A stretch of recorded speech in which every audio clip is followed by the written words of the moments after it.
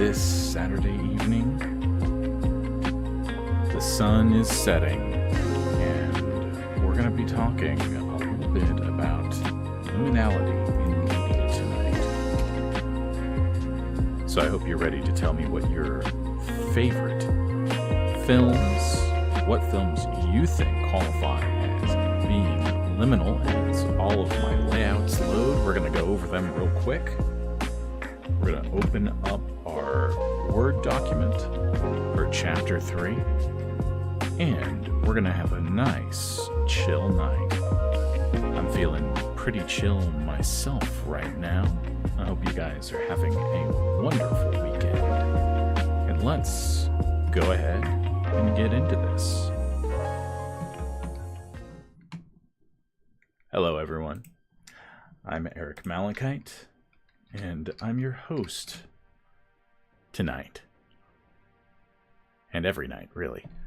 But we're going to have a good time tonight. As I adjust my own music. I think on Monday and Tuesday, since I won't be streaming, I'll be constructing a new playlist for all of you. So that you can enjoy those late night radio host vibes all night. Because some of this synthwave, while a lot of it is chill, it's also a bit threatening, isn't it? That definitely fits the tone of this comic that we're working on, but I definitely want the late night streams, whether we end up doing some daytime ones as well, but the late night ones will always have this vibe.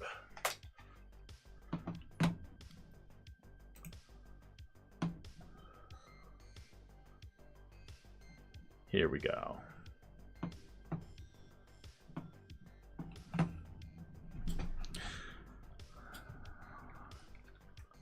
So I probably mentioned a couple of times tonight, or within the last night, and over the course of the last couple of episodes, that I've been really digging back into Kevin Moore's solo work and his...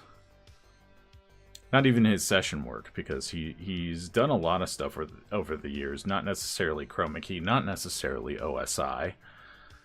And OSI is a Jim Matheos, Kevin Moore project. They are both together on that, but I think a lot of it does have Kevin Moore's stamp on it. More so than necessarily Matheos, but Matheos definitely has his stamp on that band as well. I think Go is more chroma key, more on the chroma key side, or Free anyway, the album Free. But in connection with tonight's topic of liminal media, and we're just going to go over these layouts. I think it's interesting that I kind of gravitate, especially when I need some calmer music because I'm a huge metalhead. I gravitate towards chroma key and OSI and things in that vein a little bit more.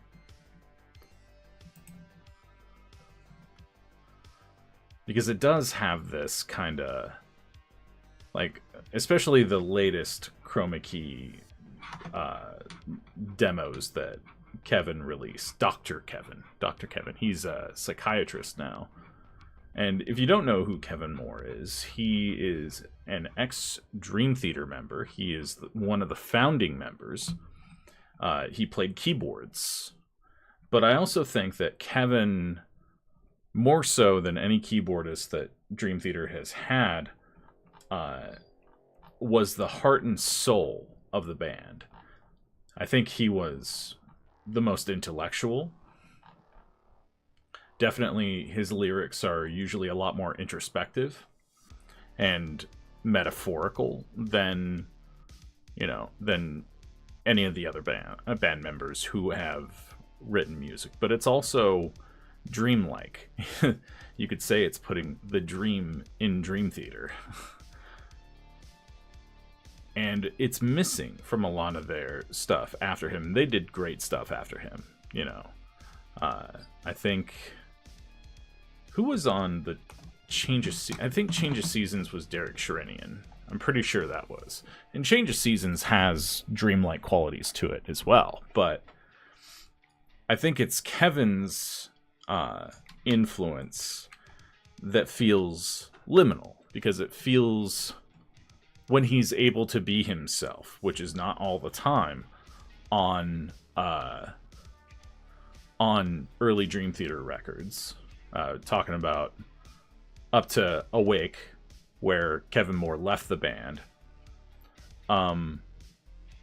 His stuff always feels spacey, and like Space Divest, see what I did there?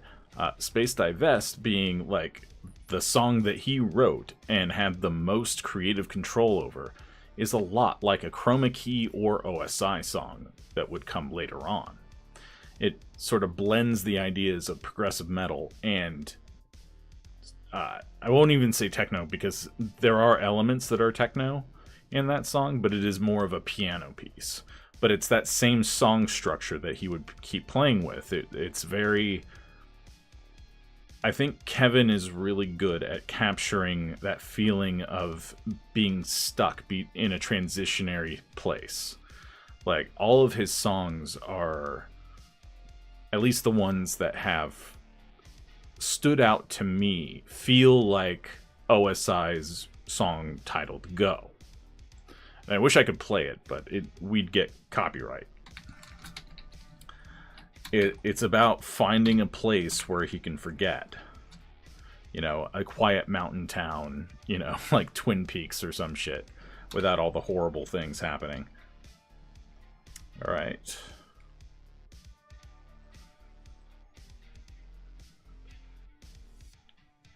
And I don't know, I've just... especially those demos have been very calming the last few days, revisiting them. And I've revisited them a couple of times since he first started posting them, but he hasn't made a new post since 2021 because he became a psychiatrist up in Maryland. Or, no, not Maryland, North Dakota. I was thinking of a different Kevin Moore as I was doing a deep dive on Kevin Moore. There is a Kevin Moore that practices psychiatry in Maryland. I don't think it's him, though.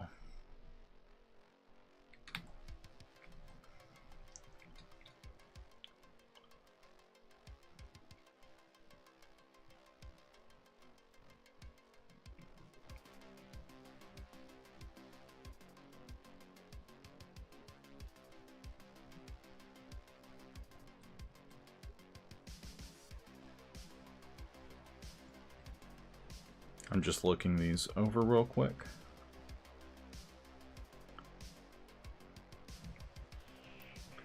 And I guess I've talked about this subject before, and especially thinking about it in terms of music. Music is probably the thing that you're most able to make feel eerie and dreamlike, and not always in a way that's creepy either.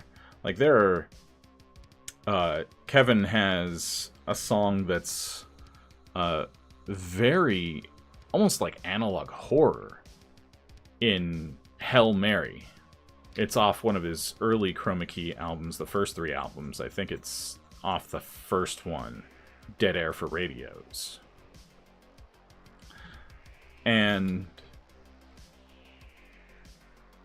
But it's interesting that he has such a range with his songs in Chroma Key that they can... they're all over the place emotionally, but they always maintain that dream-like quality where you're half asleep, you're just waking up, and it's, you know, it's still dark outside. The lights are starting to come on, maybe the birds are starting to wake up, but humans are still tucked away in their beds and whatnot, and the world is empty. There's a kind of peace in that. I don't know.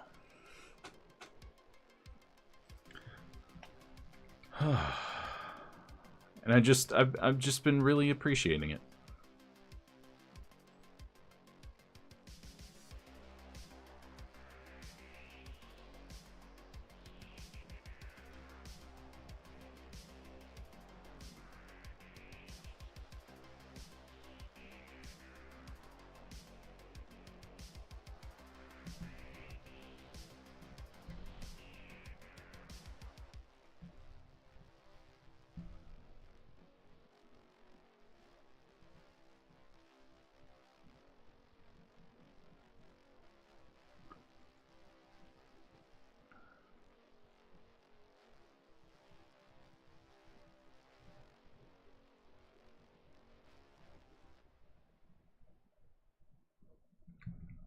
I think he wouldn't say discovering.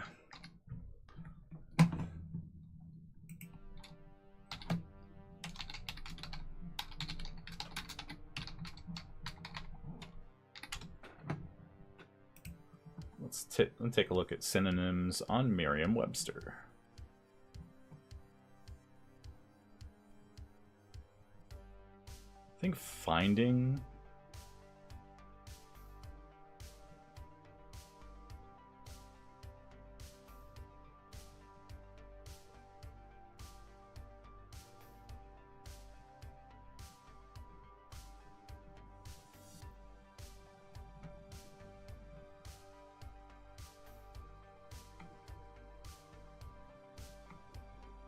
I think finding. I think he would use finding. I don't think he would use discover. That's a...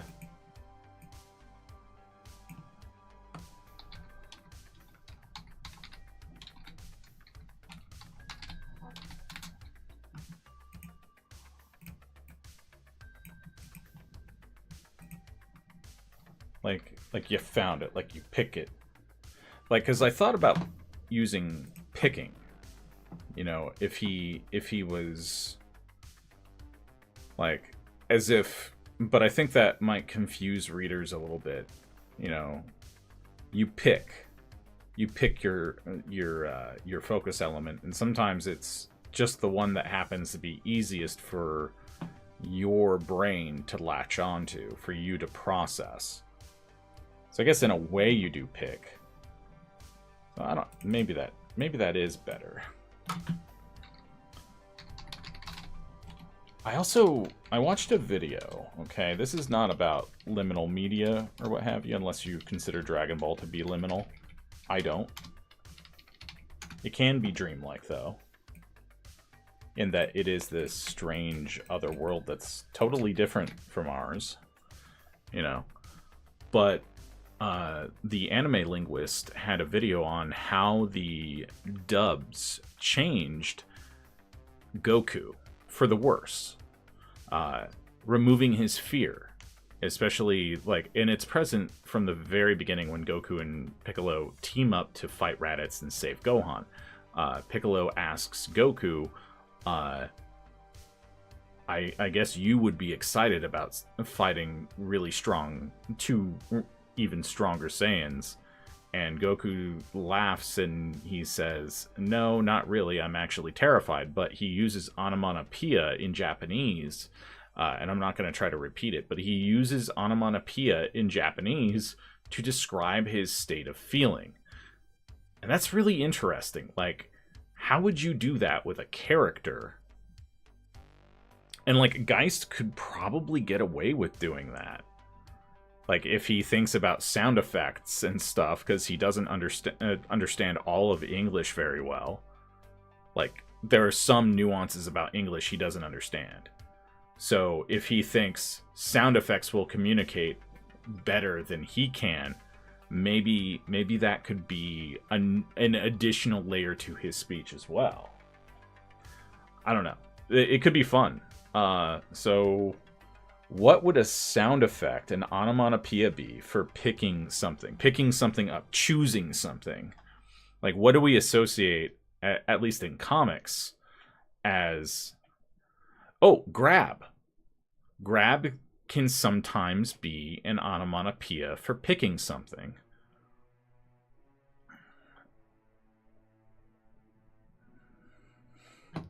Let's find out. Let's look. This is a rabbit hole.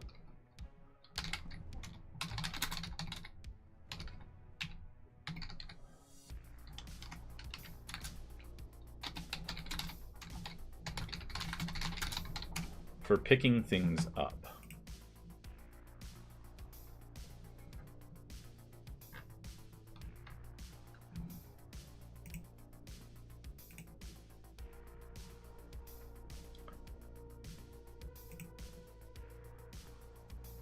Database.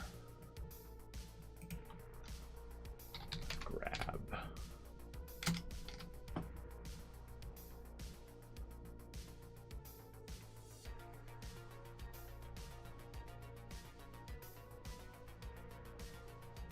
Ow, yeah. No, okay.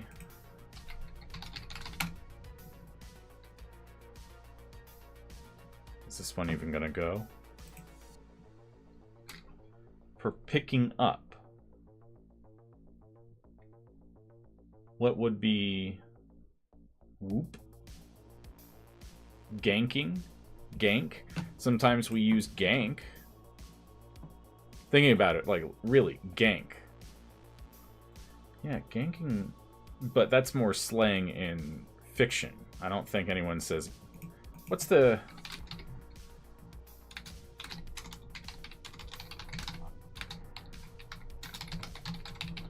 Is ganking...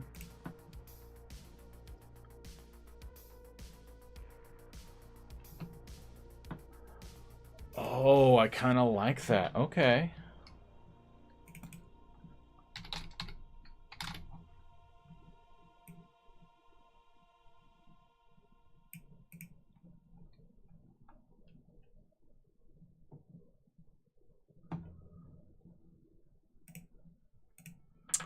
Ooh, I like that. I like it. Alright, ganking. We're going to use ganking. Because also, he's probably connected with resistance and punks and stuff, too. Work on your delivery.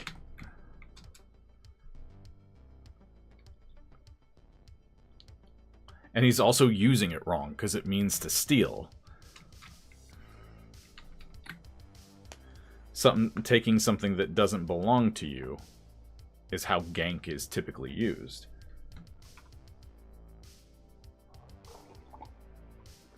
But maybe Geist associates that with a sound.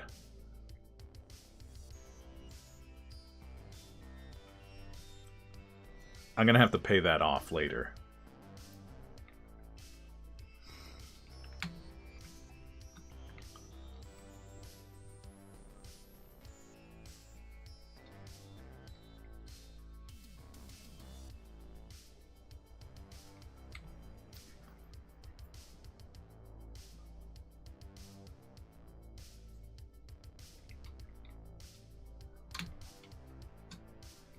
I love getting to know these characters.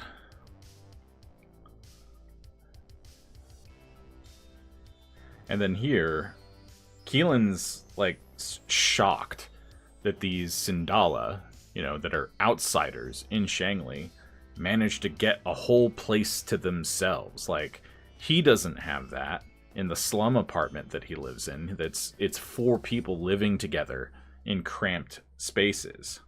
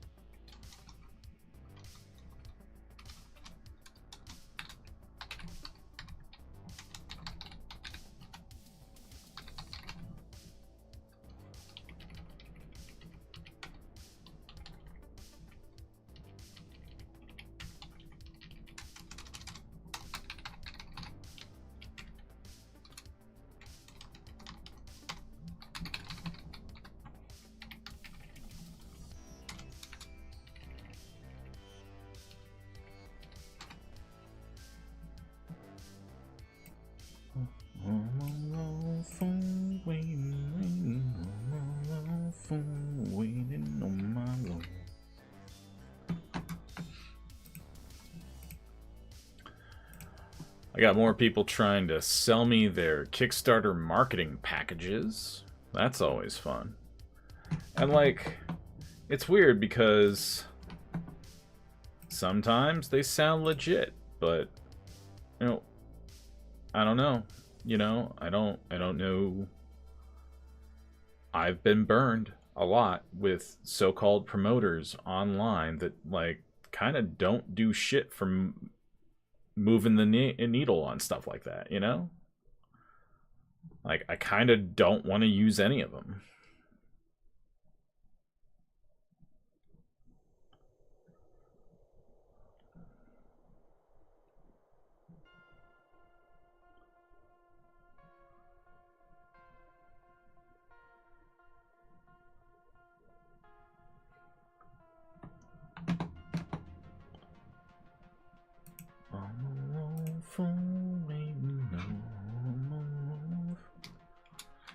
And then here, Keelan's sad. He's sad, and there's a little bit of, like, it's a complex emotion. It's meant to be... It's both regretful for things that he's missed out on, and there's also an element of, wow, you guys have it really good compared to me, you know?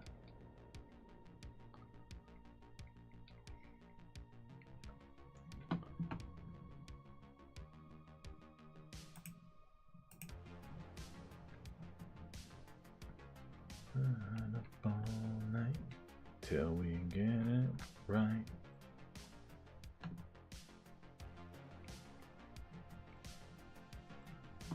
Oh yeah, we gotta do the thing.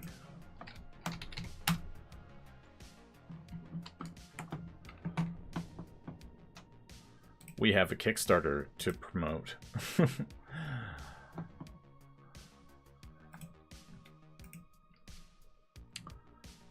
Let's go ahead and pop that in.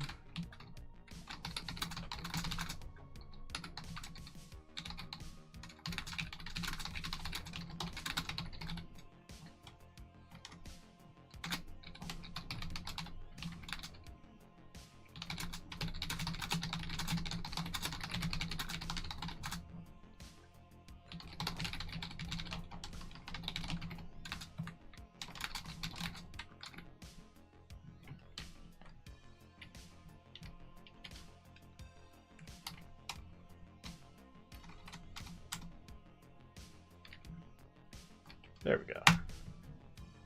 Damn character limits.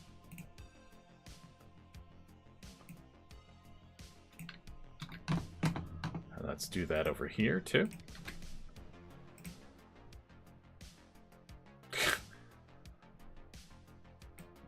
Damn it. Why did it do it twice? Alright, never mind.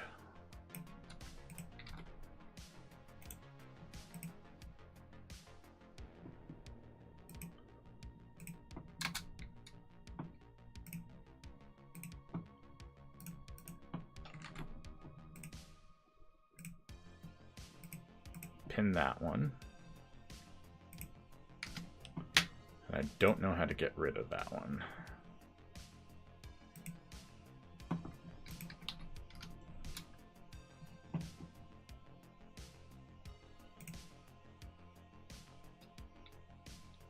I don't see Wi-Fi yet.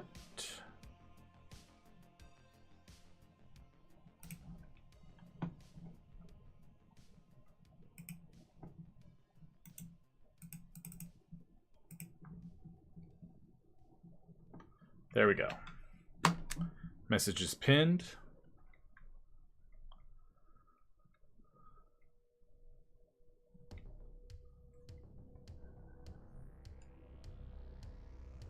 And now let's see where we're at.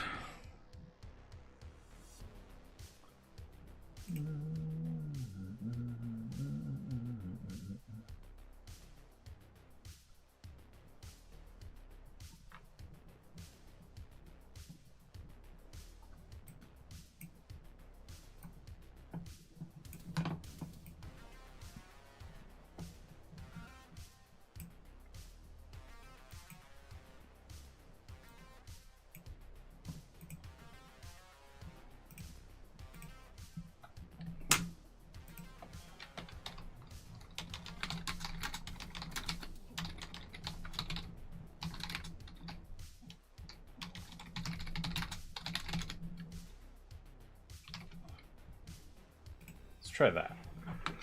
That might help. Okay.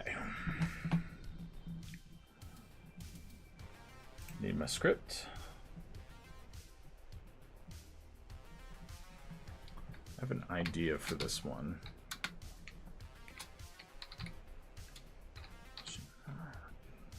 I smell something delicious.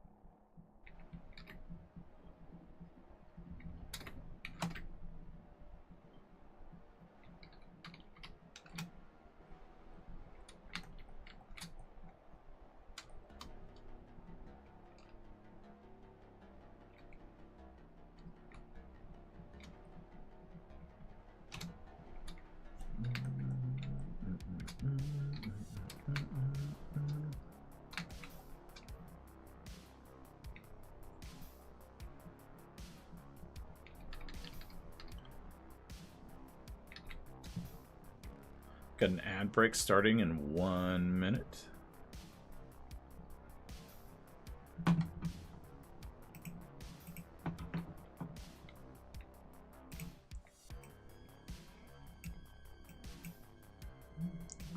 And this one can be a Dutch angle because he's going to be off balance.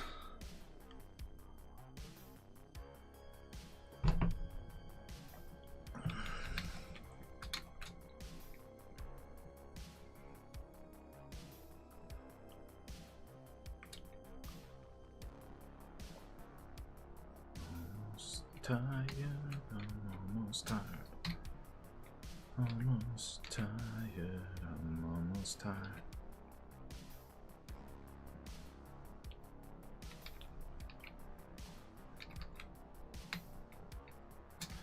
Nah, it needs to be a 2-point perspective. At least.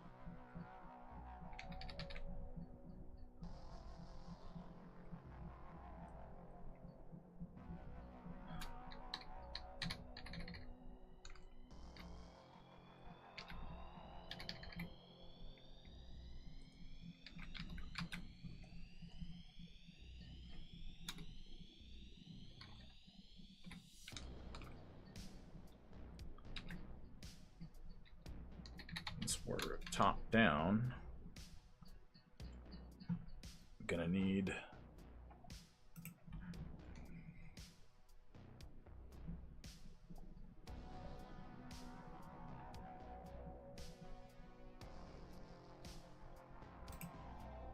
I think I'm thinking of this weird.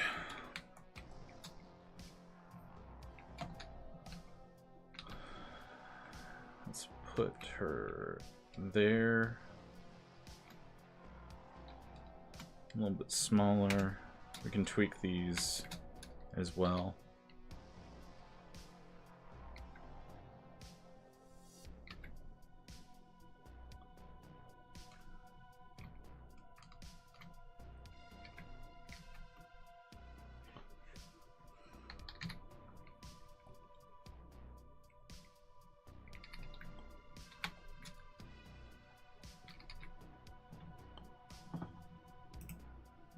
need this as a point of reference.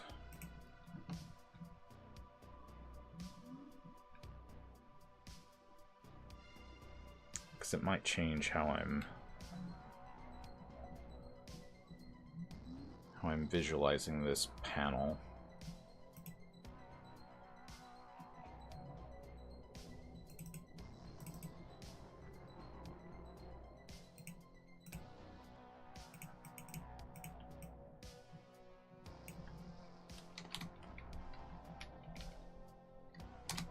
Page 9.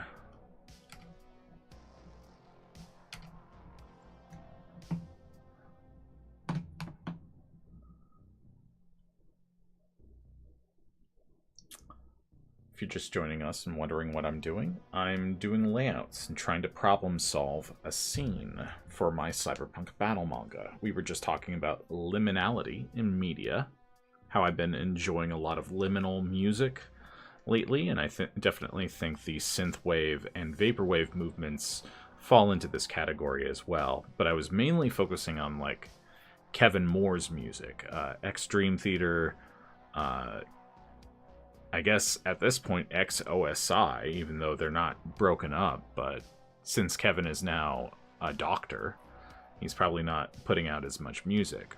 But OSI is fantastic, and I you know, it's funny, Dream Theater fans for a long time, prog metal fans in general, really hated what Kevin Moore did after Dream Theater. They hated his chroma key stuff. They called it shit, or they said it sucked. Because it wasn't progressive rock or metal or anything. It was experimental as hell. It was avant-garde as hell. Like, I think more of them have come around to it since OSI and realizing, oh, this guy has a lot to say. And his music, especially in OSI, like, that's how I discovered who the real Kevin Moore is as a musician, you know. Because I was told the same thing, that his solo stuff wasn't good or it sucked, you know, but it's just different. Like, his chroma key albums are all really good and all elicit a wide range of emotions within that kind of liminal, dreamlike vibe that he has going on. It's all kind of melancholy, but there's a degree, there's happy melancholy, there's bittersweet melancholy, there's terrifying melancholy, you know, there's ranges to it, there's combinations of emotions. And I was talking about Hail Mary. We're talking about liminal media, and like, it don't get much more liminal than analog horror, baby. And his Hail Mary song, I believe off Dead Air for Radios, is just chilling. I think it qualifies as analog horror, personally. It's really good, though. Not Chapter 2, Chapter 3. We're on Chapter 3 now. Isn't that wild? We're already on Chapter 3. We're kicking ass, taking names, and chewing bubblegum, and we're all out of bubblegum. Yeah, I want to change this. I want to move this around a little bit. Like, maybe we have more of a...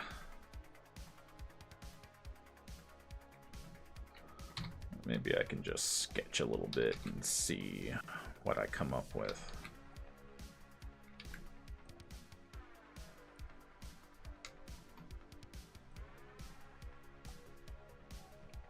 If this is the front. No, I don't like that either.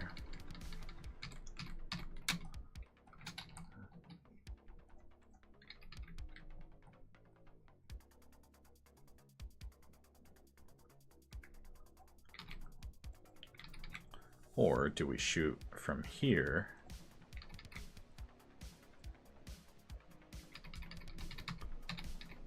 And consider this to be where they're standing. Because that might be better. but we need to lower the horizon line. So we're not concerned as much with the background characters. Yeah, they're talking, but we're focused on Geist walking away from them. Or, as we've now revealed, Geisen, because Geist is a stage name for his tournament stuff.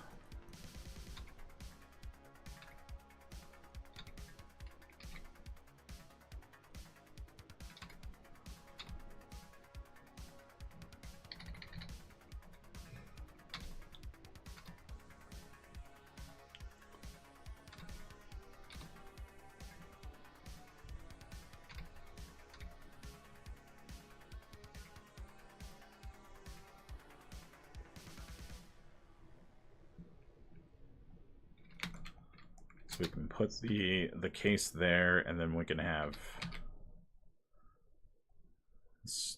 the maybe she's leaning forward and staring at Keelan with stars in her eyes or something like that. If he's becoming overnight sort of a celebrity or something, and I could even have that kind of go to his head a little bit, because he's never experienced anything like that.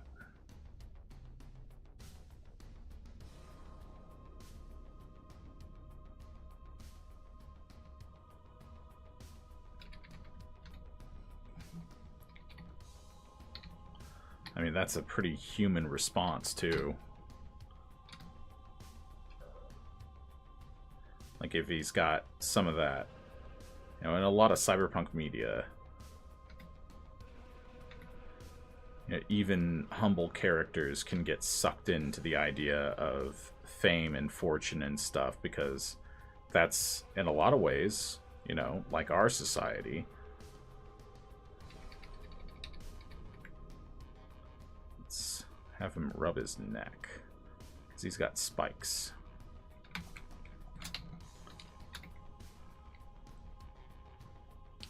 In our media, you know, or just in our culture, you're seen to have won the lottery if you get famous, not realizing that there's a cost to that as well. Whether it's you don't have as much privacy anymore because people are constantly thinking about you and trying to, like, I don't know, in some of my friends' cases, trying to just show up at their house expecting to hang out like they're friends when, you know, that's not, no. Never do that.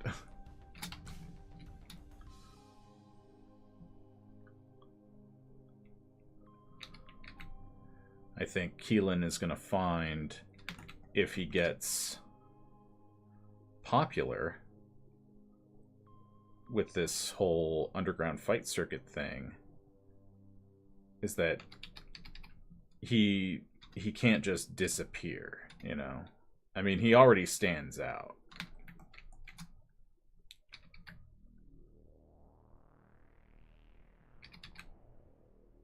And we're just gonna do a few spikes.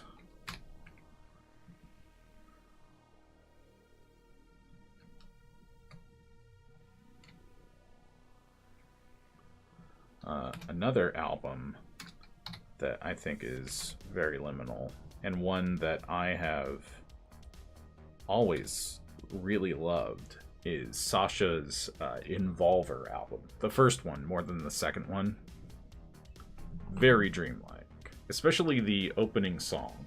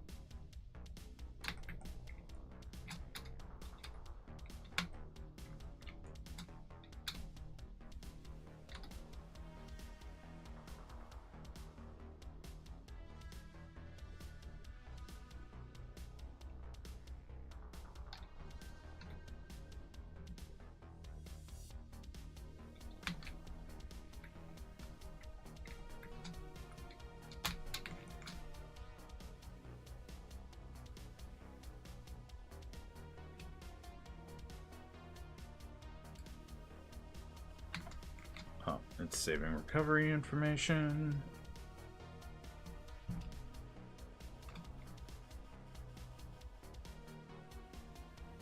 I want him to be a little off balance.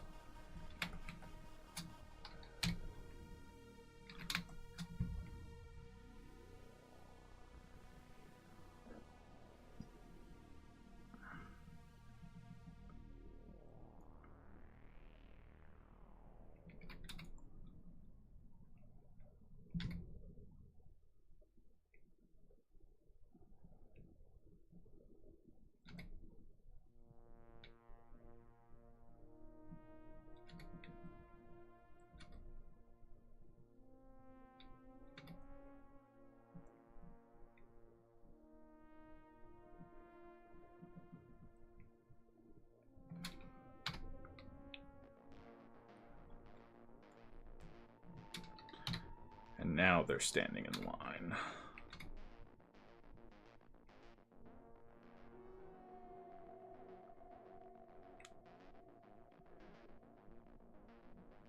I guess something I've been thinking about is how to translate. There's a lot going on in this comic, right? There's a lot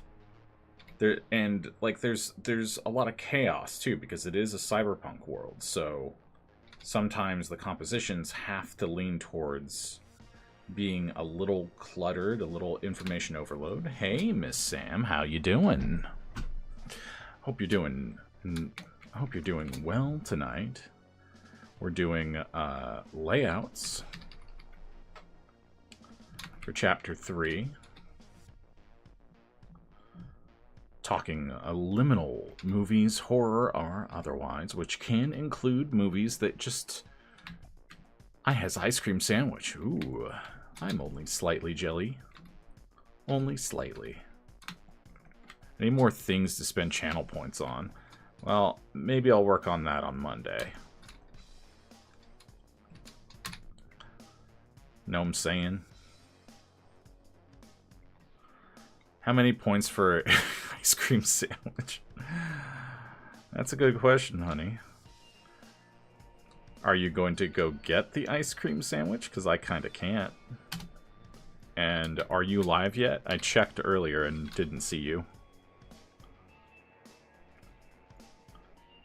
So yeah, we're talking about liminality in media, the things that we think are liminal. Like, so if a movie even is tangentially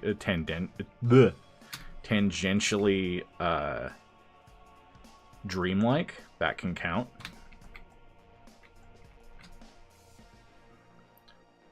No, still dicking around. No, I'm off on Monday.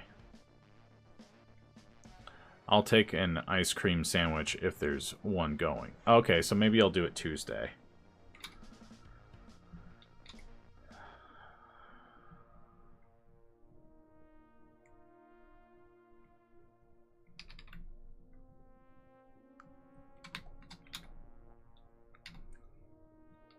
Filardi MacGuffin. Remember staring at each cell of a Jeff Darrow cyberpunk strip for a long time due to crazy amounts of detail and chaos? Yeah, yeah.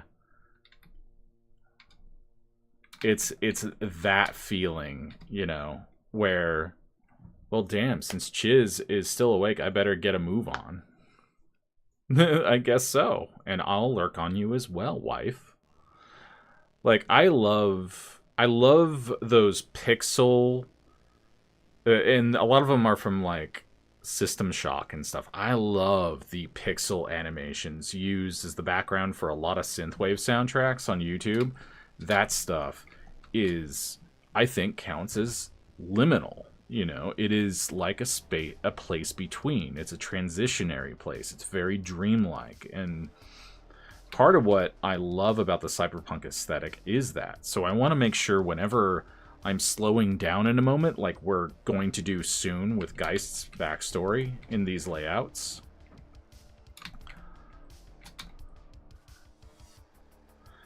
I almost want Viren to be a little stiff here, where he's like, come on, you have a job to do. Like, he is also a business owner a little bit, while he's understandable. You know, he is understanding of certain things. That's why I gotta be fast. Gotta go fast. Not for long.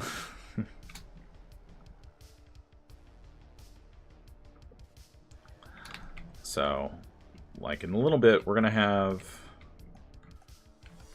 a moment with Geist as a character. I want to reduce the size of this. Keep going. Or keep in mind, these are layouts, so they're not going to be perfect. Like, I think this would be more of a side view. Then maybe...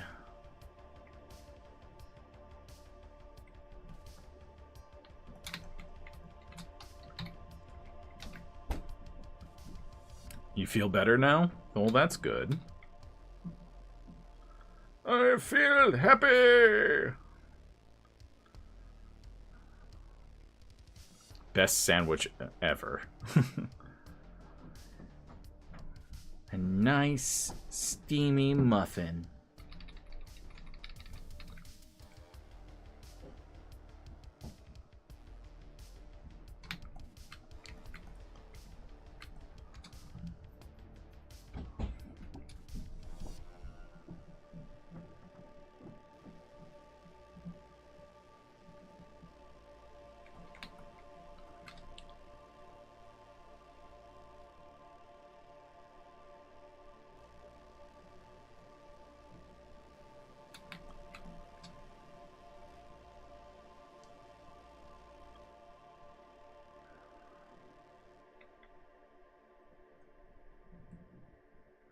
And sometimes when I'm marking some of these, I just put their keystone, I guess, the keystone feature for each of them would be their horns.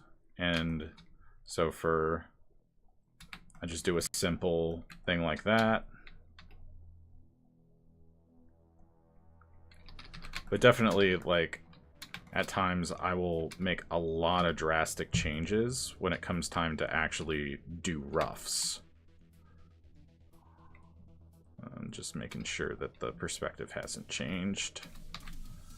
Wait, you got the ice cream sandwich? That is what Miss Sam said.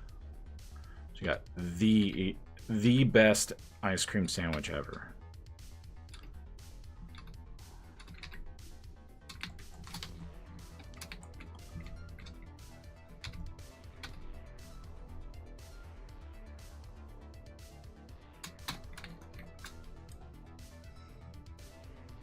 At least want to be happy with...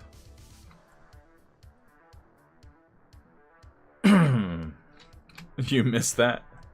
Yeah. Yeah, you did. You missed it.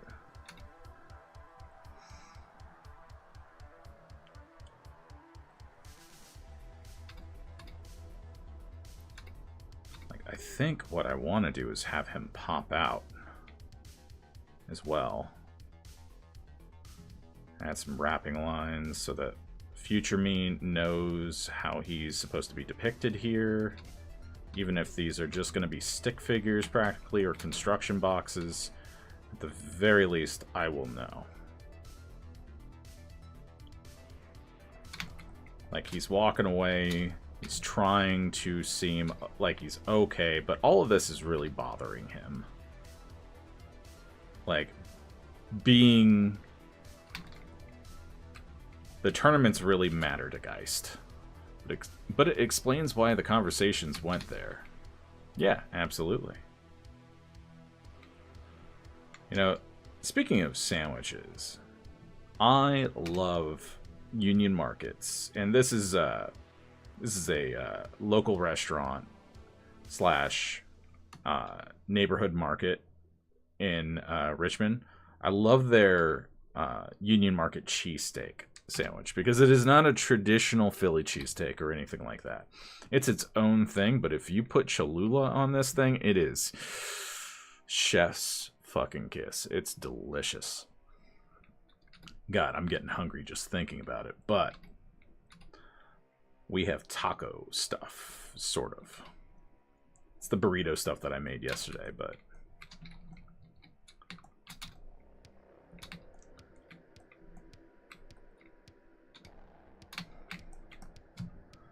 I need my character designs, because I kind of want to draw him sulking. Kind of want to do that. And one of the things that I do is, while I'm working, whenever I'm working on layouts, the rule is I can't get too detailed during the layout phase. Unless it's a panel that is really important, and that it's important for me for future me to not mistake. Like, I can change it later on, but I have to put it down if it's really important. I have to put the details down and do the thing. So, with, you know... Aw. Cholula makes everything better. Absolutely, absolutely. Hell to the yeah.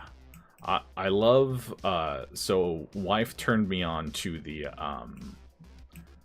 Good Place, and the Eternal Judge, played by Maya Rudolph, having the Cholula gags cracked me up, because we use that, we literally put that shit on everything. Like, sometimes wife and I fight over it, because I also eat other hot sauces, like ghost pepper Melinda's and stuff like that. And she's like, you have your hot sauces. This is mine. This is the only hot sauce I like. So, interesting thing, that. I'm actually going to erase this, because it's totally off. It would be off model if I use that as if it was accurate. You have like 50 of them. Yeah, I know, but I still love me some Cholula.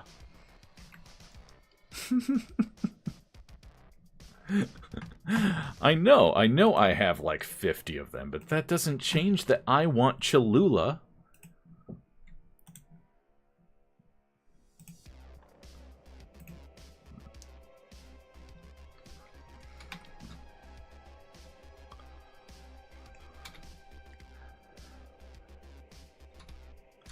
So yeah, point being, we fight over our Cholula sometimes. But, you know, it's not about the Cholula. It's about the Cholula we found along the way. I don't know what I'm saying right now.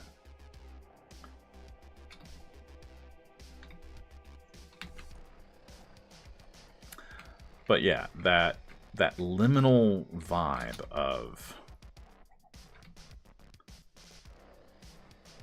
that cyberpunk is sometimes so damn good at capturing. It is a listfulness. It's dreamlike. It's almost romantic in a way, even though cyberpunk is a very dystopian thing. At times, the ways it portrays nightlife, I don't know. I feel like some of Rush's music is really good at this too, if we're going back to music. I was explaining that I love Kevin Moore's music for this reason, that it's very dreamlike.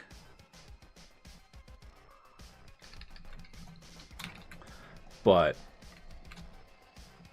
Rush, I remember as a kid hearing on KCAL 96.7 or something that used to play like 80s rock and stuff, while grunge was more like the X and stuff like that. And I always, that's where I discovered Rush for the first time, was through them, because I was in elementary school. Of course, I was too young to experience Rush anywhere else besides maybe in an 80s movie or something like that. But even then, like, Rush wasn't really featured in like movies that I'm aware of until like they became something that people were who grew up in the 80s were nostalgic about.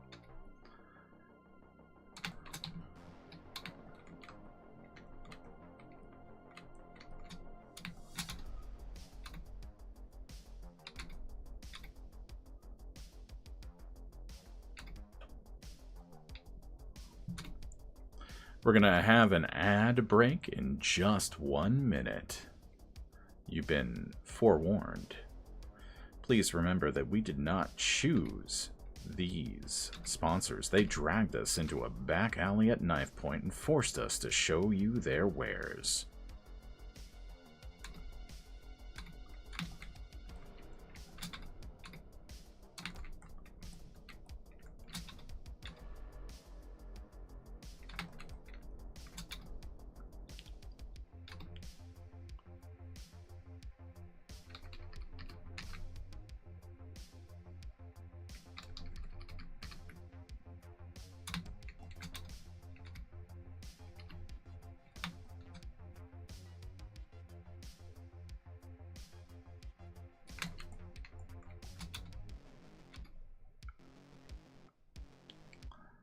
I kind of want this to be like his mask is slipping a little bit.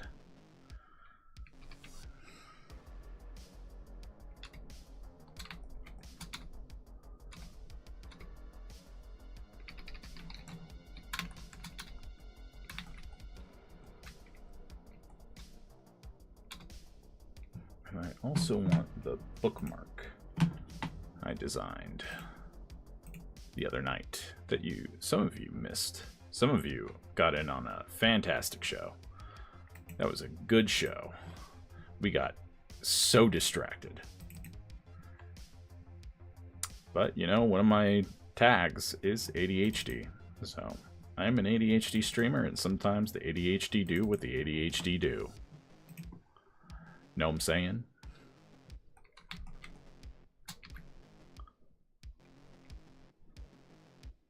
Son of a bitch.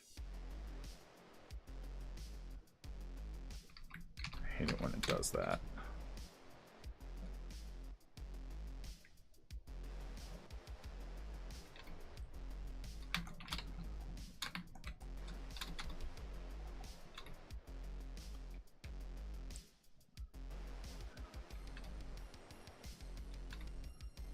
Like, I definitely want there eventually, and there will be a natural arc to it, though. I definitely see the relationship between Geist and Keelan to be more sibling-esque in the future.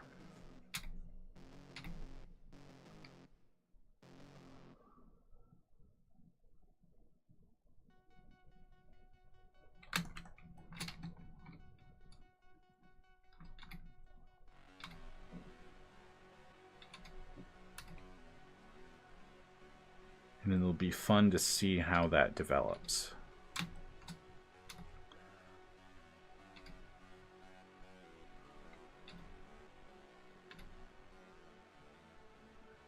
It's kind of like we were talking about, wife and I were talking about Dragon Ball.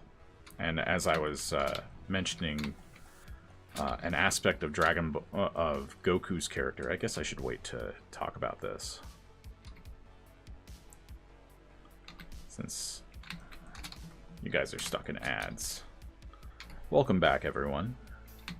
We're doing layouts for my Cyberpunk Battle manga, Chapter 3, where we get into some of Geist's backstory. He's got a bit of a sad backstory, probably pretty relatable, that we're gonna learn together. Well, actually, I already know it. You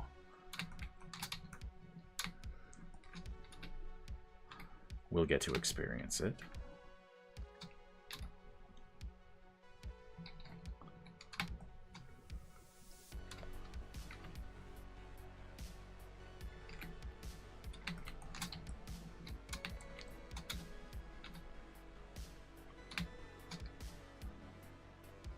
This is the way I want to do his horns from now on. I think they look really cool. And separates him out a little bit from his inspiration sources. Like that they are not asymmetrical, but there's a little bit of chaos to them. Peaks and valleys and such.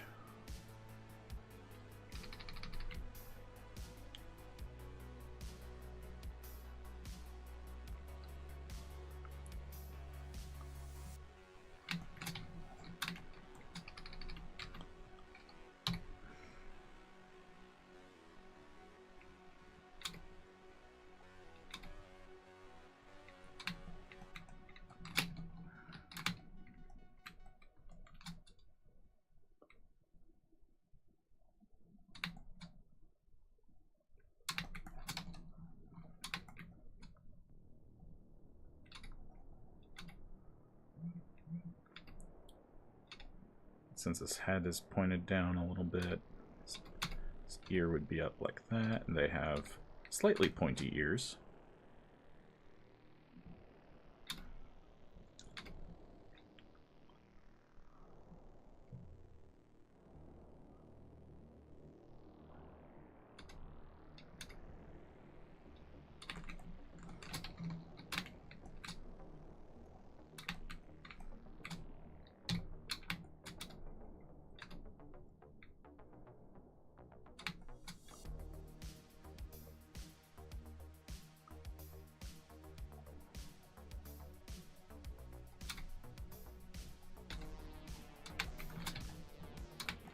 Some of these might need to be adjusted. That's pretty normal since he wasn't in much chapter 2. I didn't get as much practice with him. So I have that to look forward to.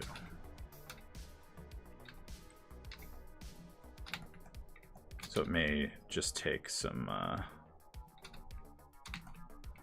effort.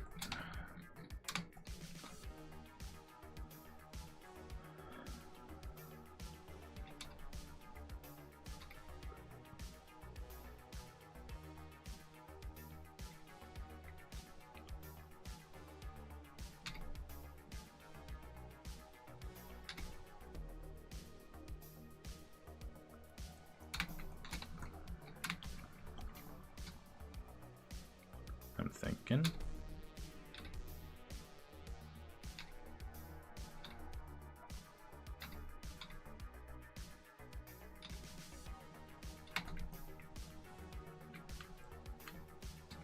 I kind of wanted to have him popping out of the top of the panel too, but I guess I won't.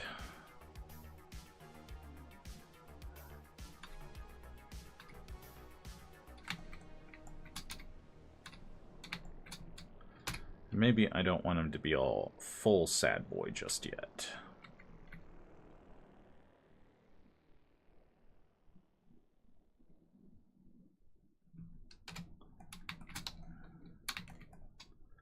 Not yet.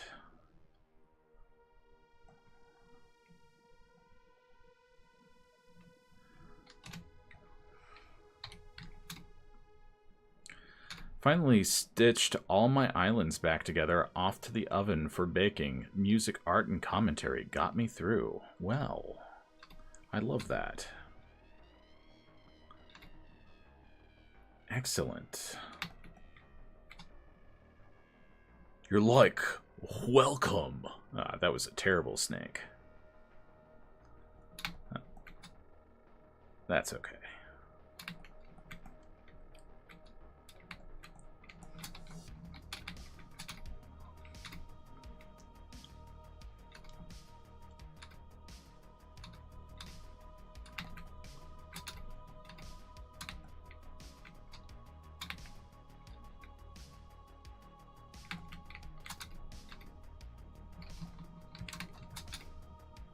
I think I'm gonna reduce the size of his eyes just a little bit so he still looks kind of sad, but not as much sad boy.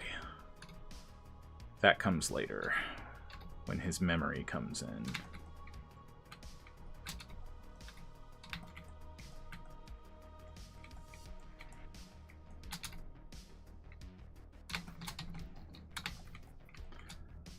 He's one of my favorite characters to draw, but if I don't draw him for a little while, he's no bueno. 5, 6,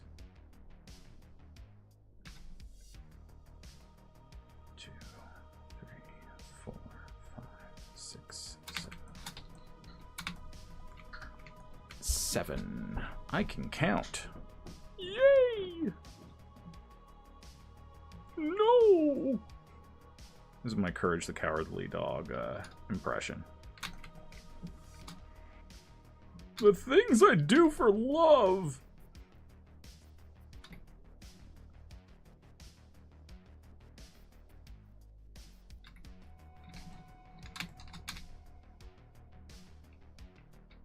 has this side, I guess, horn. And a few others that follow that trajectory. Return to the slab. Return the slab. Is that it? That good?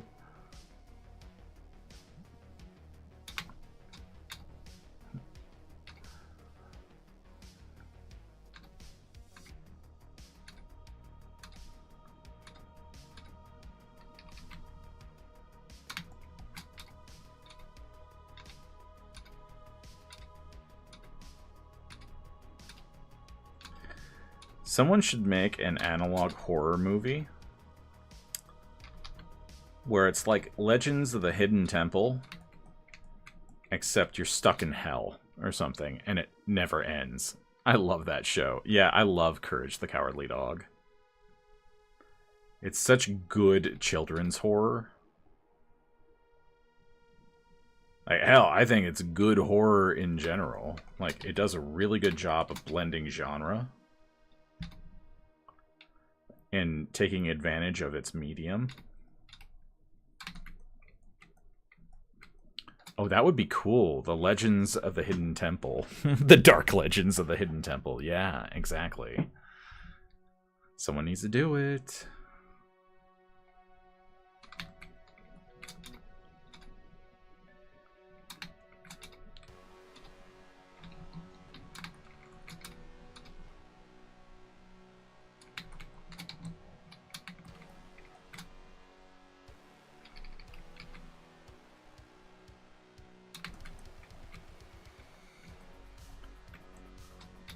Absolutely.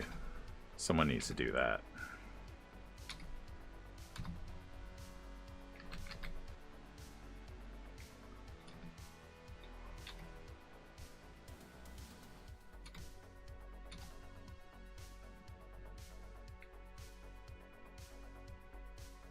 Since he's sulking, you're going to see less of stuff.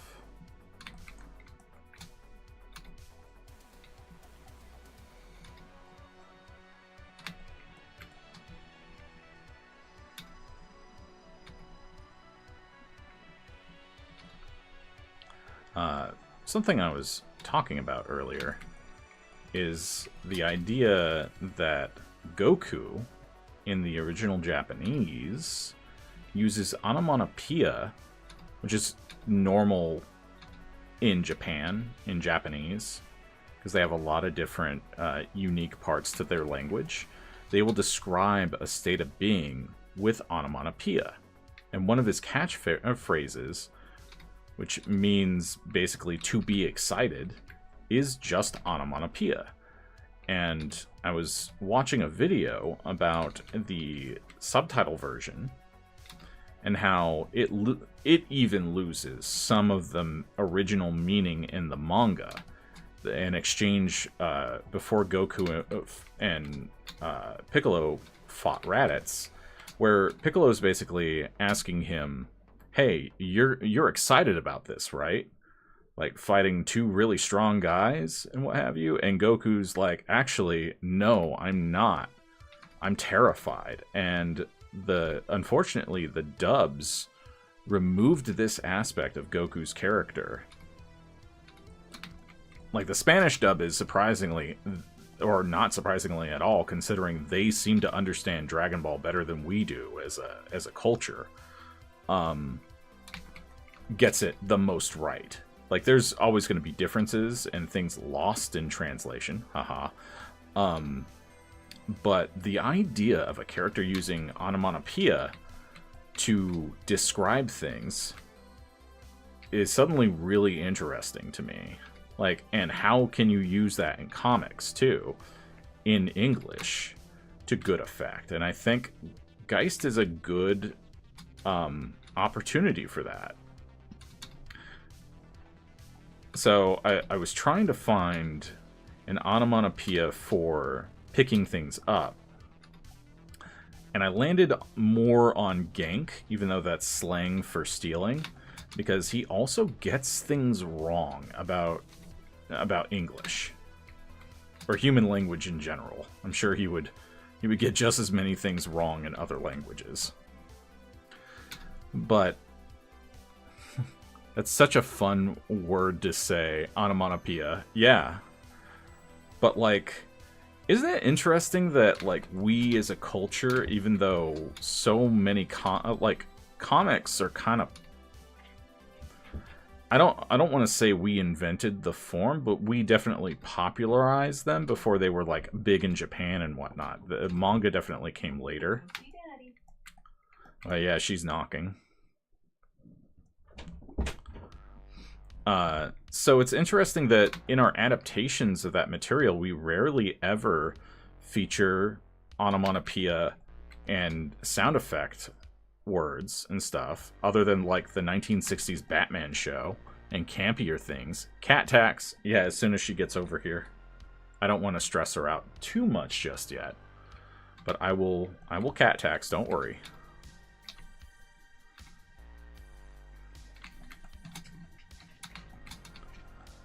And she's also eating, so I'm gonna let her eat first, and once she's done with that, I'll cat tax. But this idea that like maybe he would use someone swooped in, he swoop in or something like that. Maybe he would use onomatopoeia to describe certain actions or sound effects. He bang. Oh no. I guess not that one. Not that one. Or do I use that one since this is a mature reader's comic book, you know, and just let him stumble all over his words? I think that could be fun too, in its own way. But also, there was another video about Faye Valentine in Cowboy Bebop, where in the English version they got a lot right in the portrayal of the English in the English dub. They got a lot right. Cowboy Bebop has one of the greatest dubs, just in general. It is truly good.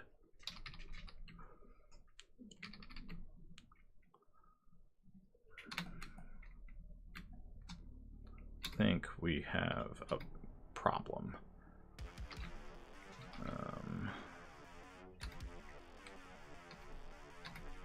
And then I need wrapping lines.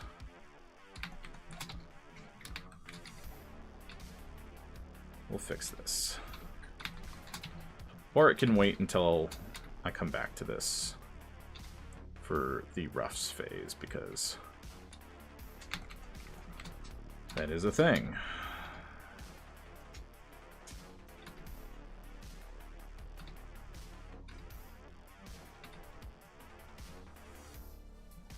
But yeah, I just like that idea, so I think I'm gonna use that. Bebop Cowboys, did you guys like it? I didn't really understand it much. Cowboy Bebop? Yeah. I fucking love Cowboy Bebop. The anime? Not talking about the Netflix adaptation. That one's not very good. And totally changes Faye's character, too. I'm not even talking about, like, her outfits and whatnot. That's a completely different discussion about fan service in anime and shit. I love Cowboy Bebop, though. Nah, not the Netflix? Yeah, like, it's one of the greatest animes of all time. Just, it is, and that's another one. When we're talking about liminality, it is such a melancholy. I mean, obviously, the blues and jazz music is a huge focus of Cowboy Bebop, so it makes sense that, you know, it would have that melancholic vibe, but also, and this is really starting to come together. I don't know if you guys noticed that, but also, so back to what I was talking about. We'll talk about Cowboy Bebop's dreamlike atmosphere in a little bit, though. I'm glad it's coming together. Yeah. We're getting to know Geist a little bit.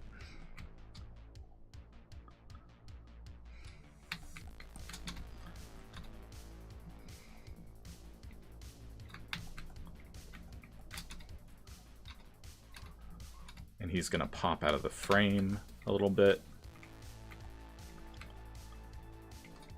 And I might move him up so that maybe he's not popping out of the bottom of the frame, because I think that could confuse the reader. Like, that's something that American comics do that I get really annoyed about. They will sometimes pop characters out of panels, and that confuses the reading order a little bit because they control a lot of how you consume the comic.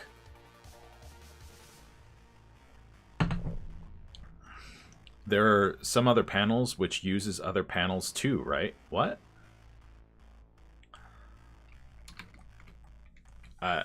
What do you mean by that?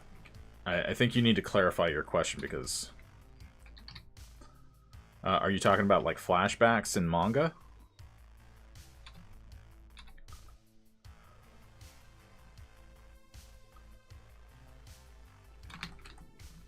But one of the things that,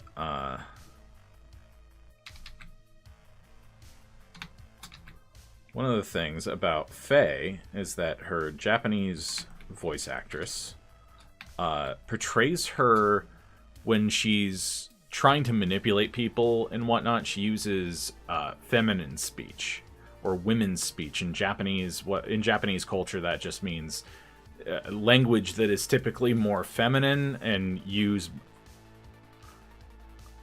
I mean, for example, panel 1 will use panel 3 for the purpose of having the scene longer. I mean, yeah, I mean, that's how comics work. That's how sequential art works. So time passes between panels, I guess. I guess I see what you're saying. Yeah, typically that is what they're supposed to do anyway. And, you know, if your comics aren't having time pass, you know, between panels, and it's not like a flash forward, or you're doing backstory or what have you, and doing exposition, you might want to rethink that. Because in American comics, it's more like there's the passage of time is measured in still moments. Moments that are impactful, the most important frames in a film, if you will.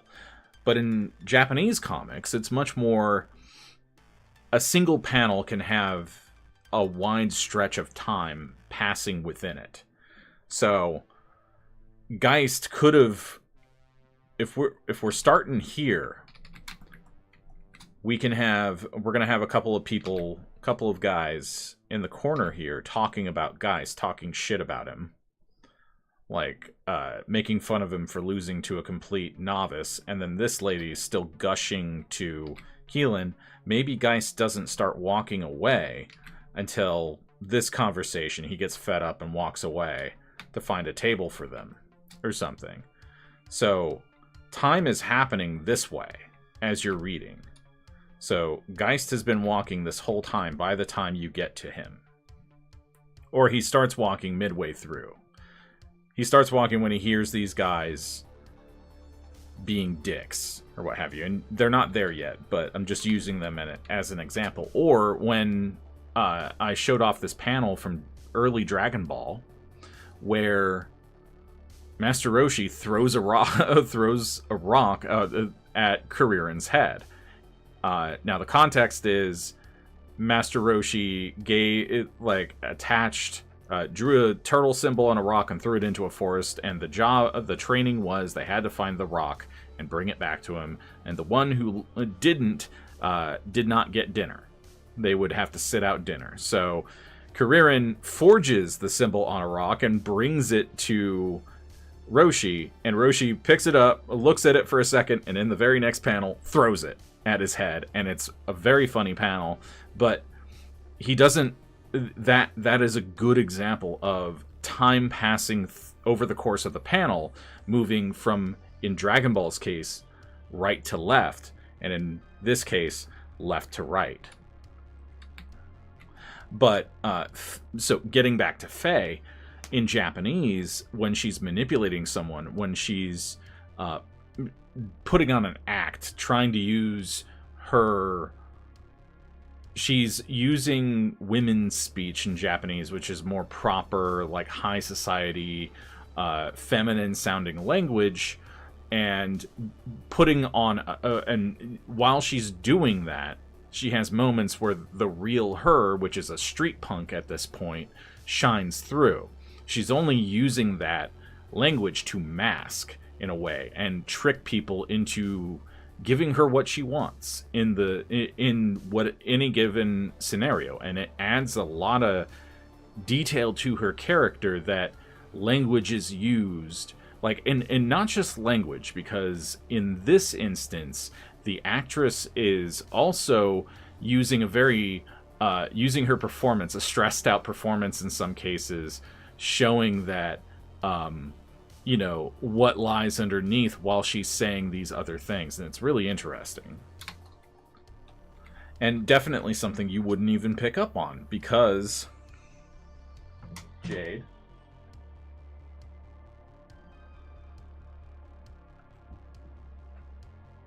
where did she go? You guys need a cat tax. Alright, let me find this cat. There she is. Your public needs you. And then we'll take you to the box. Alright, I got her. Alright. This will be temporary, so that's fine. I can sit on that cushion. There she is. Hold on. Hold on. There we go. Here's the baby. Here's the cat tax. She got so many treats today. She's so happy. Chew. She's like, I hate this. I hate everything about this. Please subscribe.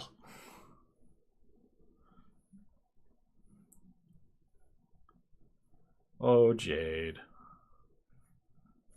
And her claws stuck on my shirt. You're the best. Okay. She's getting anxious. So I'm gonna take her to her box.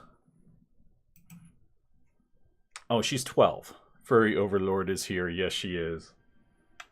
Kitty baby. The little paw on your chest.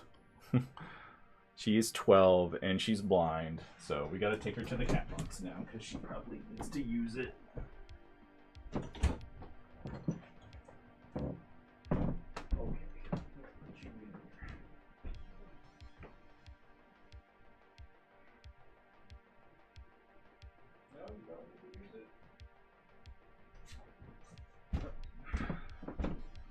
I was wrong.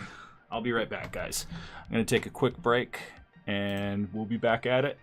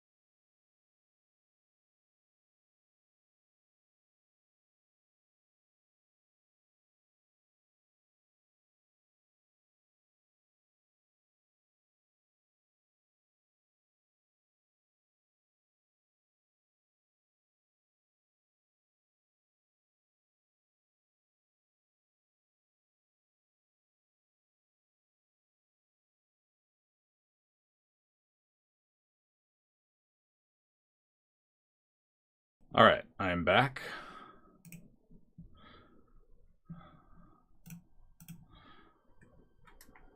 But yeah, successful cat taxed has been taxed.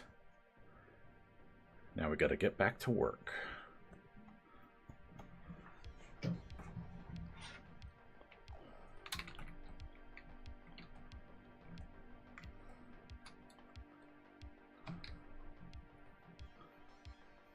Then let's go ahead and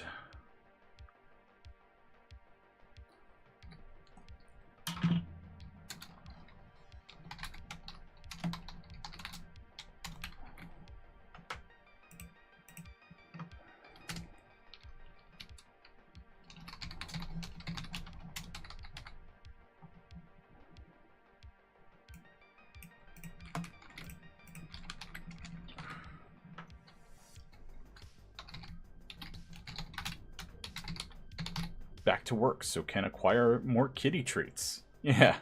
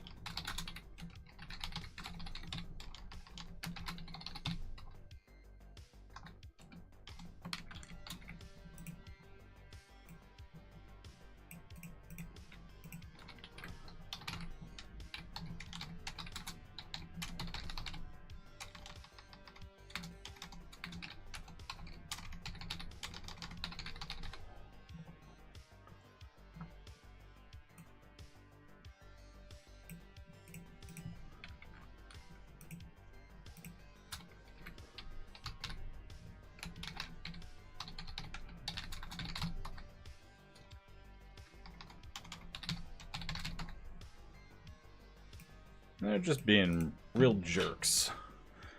Like he only lost one time.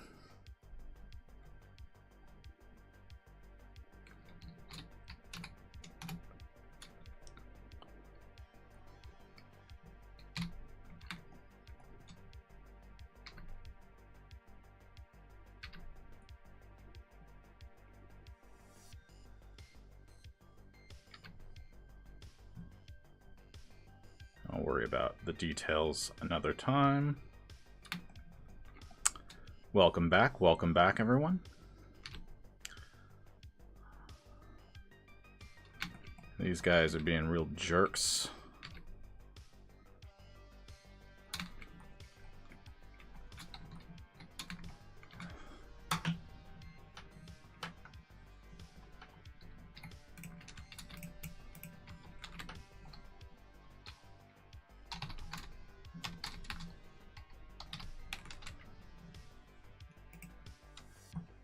And maybe all of it's kind of small. Like it's background speech.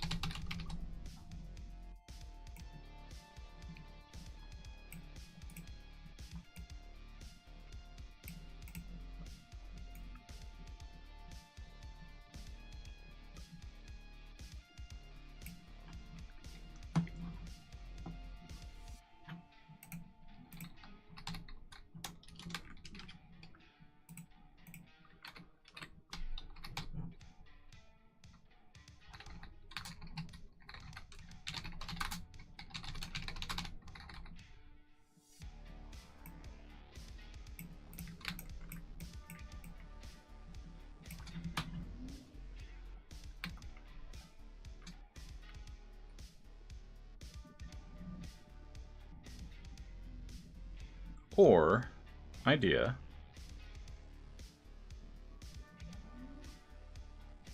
we move some of these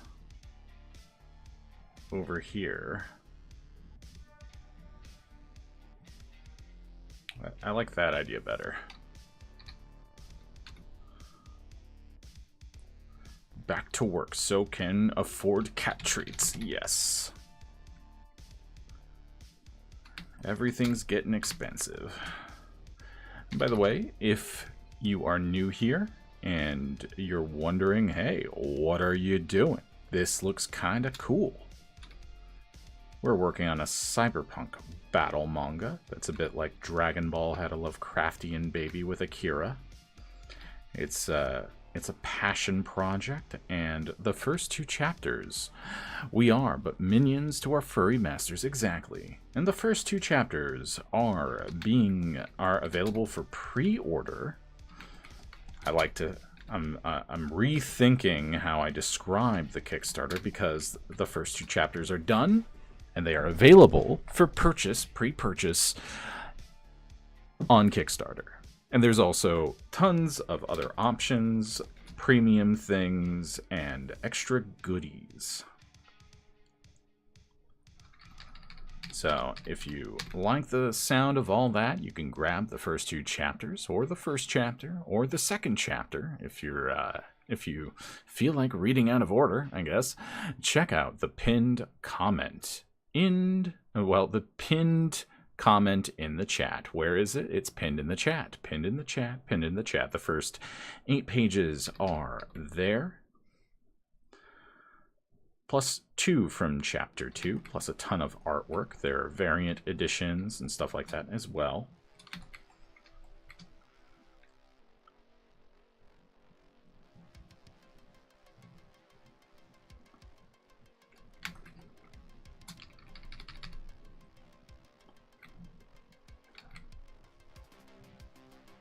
This will probably be better.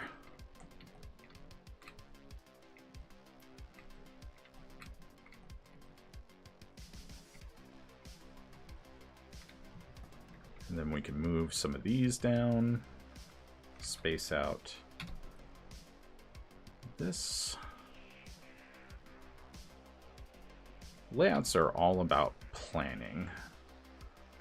How do I want the reader to experience this comic?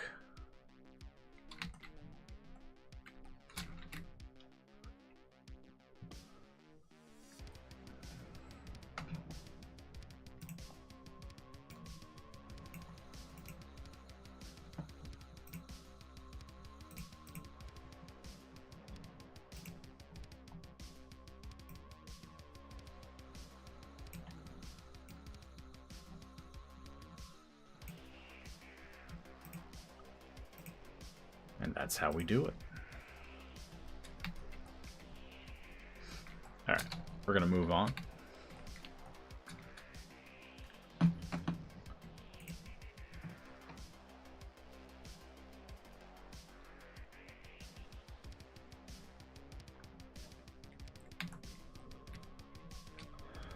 Maybe, actually, we're not gonna move on.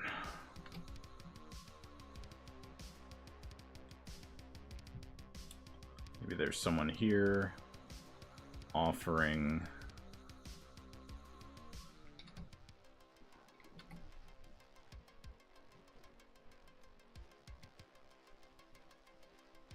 him his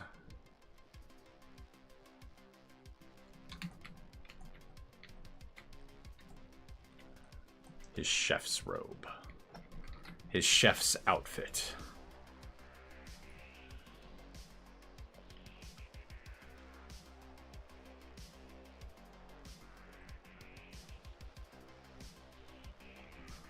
Alright, we need Viren and Keelan's design sheets.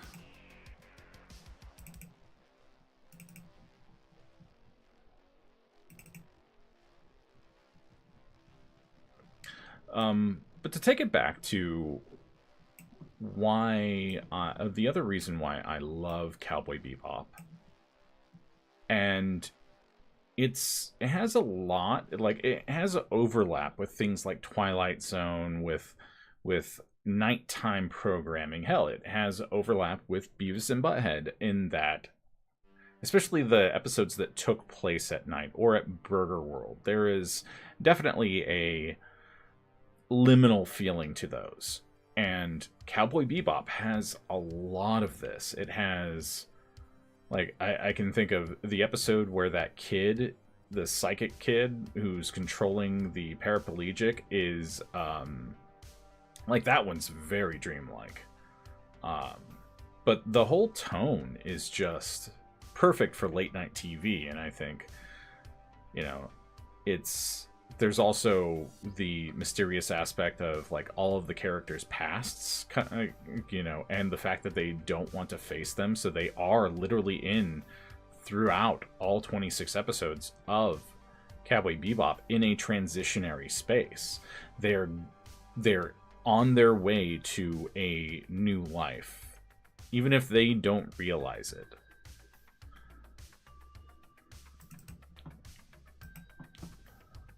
So, I think it has liminal aspects for that reason too. And there's also one of my favorite episodes of Cowboy Bebop is where Spike and Jet accidentally discover a VHS from Faye's past, and they go on this whole mission on Earth to lower the bowels of Earth to find a Betamax. And it's not a VHS, it's a Betamax, that's right. But they think it's a VHS at first because they don't know what they don't know what that is.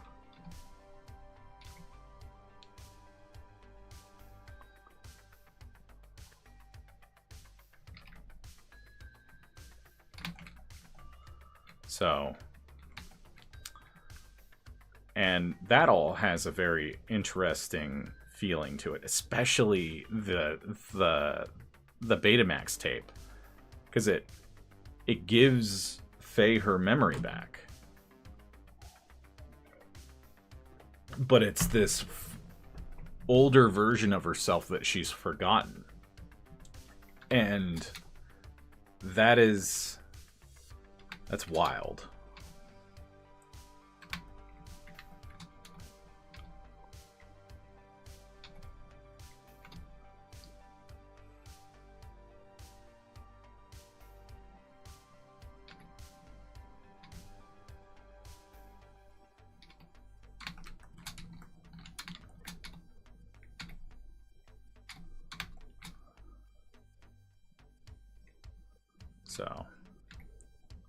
So yeah, that's my argument, at least, for why I think Cowboy Bebop has liminal elements.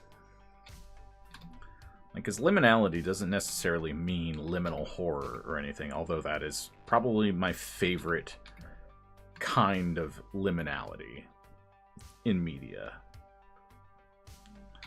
But I think I'm drawn to it in a lot of different ways.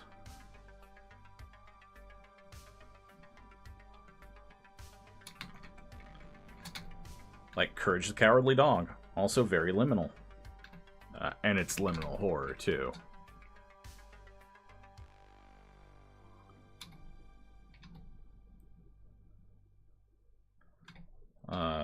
One thing I've been saying a little more to emphasize this, but with the Kickstarter, like people used to use Kickstarters, and I guess they still do this. They used to use it as a means to fund a project, not to, you know, offer a special edition of a project that already is done, right? And that is what we've done here. You know, so it's very much this thing's done, it's ready to go to the printer. There are a few things that need to be, a few small things like the story so far summary and whatnot for chapter 2, but it's very easy. And obviously if we hit certain stretch goals, I'll have stuff ready to go. I'll have that material ready to go pretty quickly.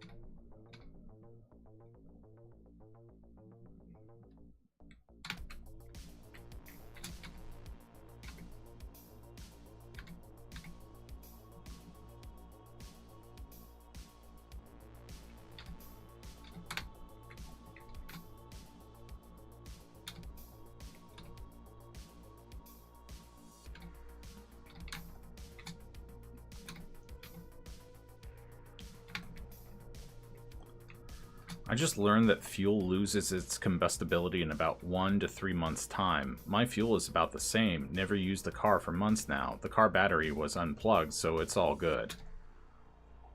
I thought it was about 6 months is how much fuel can be stored.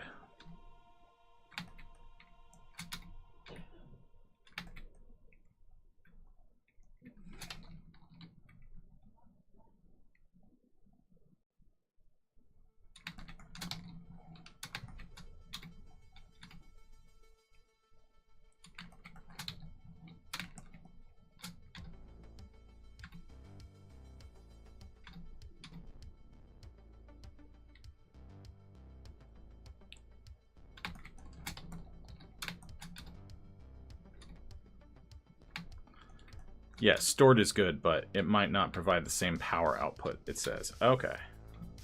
Interesting.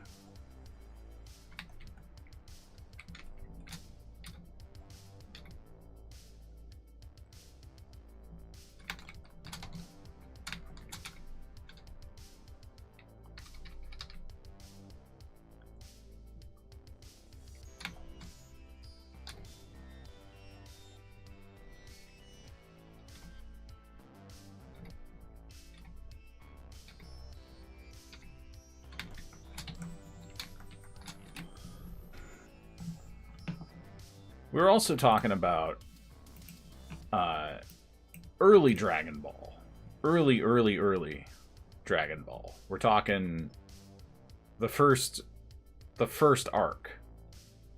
The initial inciting incident that brings Goku and Bulma together. And, like, their character flaws and their quirks and whatnot. And it's really interesting to look at that, because... Oh yes, please do. I'm listening. One of the things about that is, like, Bulma is super smart, and her flaw is that she's incredibly vain. And this is probably best illustrated by the chapter with Boss Rabbit. Do you guys remember Boss Rabbit?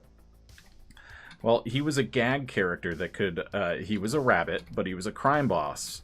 And his main power was that he could turn people into carrots if they touched him.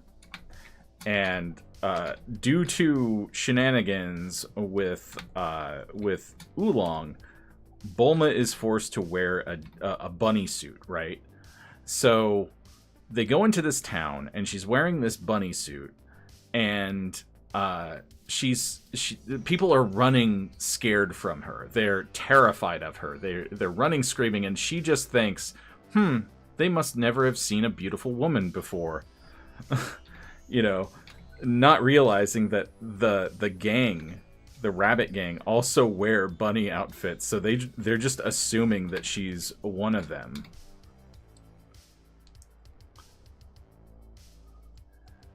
Yeah, the bunny suit is, but it illustrates how she immediately thinks that people just can't take how beautiful she is. And, you know, this informs a lot of her decision making too, because they have similar flaws to, like, cartoon strip characters. Goku is always hungry. He's really naive, and, like, his naivete is his main flaw. He's pretty gullible. So early Dragon Ball villains are able to kind of point him in the wrong direction and fool him for a time, because he is so naive and just trusts people. And that's the whole reason why he goes with Bulma too, because she's like, oh, I can use this big dumb strong idiot. She liked that 100%, just showing off the character personality. But Toriyama was really good at that, you know. Say what you want about early Dragon Ball, but it was good at illustrating, like, the characters' flaws and their good qualities too.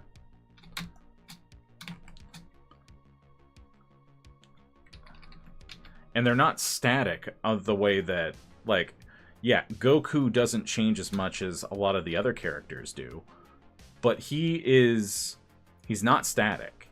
He does change over the course of the series, like, especially as an adult, too. He's a very different character as an adult, and I feel like Super, all it really did was kind of Flanderize Goku into this fucking moron who can barely function.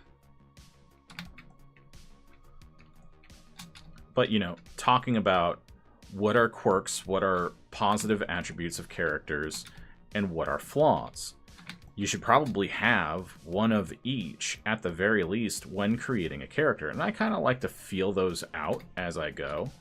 So with Keelan, he's ADHD as hell. So he has a hard time staying focused.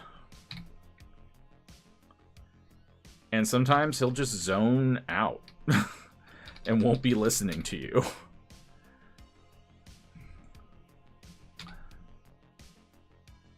But he's also fiercely intelligent. Like, I'm so tired of battle manga having, like, dim-witted characters. You know, give them flaws, but don't make every single battle manga character. Oh, you're welcome. Yeah, he is. They just pop out in an instant. Like, Goku's not an idiot either. Not about all things. Like, he is actually pretty insightful toward the end of the original manga. And I'm talking about, like, all the way from the 23rd Tenkaichi Budokai to the death of Majin Buu. Like, he's a very different character than what you see in Super. Super is like a reaction to the pop culture version of Goku, almost. Like, this guy who's kind of a caricature of shonen manga archetypes. And I don't think it works. I think it does a disservice to the character as, you know, and a lot of fans, at least people that don't just consume the Funimation dub, you know, which is god-awful, by the way,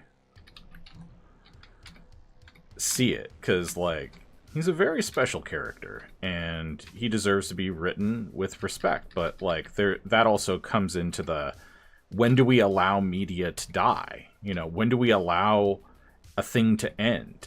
Not necessarily die, because I think Dragon Ball will always be around. It's practically a religion in Latin America. Like, for...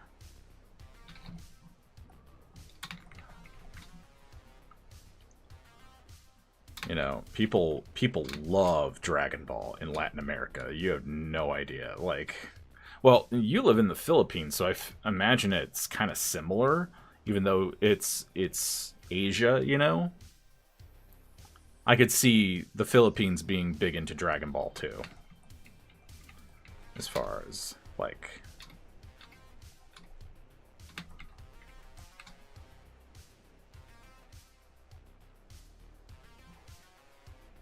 So, I mean, correct me if I'm wrong, if it's not that big over there. But Dragon Ball is like a worldwide force, you know? It is this... Like, it's just a media juggernaut, but I feel like something gets lost in translation when we're talking about, you know, the actual translation and, like, the spirit of the thing and the original thing, which is the manga. Like, people don't talk enough about the paneling. They don't talk enough about the gag strip qualities, you know? Like, early Dragon Ball has a lot in common with, say, Calvin and Hobbes. Or it's almost like Calvin and Hobbes meets Usagi Yojimbo, or... You know, vice versa, maybe. I don't know.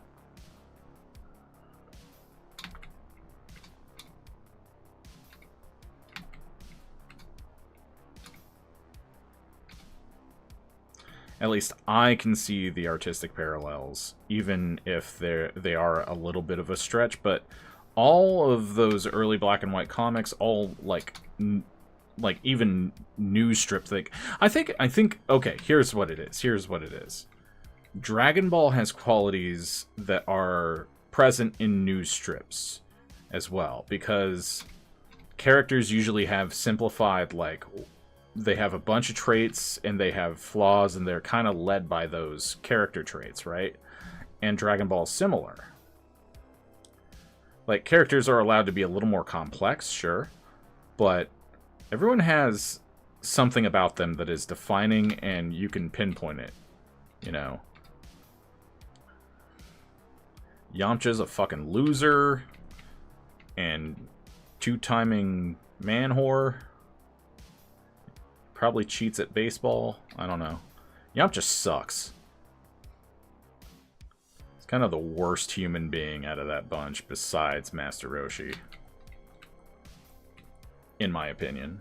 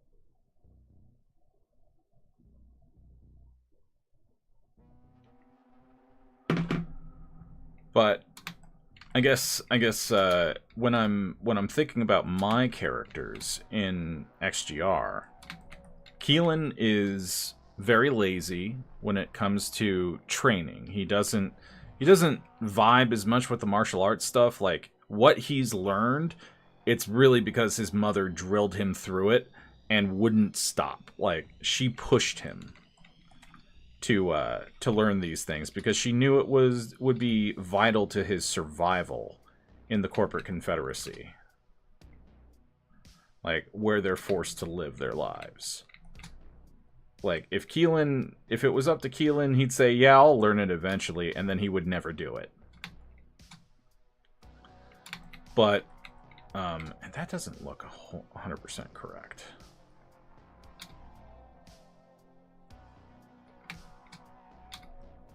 I want to do that, and then I can always fix that later too.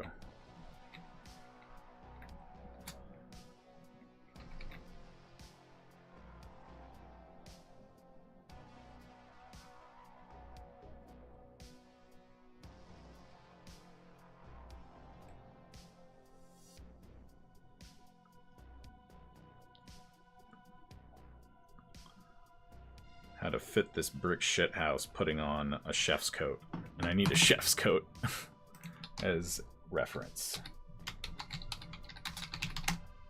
I need a chef's outfit.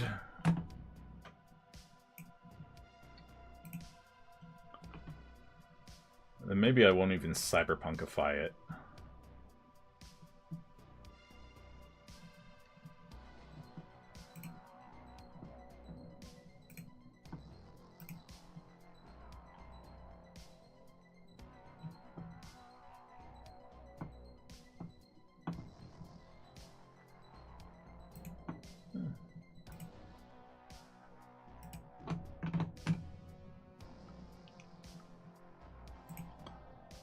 So for Keelan, he's very ADHD coded when it comes to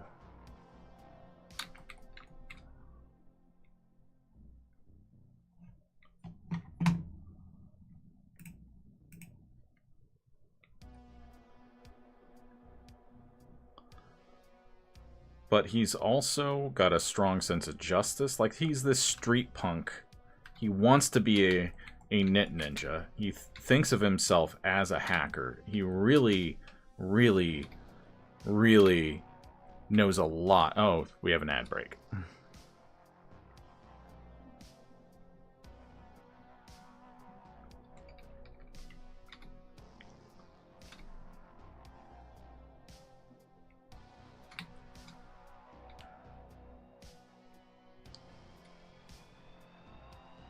I imagine their clothes have to be really stretchy to go over their horns.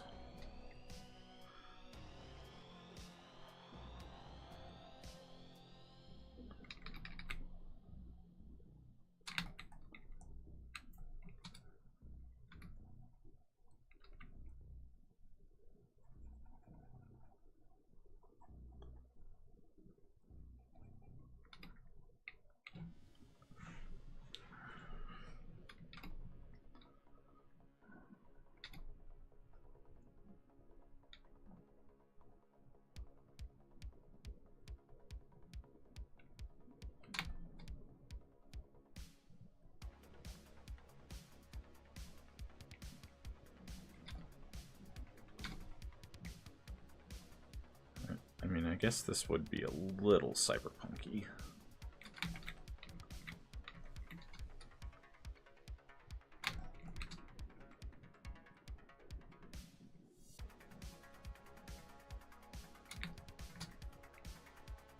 Or is Baker outfit different?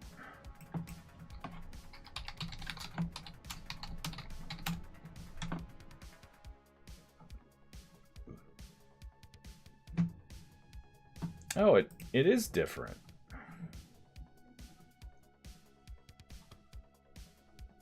Yeah, but it's especially big in Latin America. Look it up sometime.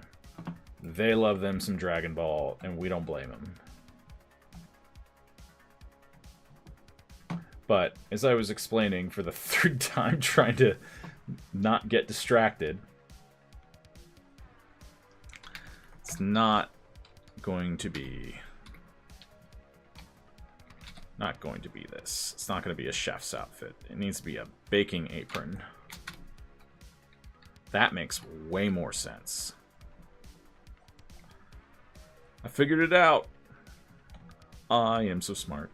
SMRT. Then we can kind of block in his structure a little bit. No, I need to listen to all of it. I was just talking to someone. Oh, yeah.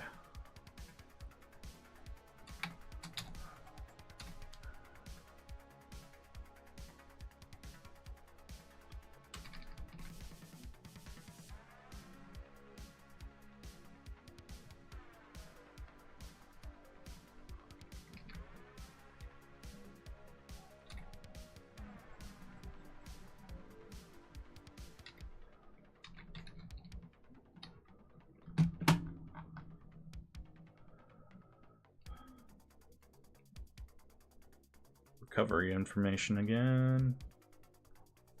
And there can be 2 big pockets on the front.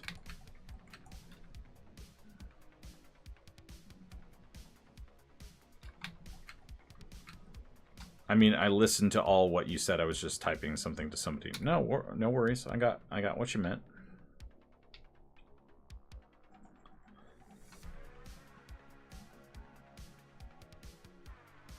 He's trying to teach me how to draw, too. Gotcha. That's important, then.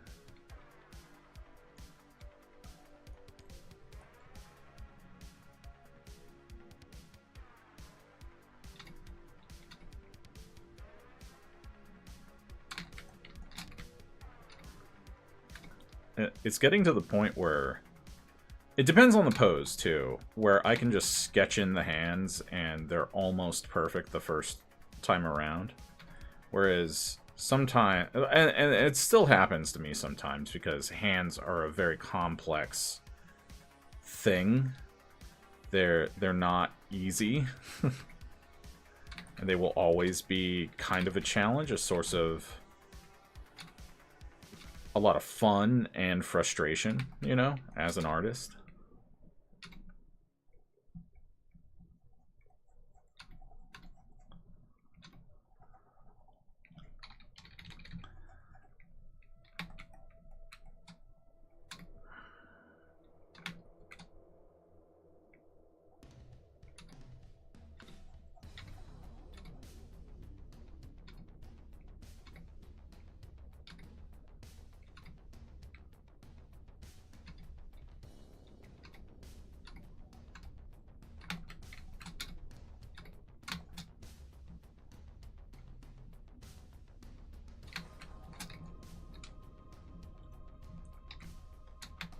I watched something from the tube and it made sense. He said to draw the gesture figure first before it does help a bit. Oh yeah, the gesture... But sometimes I'm already thinking of a gesture in my head when I'm laying it down. Not all the time. I cycle through techniques. Whatever helps me see, visualize what I want is what I use.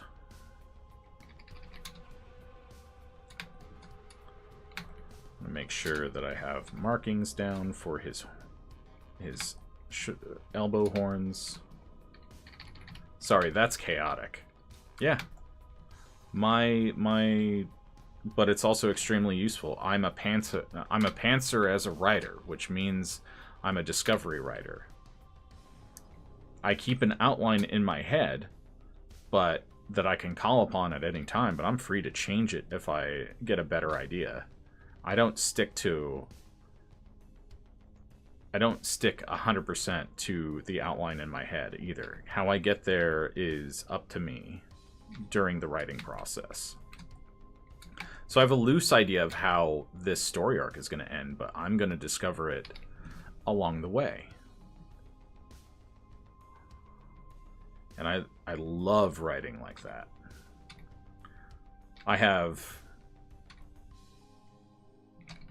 Now, I do have an editorial process for weeding out ideas that don't work, or don't work as well.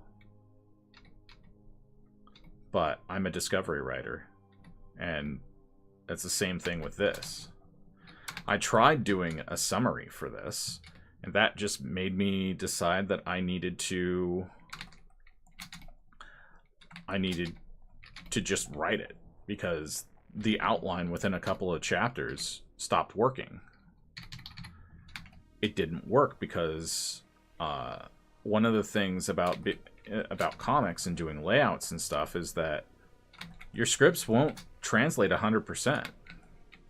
As having some holes to fill up later won't fixate the story, so it's somehow flexible for the storytelling as long as it has a plot, right? Yeah, that is part of it. But some people, some writers, have to have an outline, and I just don't.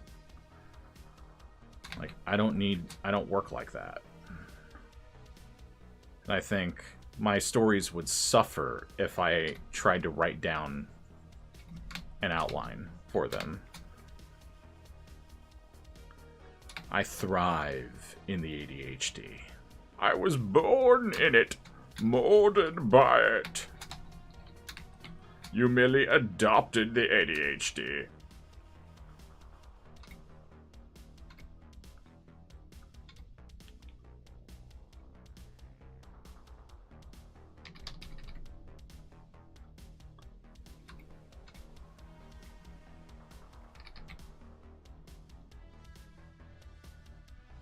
Here we go.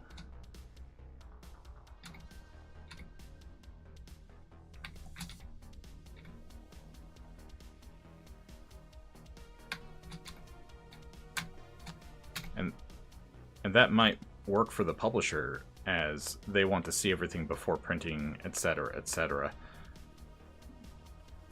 It could be a personal preference. Oh, it 100% is. That's just how my brain works. I don't recommend, unless you have a very similar brain to me.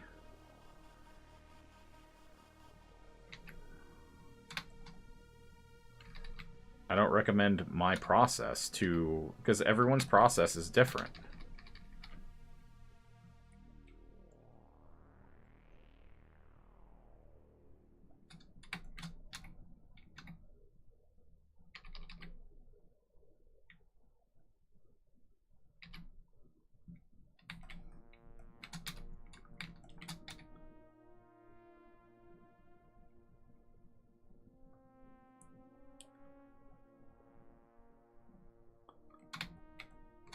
Yes, it's just it's how my brain works. It's how best I've learned to work within what gives me them dopamine hits and stuff. So your brain is probably going to work differently. if you ever decided to do comics or storytelling and stuff. How you would tell stories, how best for you to approach a story would be a very different thing. You wouldn't want to do it the way that I do it, because you're not me. You're someone else. You're your own person.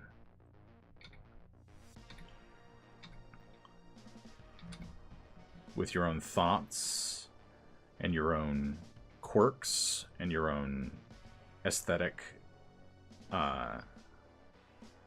things. Alright, this nose is giving me trouble.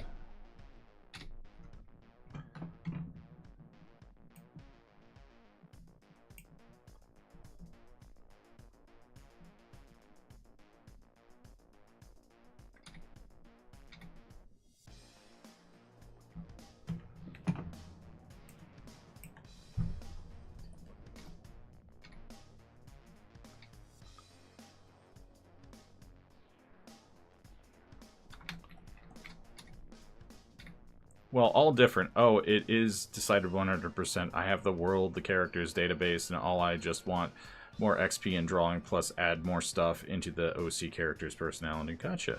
Well, that's cool. So you want to do comics? And you might decide somewhere along the way, okay, I think I'm more of a writer, or I'm more of an artist. I need a co-writer or something, even though I'm the main creator or something. You could decide that.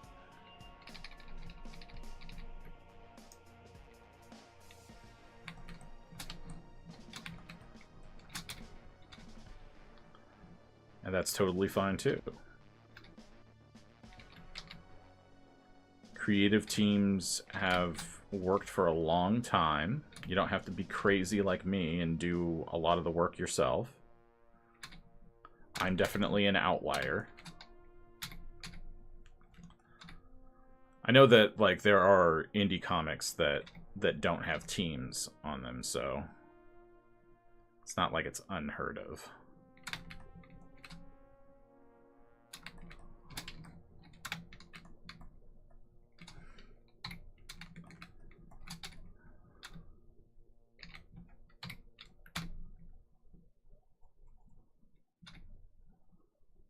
So Keelan fancies himself, as I was saying before I got distracted again, as a net ninja. But we're going to find out that he's not a very good one. He knows a lot about hacking, but he's terrible at it. Comics is powerful and can be done very different in so many ways. There's lots of ways for storytelling too. And yes, I do plan making my own comics with those data I have. Gotcha. I support this. Make all the comics, people. Comics is a wonderful medium.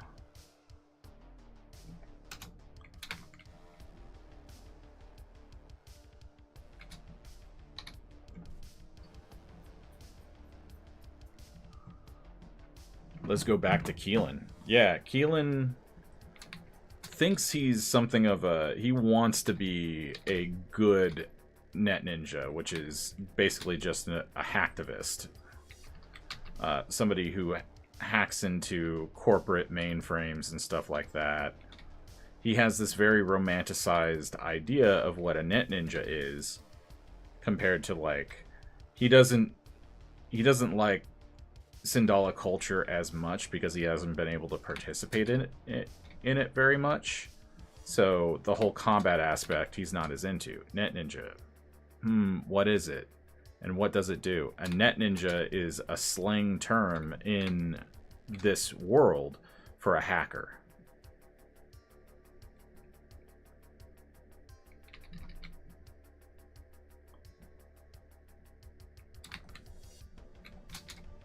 So and we're going to find out when he was younger, he got his shot to be a net ninja, talked his skills up, you know, real hardcore, and botched the fucking mission. And someone who is very prominent in the resistance is going to know who he is and he's got a bit of a reputation already, and doesn't realize that people remember this this incident. So it's gonna be fun.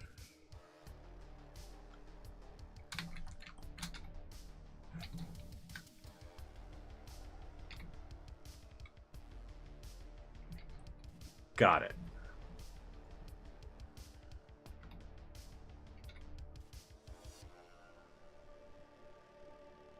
But also, compared to his sister's very rigid. She's studious about her training. She's very good about training, but when it comes to executing her technique, she does it by the book. To the letter. And Keelan is more creative. So they balance each other out. She's the hothead between the two of them, which is probably going to influence... Either she's gonna hate Geist or really find him annoying because there are things about him that remind her of herself. Or they'll get along really fucking well. I think he'll be more annoying to her at first. I'm leaning that direction. I think that's the most realistic, at least.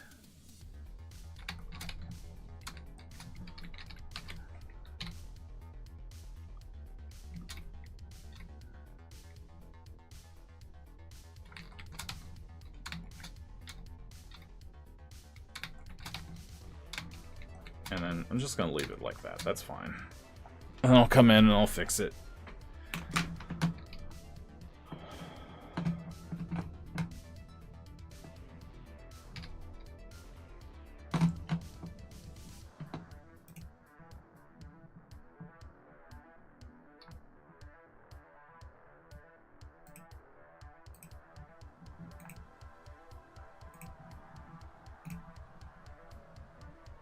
Need the script.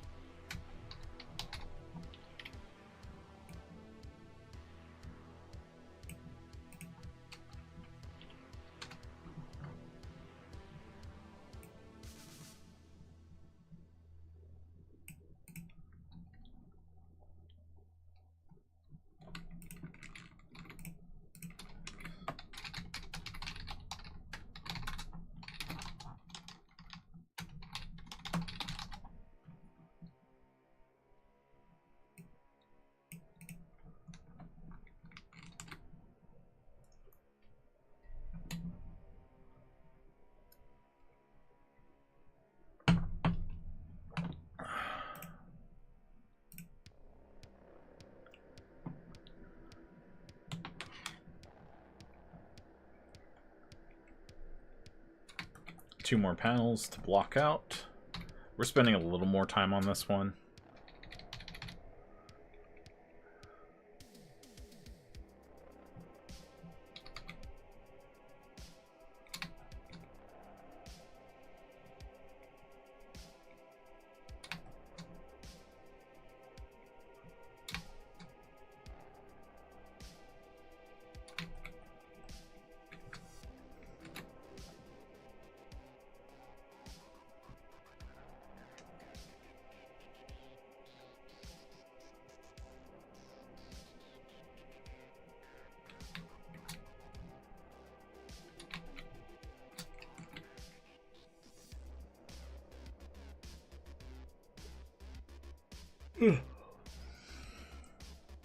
Writing to file again.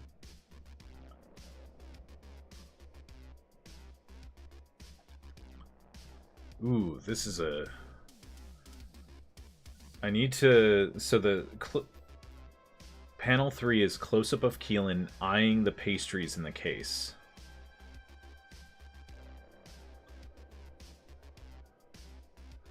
Like, he's not gonna say, hey, I don't have any money. He's gonna take the free pastry.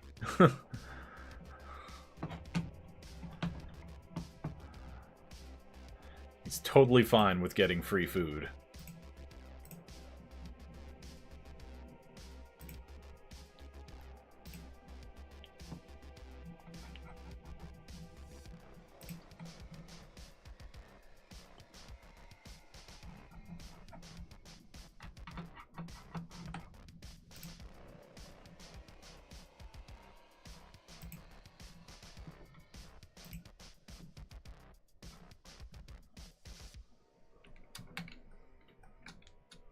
So I think...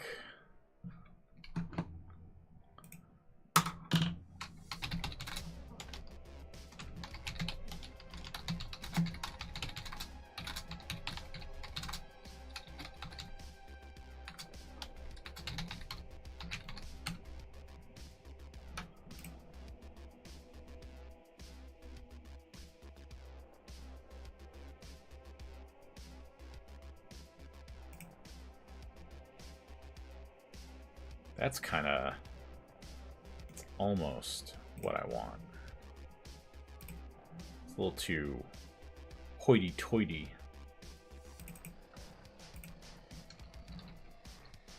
I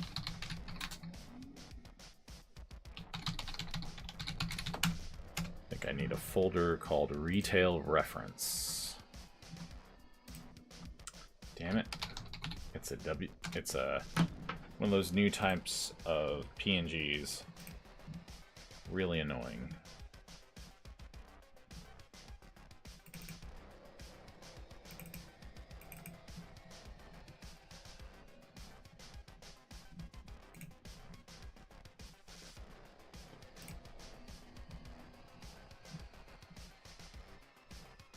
Alright. Because now I have to do all these click paths just to get it where I wanted the fucking image to go. Go in your home. Don't you want to go in your home?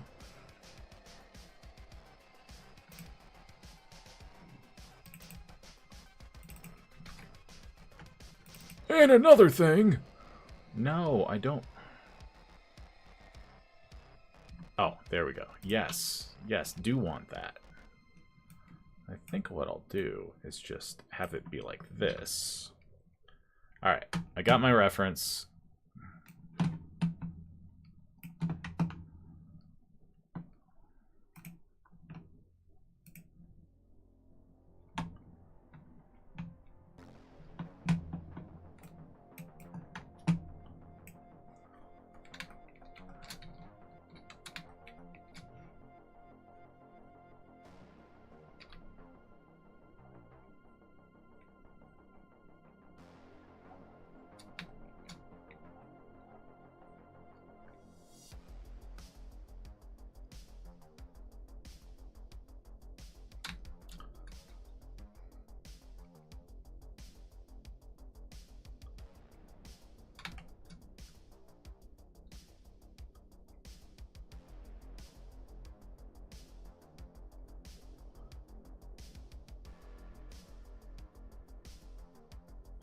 And I'll look up reference for different pastries as I figure out what pastries I want in this case, but for now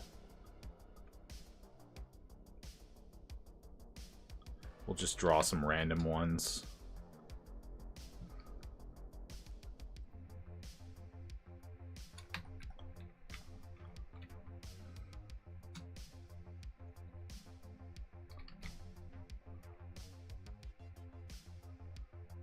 Maybe there are some donuts and stuff in here. Man, I want donuts now.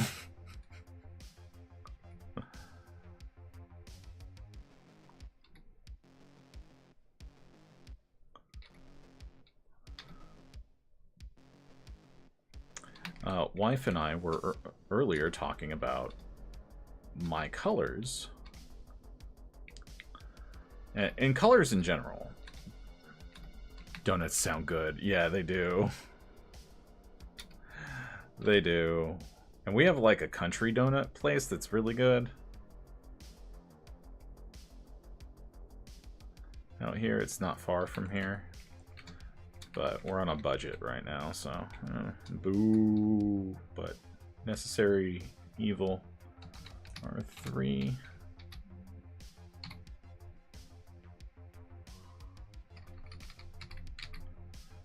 Then we'll have Keelan on the other side like this.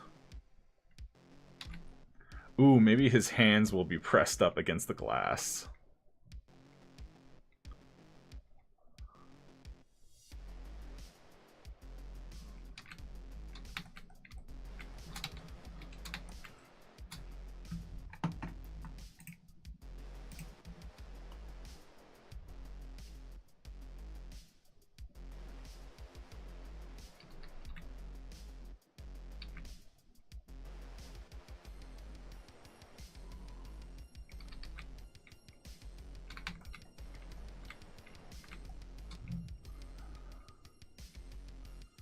I don't know, chat.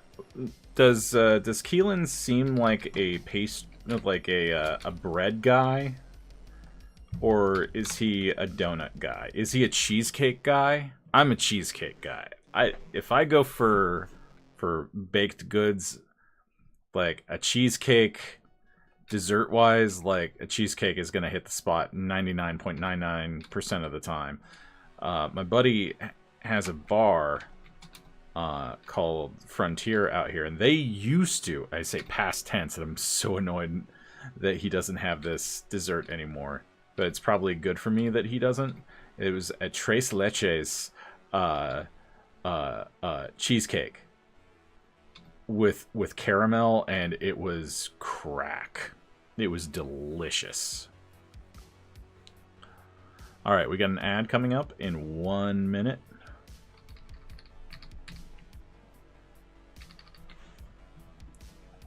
Are they poor? If they are, I'd go for bread. Yeah, but they're poor in the sense that, like, they still have had things, you know? Like, bread wouldn't be their favorite thing. Bread would just be the thing that they have to eat a lot, you know?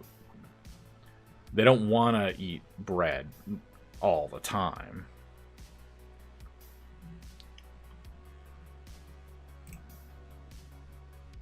Alright, ad is starting in 20 seconds. I need my other character sheet for Keelan.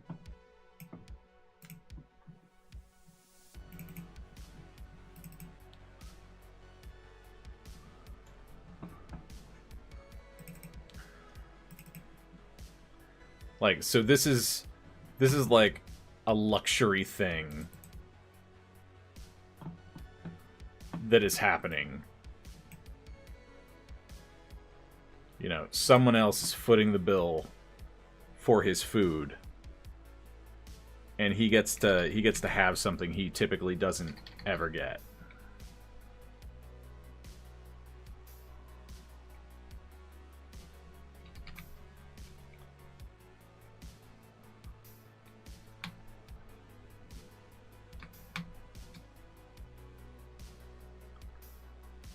Now, like, somehow Ryza, though, is getting pastries. I imagine she's getting free pastries or something like that.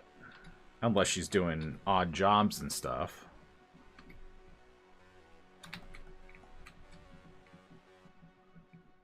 Entirely possible. I haven't really thought about that just yet.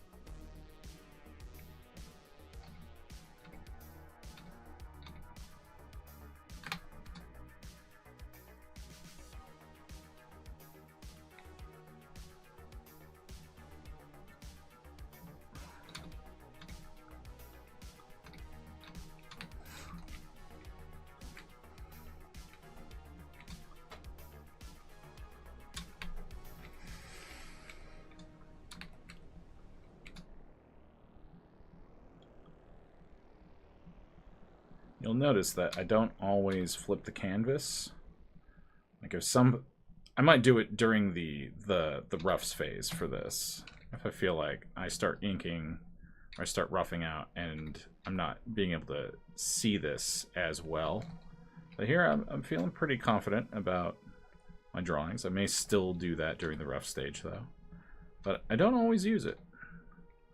Like if it just ends up looking right, you know, I have gotten to the point where I can kind of see it.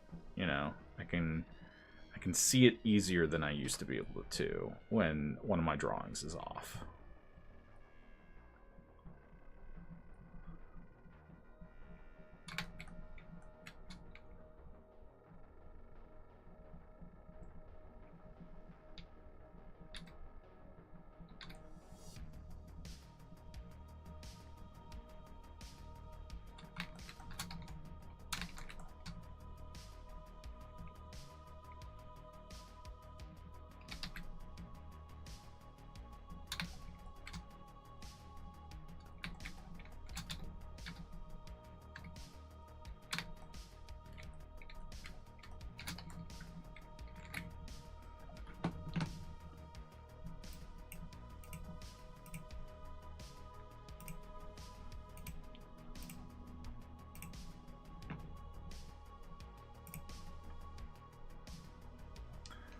Let's go ahead and add some speech.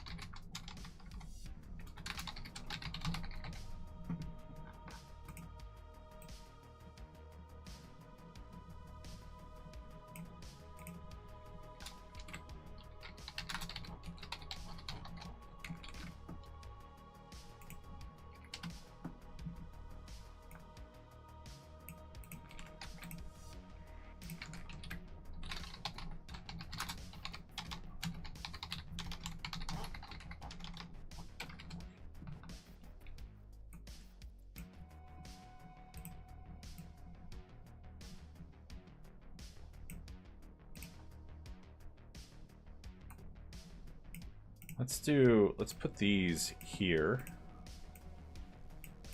I like doing these between panels things. We're gonna add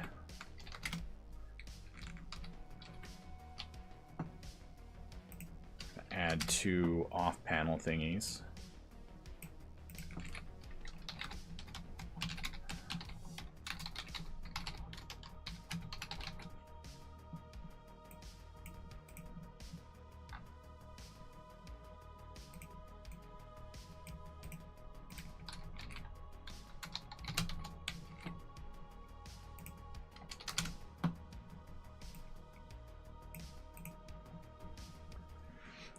I just had an idea.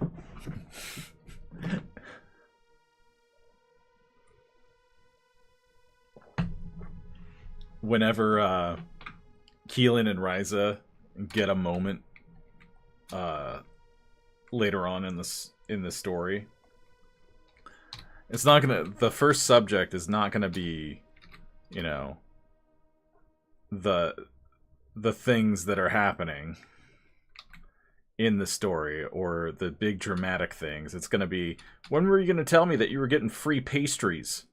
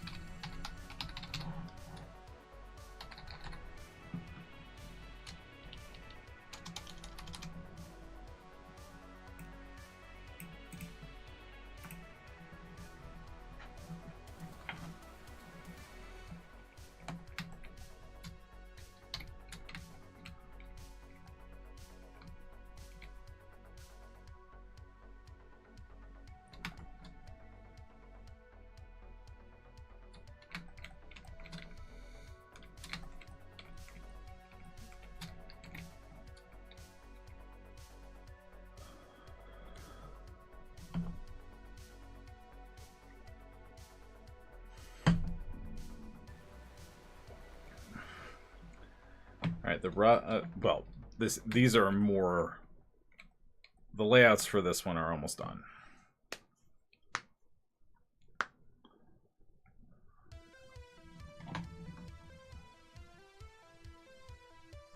This one's a bleed.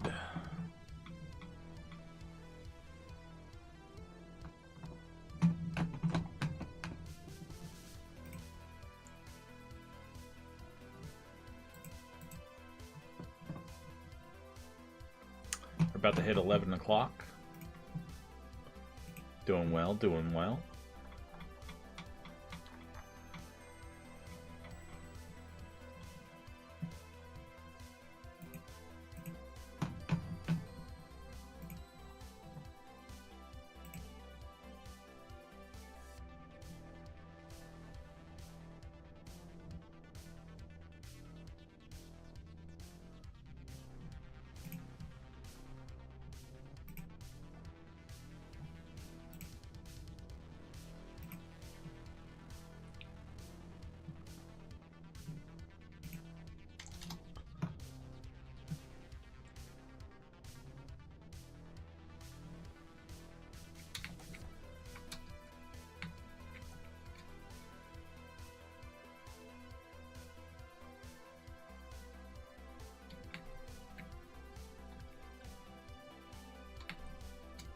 Alright, I think I need something to eat. I've been doing this for about almost 3 hours. So I'm going to come back and finish this page, and we're going to move on to page 11. I'm hoping to get about 4 or 5 pages roughed out, or not roughed out, but done for layouts. And I'm noodling just a little bit, because some of these are really important panels and really important expressions and emotions that need to be conveyed. So it's important to linger a little bit sometimes. But I will be back.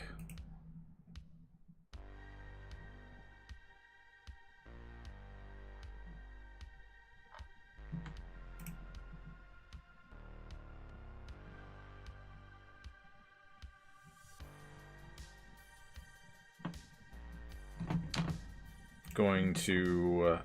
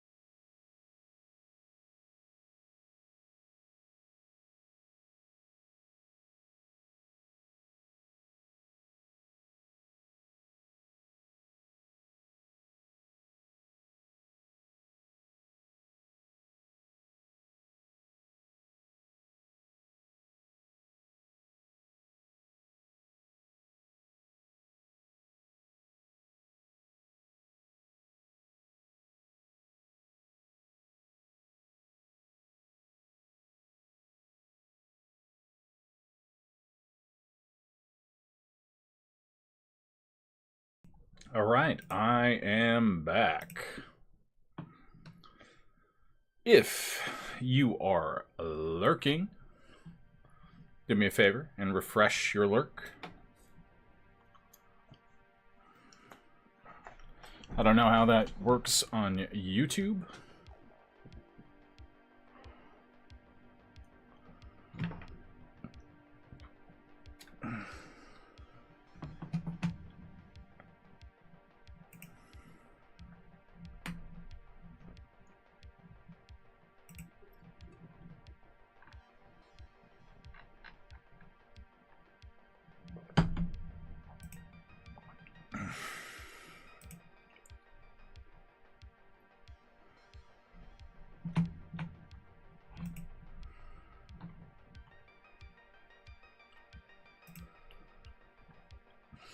Refreshed 100%. Also, I'm going to be busy, bud. I just got a project, a paid one. Can you believe it? There you go. Get that bag.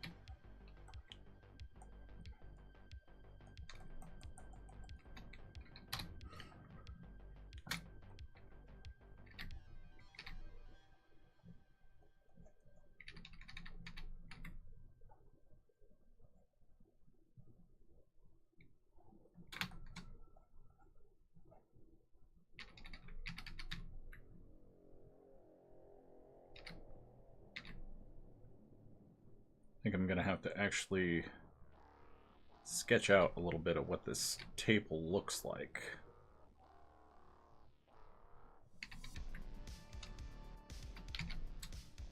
So I need perfectly defined edges.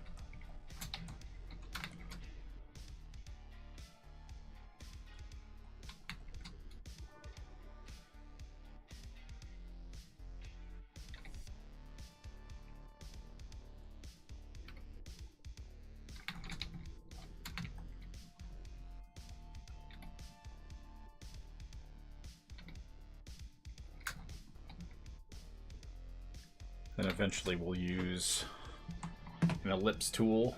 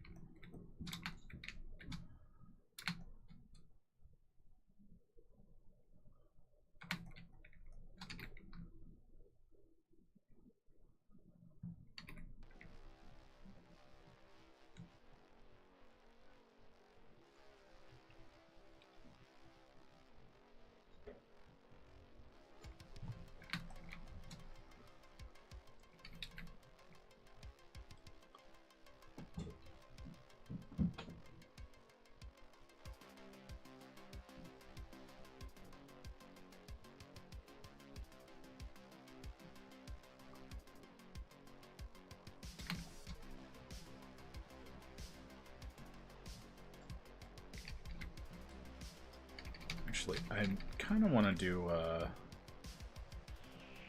another...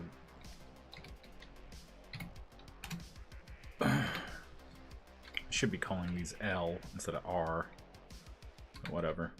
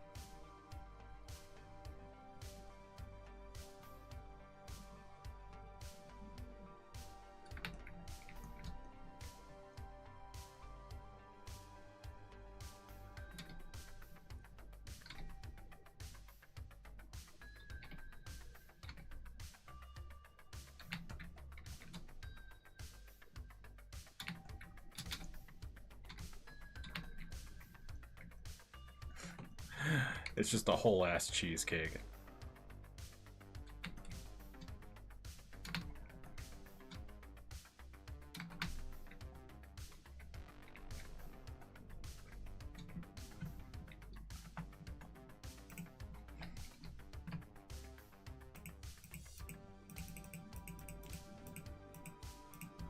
I don't think I'm going to get super detailed with this one because I think I need to get some others done.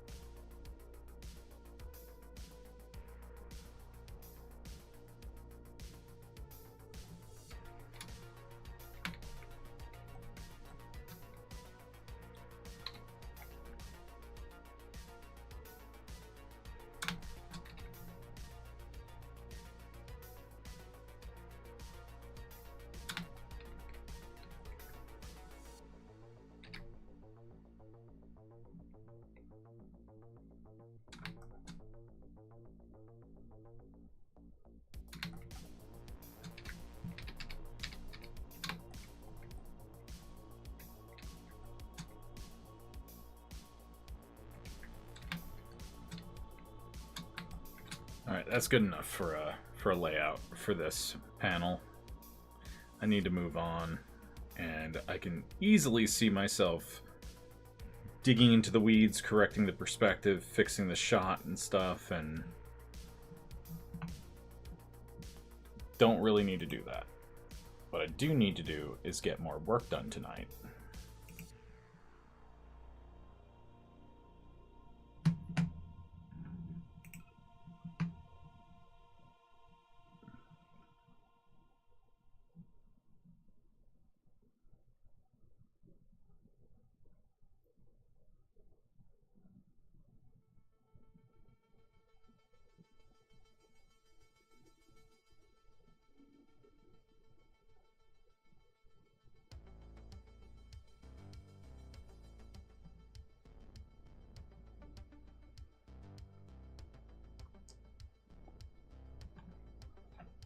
Alright, so we got 5 panels on this page.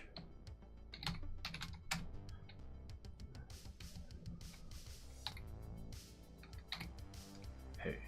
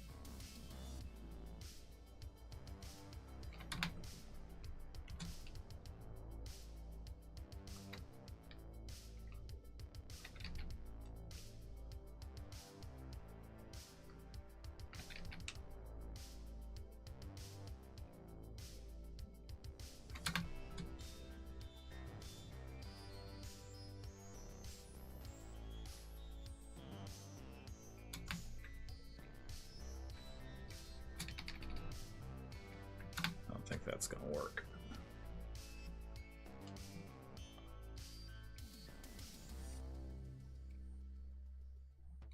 Let's do...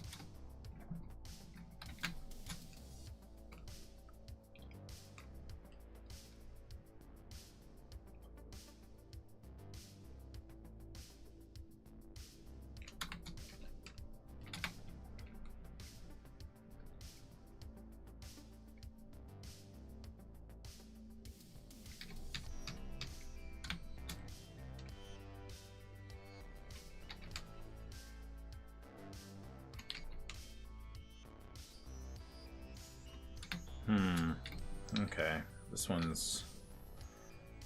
I don't know if it's impossible to do it this way.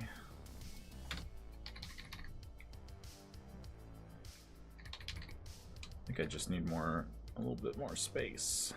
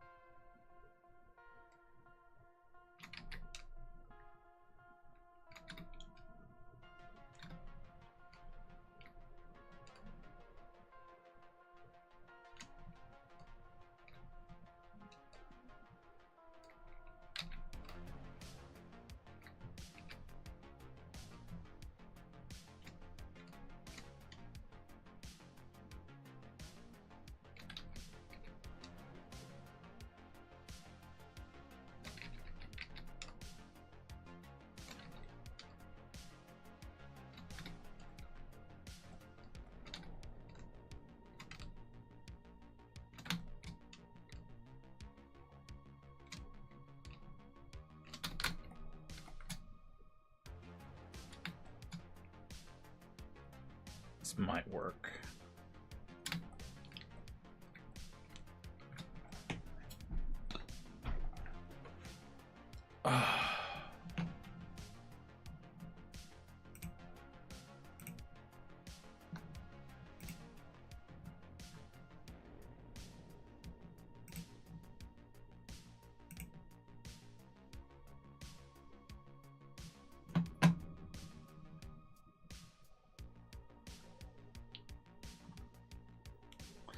Alright, so we have our rough panels.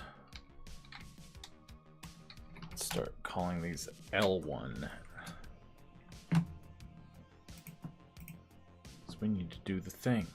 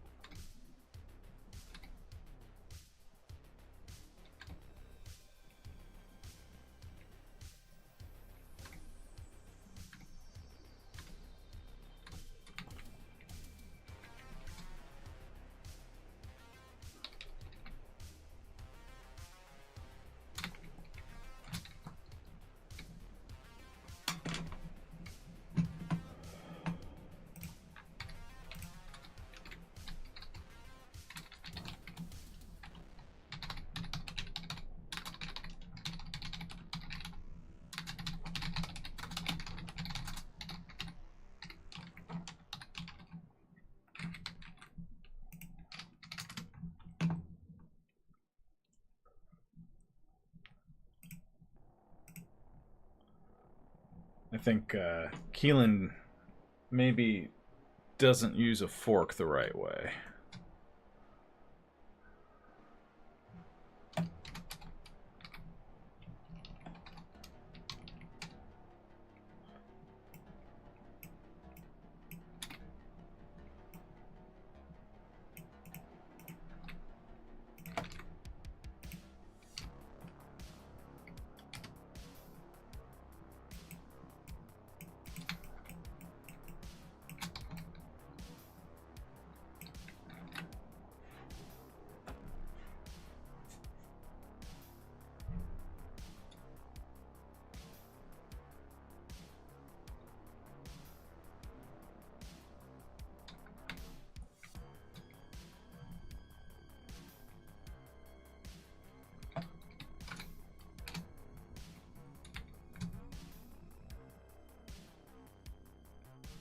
Alright, we've got an ad coming up in a minute. You've been warned.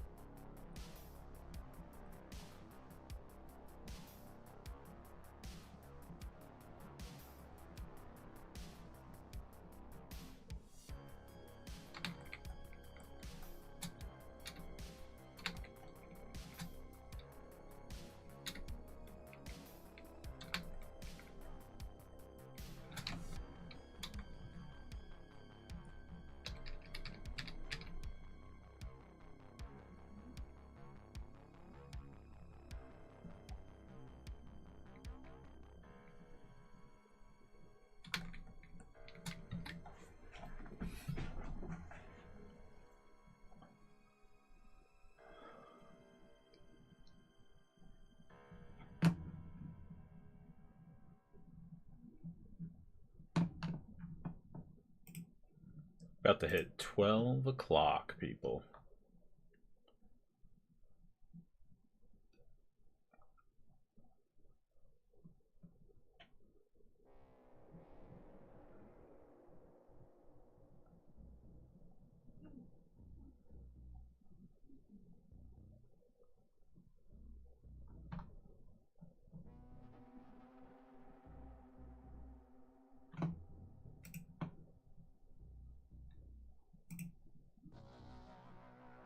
Oops.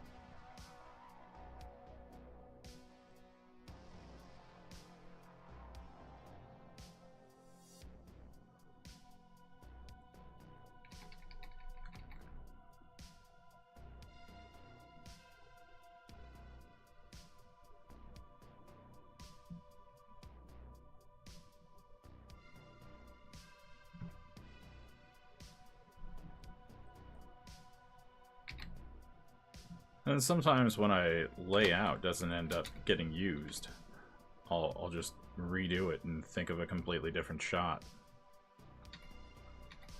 Like here I'm being pretty loose, you know, I'm not probably going to use all of this.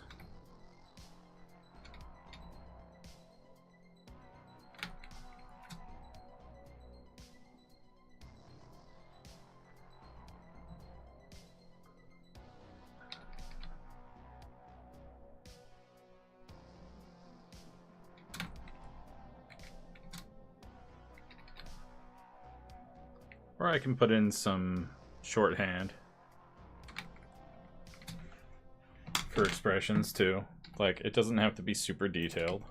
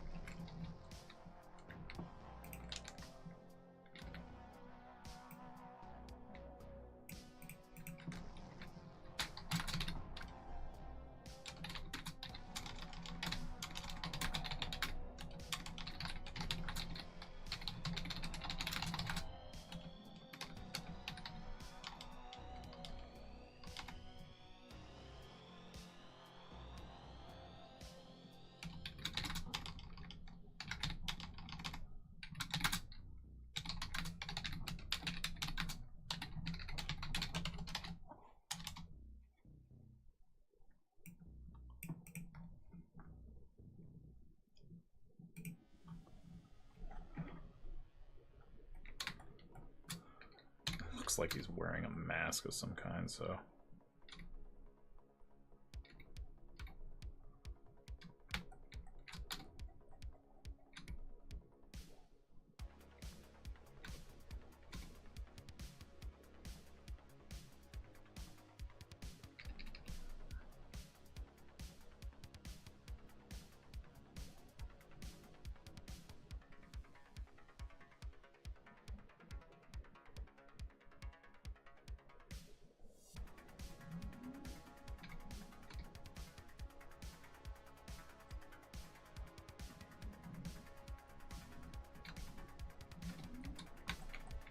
Refreshing lurkies, thank you.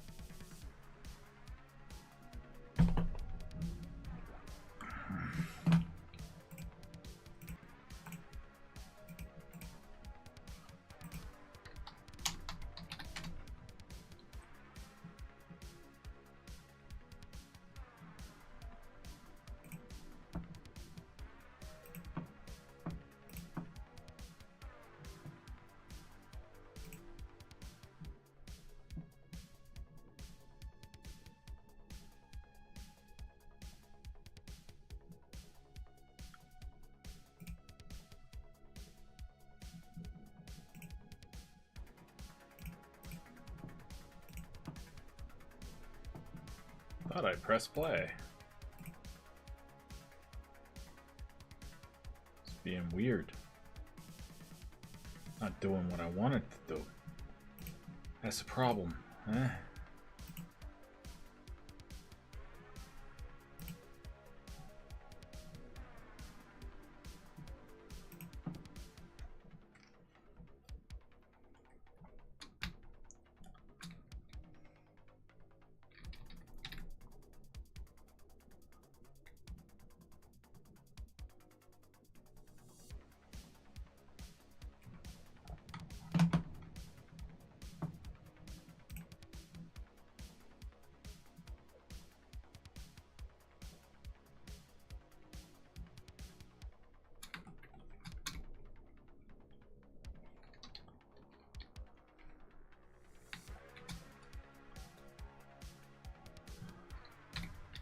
This one might need to be bigger.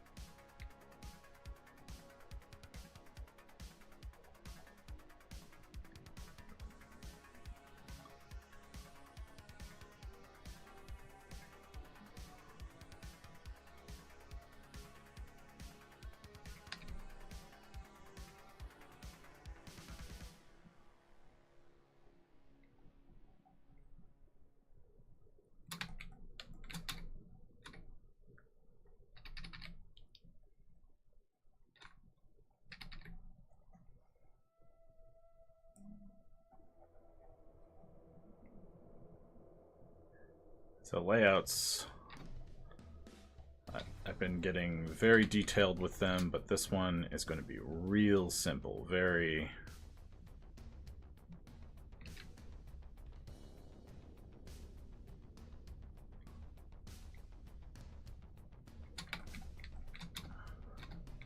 Then I'll refine it later.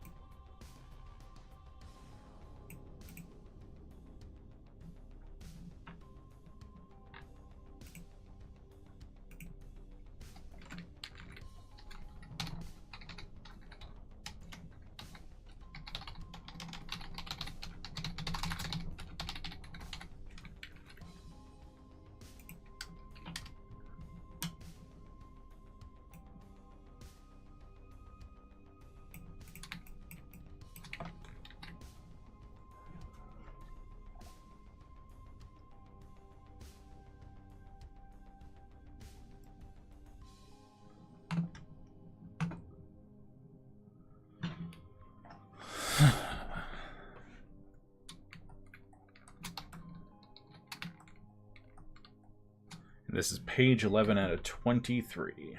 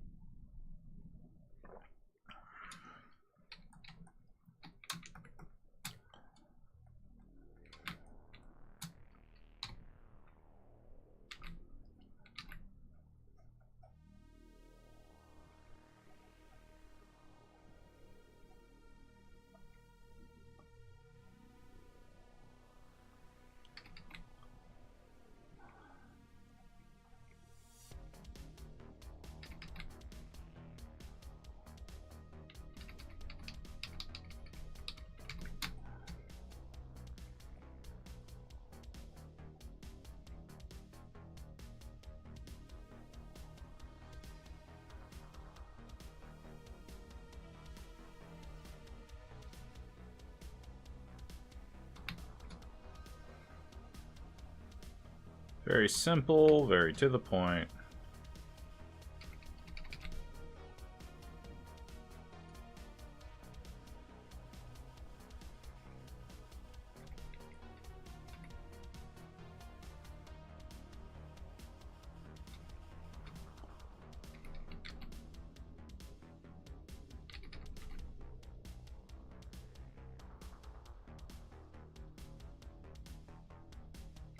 Have a good stream, man. Thank you for tuning in. Have a good night.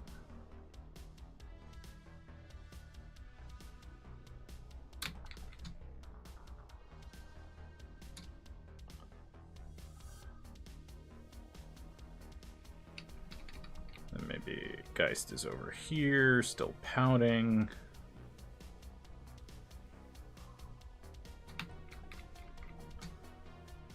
We got some other things over here in the background. Let's see if I can fit all this.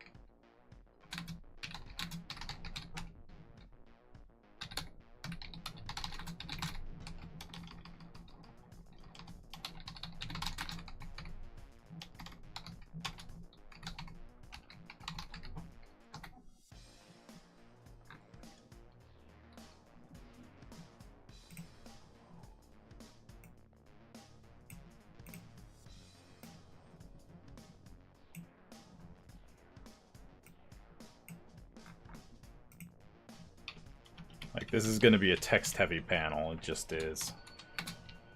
But that is okay every once in a while. Especially when you're trying to say a lot. And the idea here is that Vieren's kind of lecturing here. Actually, he is lecturing.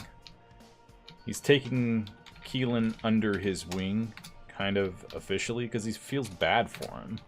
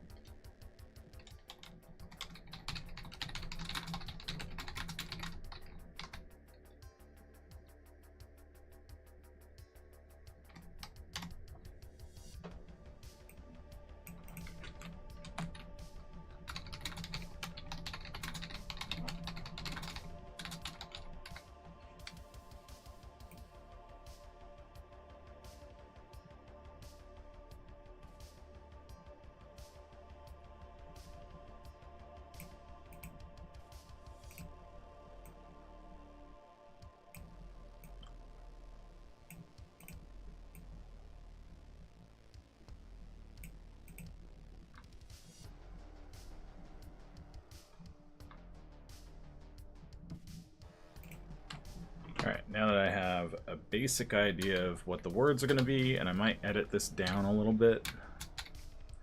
It is a lot of text for even this big-ass panel.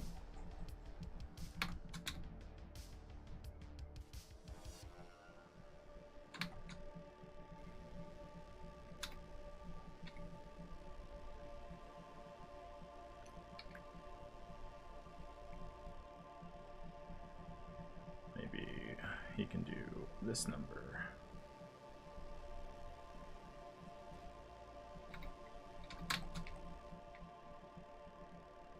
Then he's like holding it.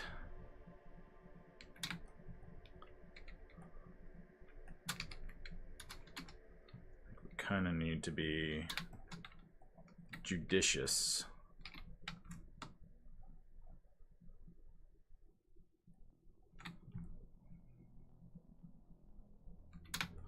Where our space what we're showing.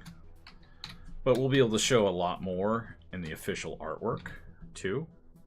Like, sometimes when I'm doing and first figuring out where everything's supposed to go,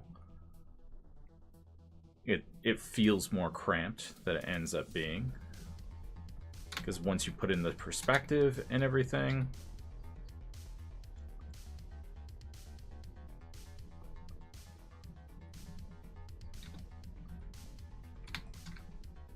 it'll work better.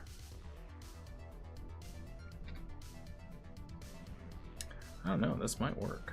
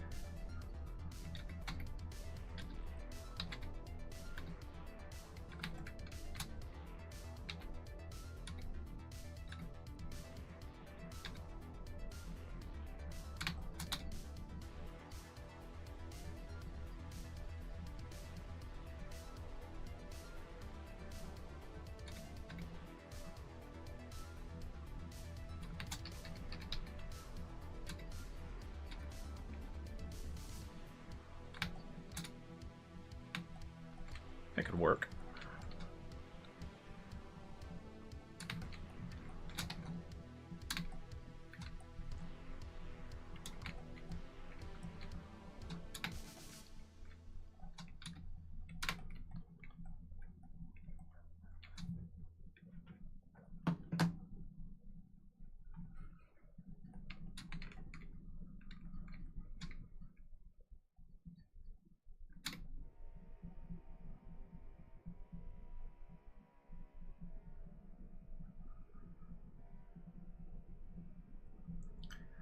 Just want a smaller panel.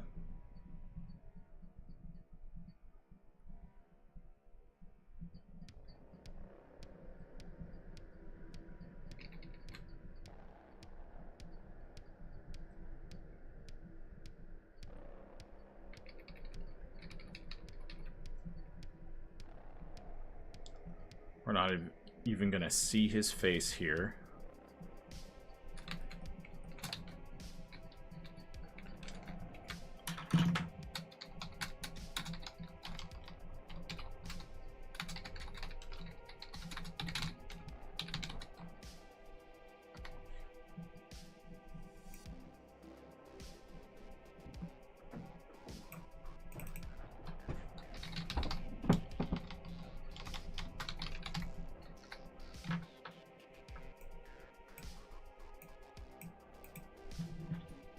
Oh.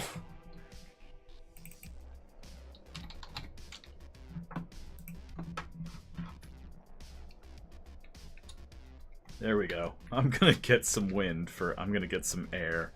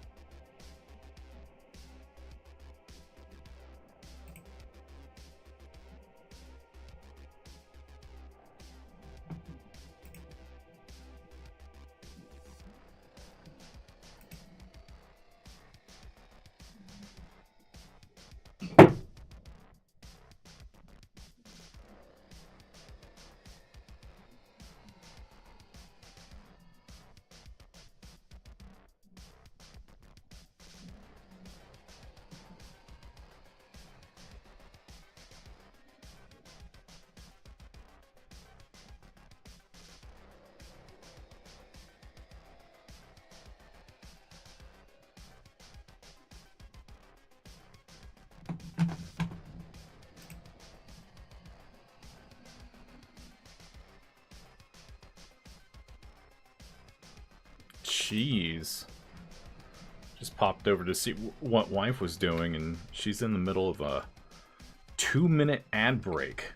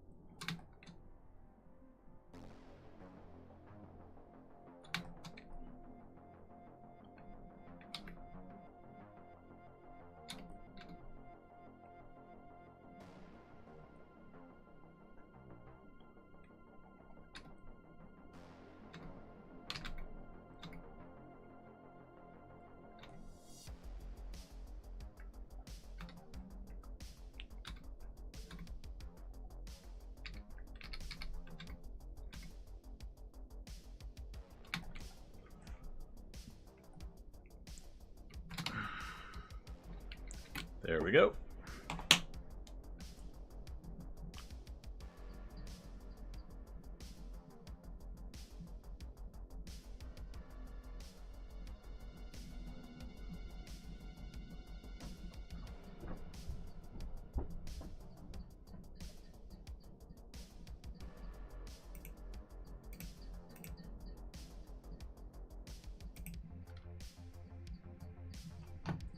All right, on to page 12.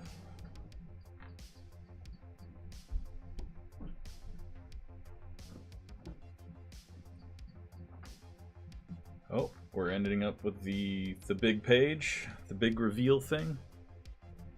We got an ad starting in a minute, so I think that's a good opportunity for me to stretch, refill my water.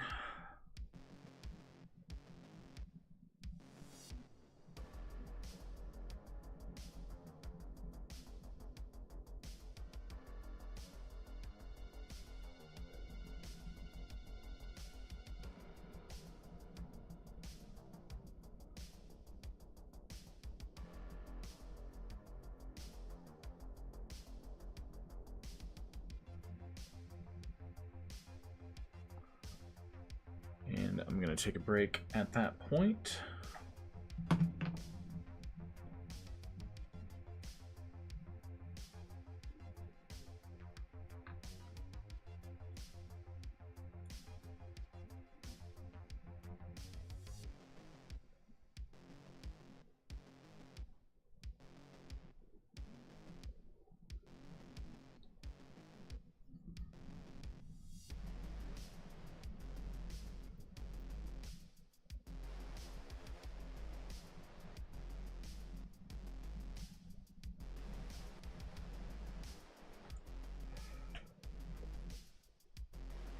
Ugh.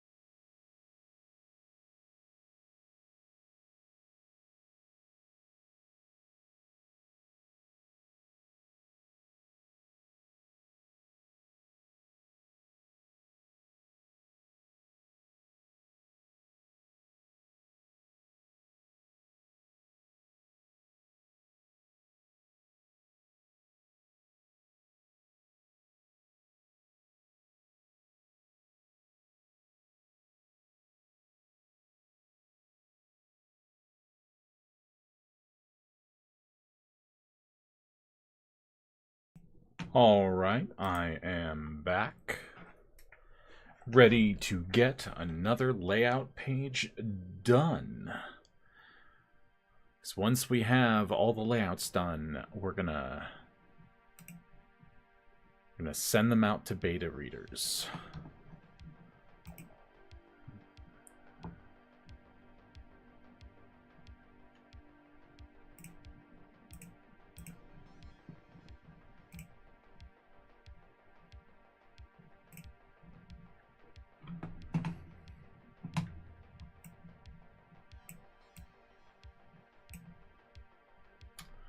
The same all day.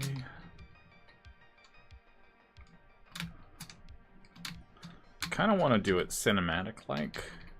So let's not do a full bleed.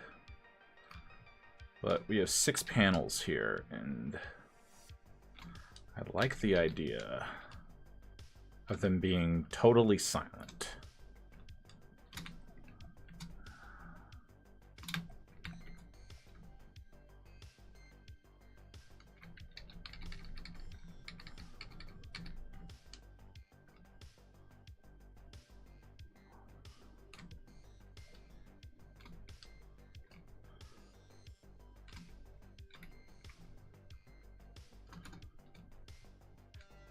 That can be thinner. I was thinking we could walk for a while.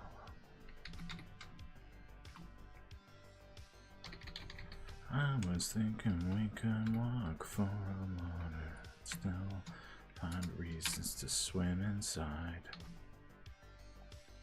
Now I'm worried there's a bigger wave just behind this one.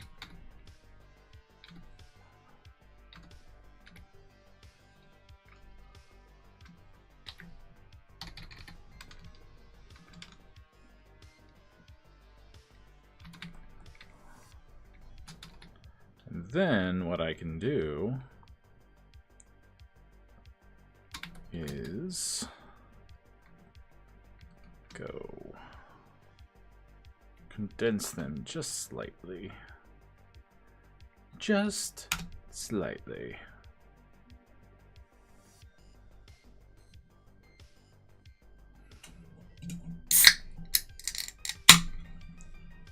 Black cherry.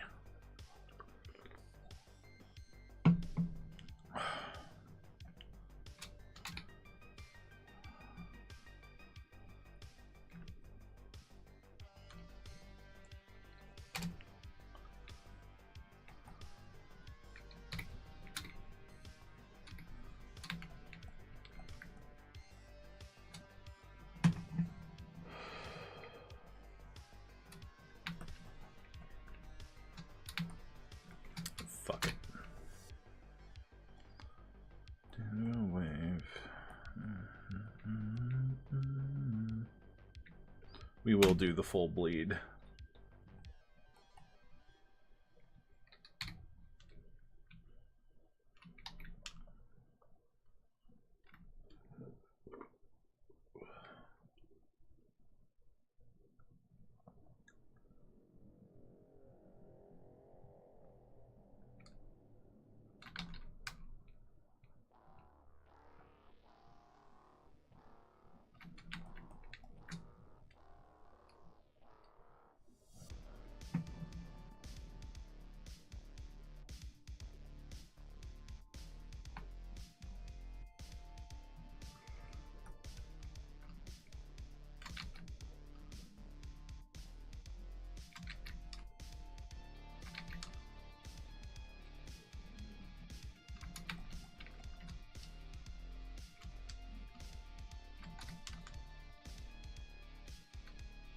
It's going to feel like right here, this panel arrangement feels very squished, but I'm hoping it will make sense.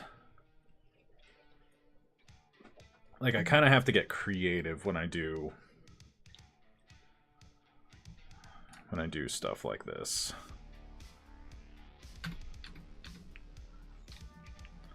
But I don't think we need all of this.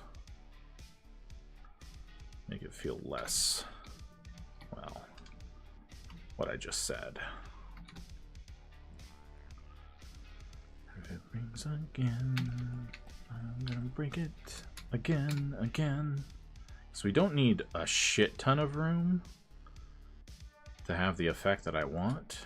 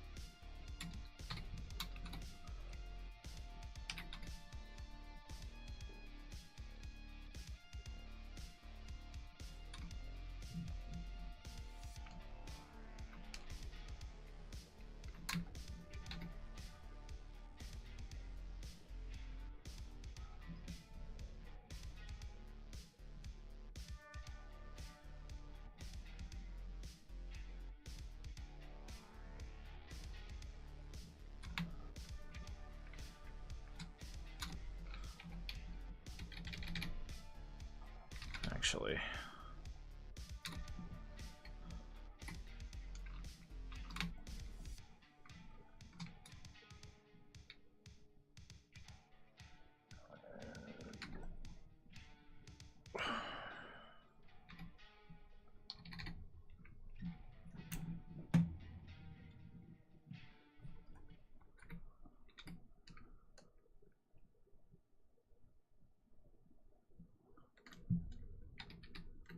idea.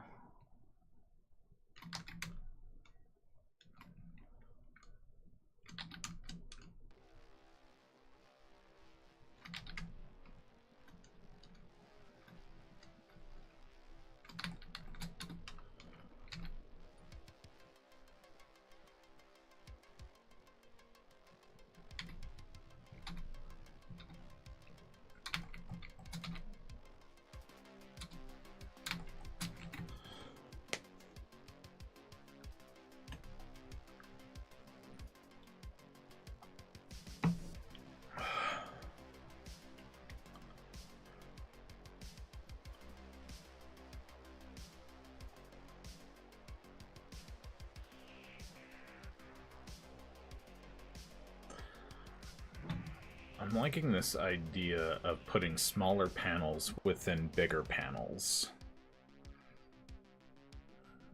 Something that could work about that. Could also see it hindering too, so we'll have to see how it looks.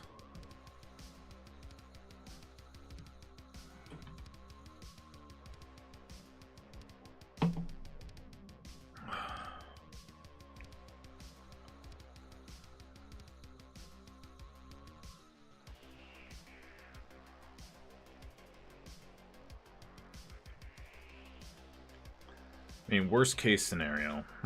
Maybe I should do this.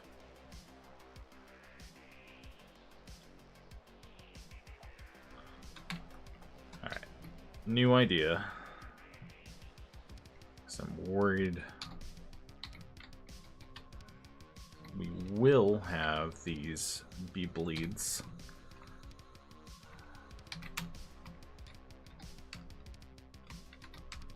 But in an effort to show a little more,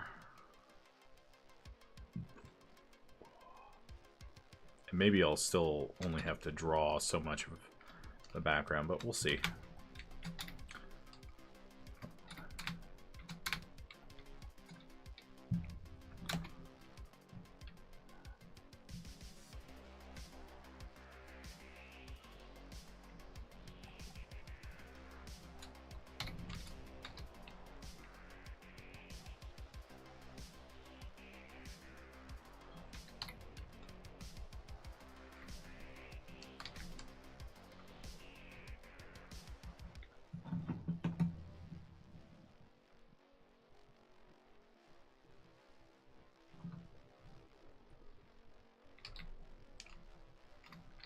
Kind of want it to be like him staring out into space.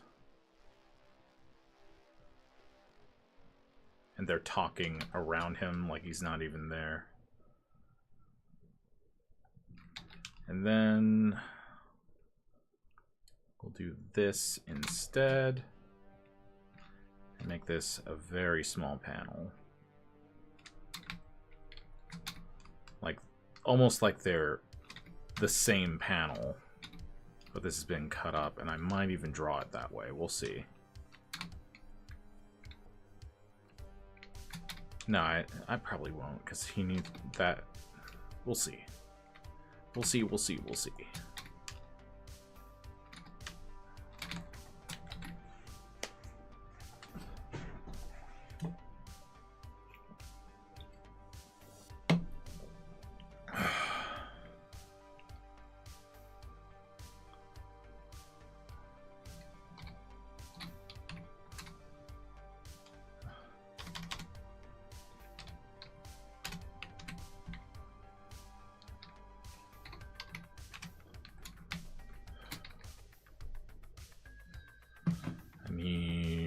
Geist design.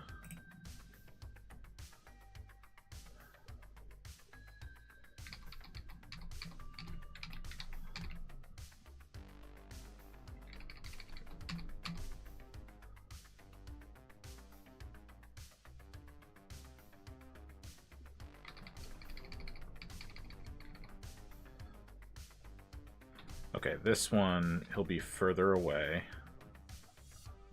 Have him walking through, so this can be almost like an establishing shot, but it's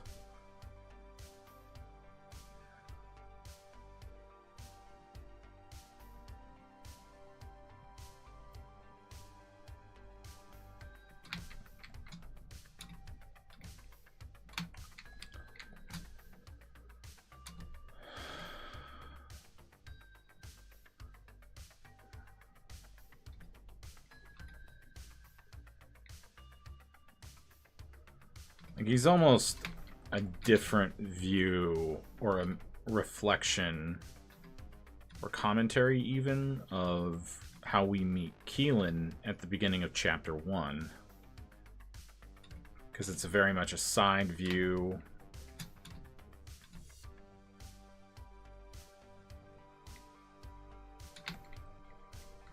You know,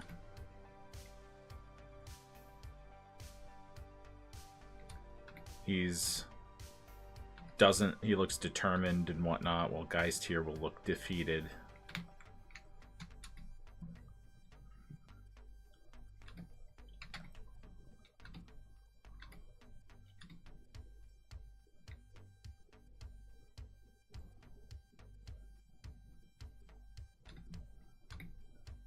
The act of walking.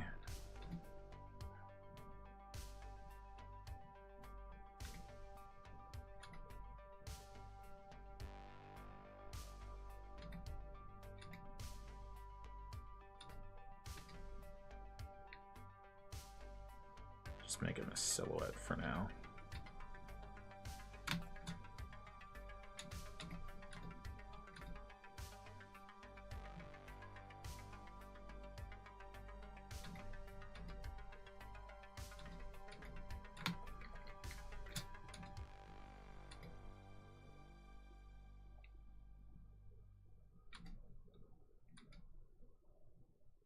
Or maybe he's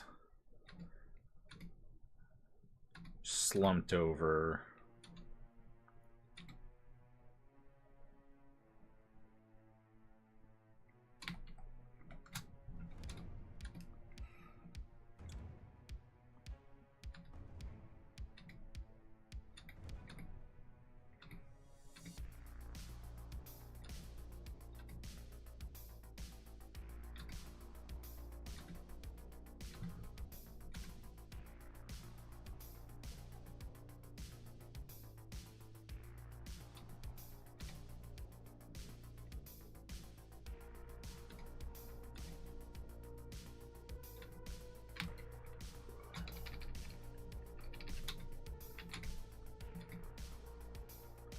Or maybe at first he's angry and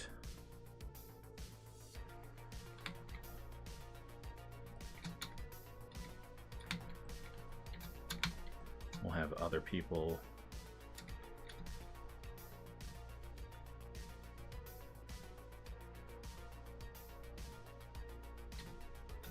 turning and pointing.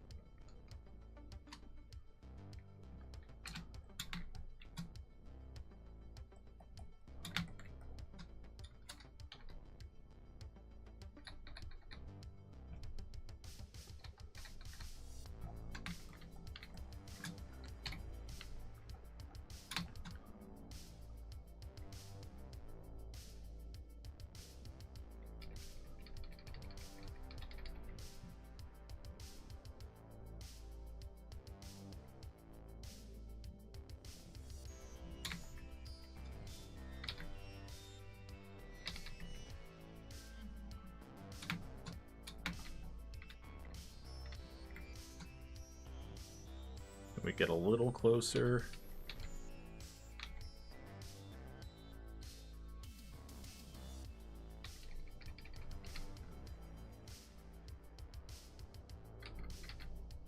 Ooh, I have an idea.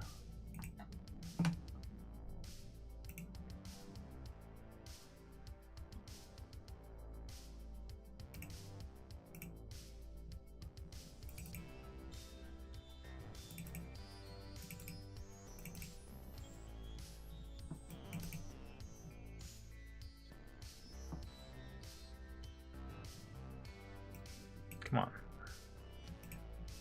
Load. Do as I say. Alright, if you're lurking, please refresh your lurk.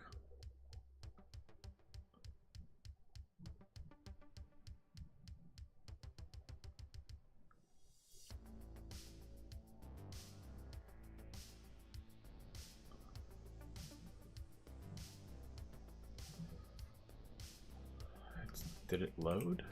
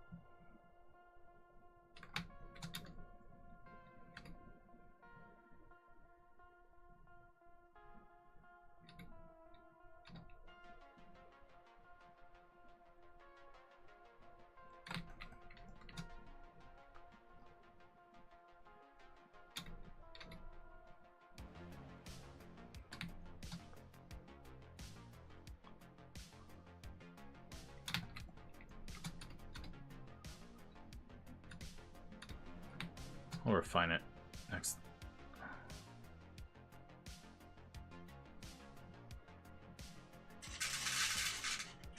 Yeah, I'll refine it next time.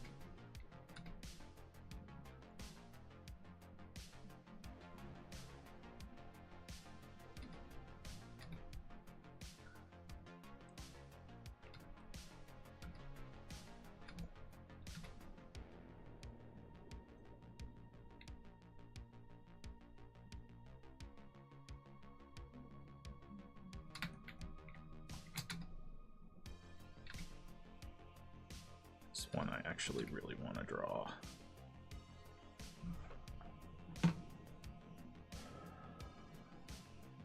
So we're gonna draw it. And then probably talk some more liminal stuff.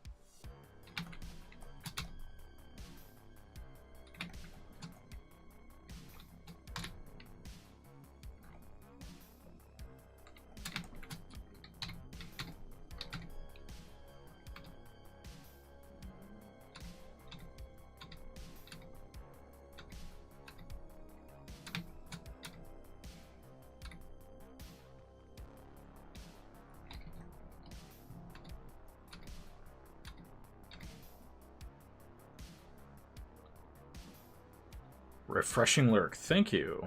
Thank you, Sewer Bat.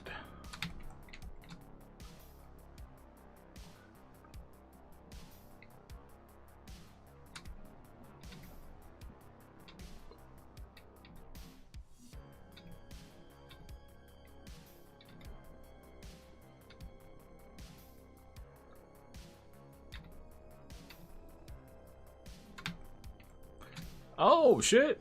What's up, Designs? How's it going? What's up, Minion? How you doing?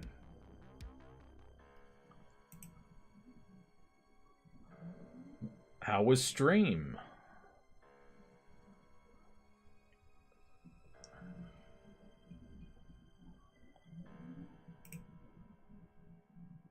What's up, Gee?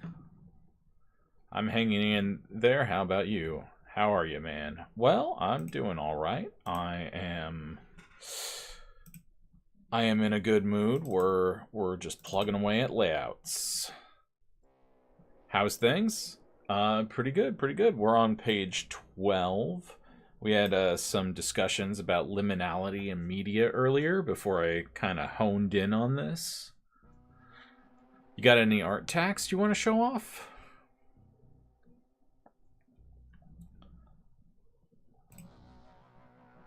Still, so for context, the Kickstarter that's going on right now is for the first 2 chapters of XGR. Technically the first one, but the second one is included as well. So we're working on the 3rd chapter layouts because I want to deliver monthly chapters. So I'll show you a little bit of what we've gotten done today.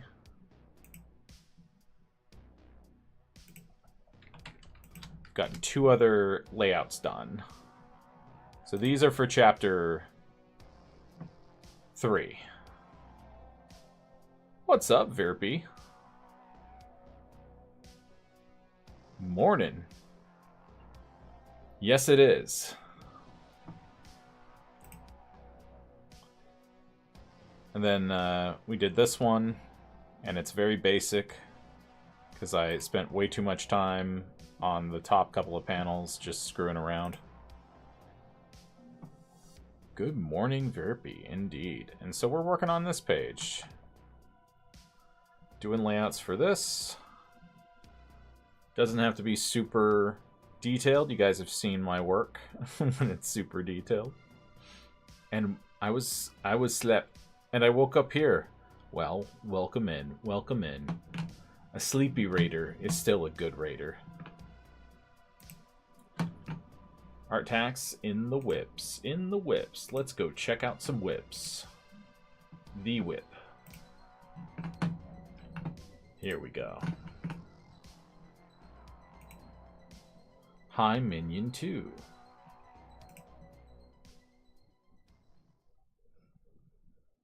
All right. Dope as usual. Looks very Dune-esque.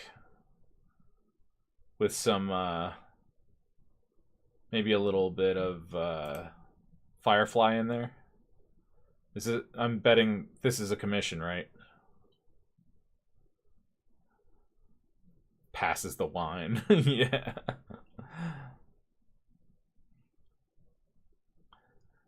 You want to tell us about it a little bit, Dizzy?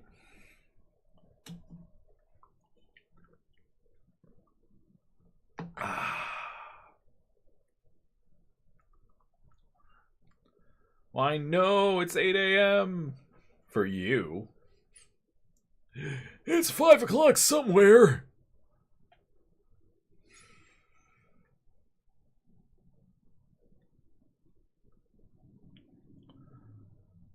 Well, according to my client, we're waiting on that explanation.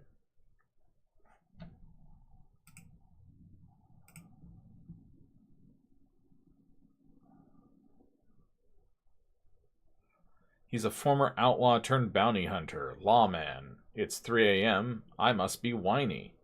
Or so says the song. Ooh, 3 a.m.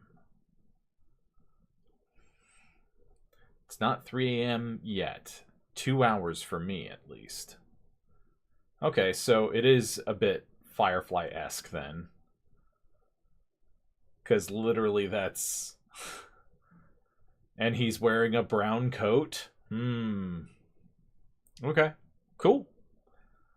Looks dope as usual.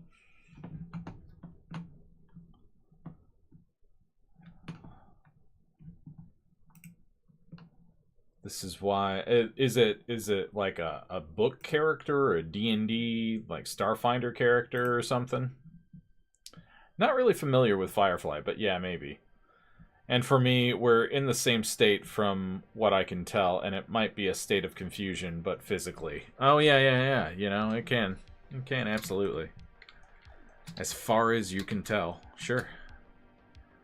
I think that works. Main inspiration he gave was the NCR guys from Fallout. Oh, yeah. That checks.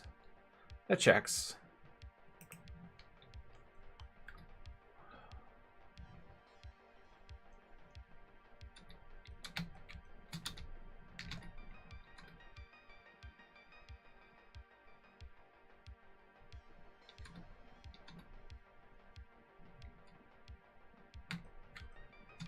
I think I will fall back asleep, but will listen if when I do. That is totally okay. We are happy to have lurkers here. Sometimes this is just me working late into the night. Getting the things done. The client, not the character. Oh, yeah?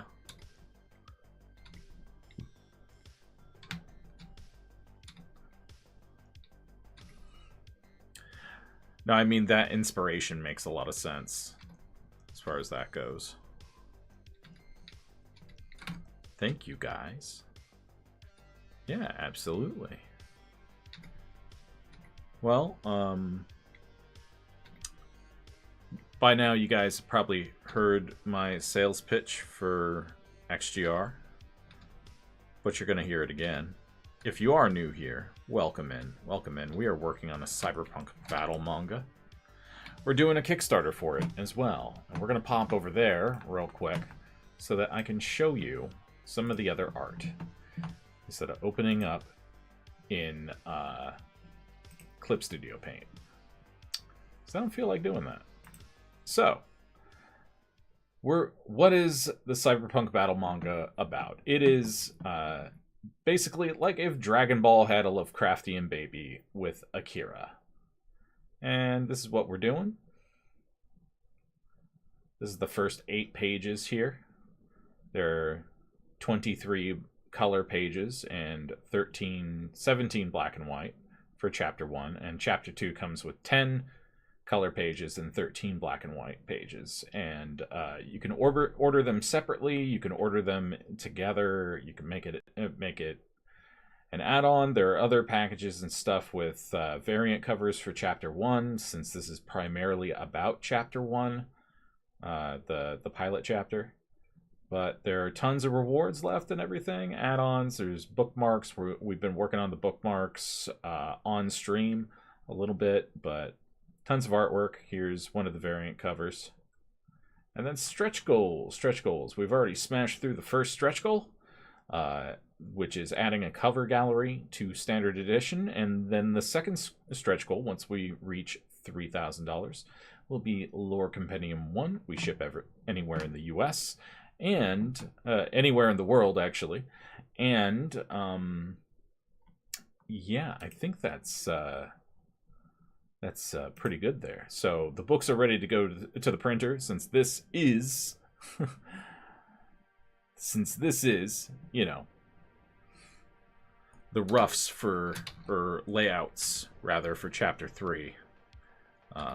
Chapter 2 is done and ready. So you can find those links pinned in the chat. It's a pinned comment in the chat, both on YouTube and on twitch.tv/EricMalachite. Yeah. You know what to do. And Designs, actually, made a variant cover, which I've shown off here many times, because it's fantastic. He did a damn good job. And with any luck... Oh, yeah. Did I show you guys the Chapter 2 cover? I think I did. The Chapter 2 cover looks fucking dope. Alright, let's open this. Designs I may nap soon. Yeah, no worries. So that's a Chapter 2 cover, which I finished up on stream not too long ago.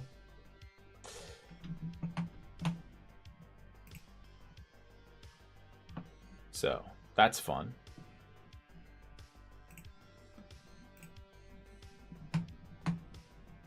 And when I showed this off to Egbert's stream, love the background, yeah.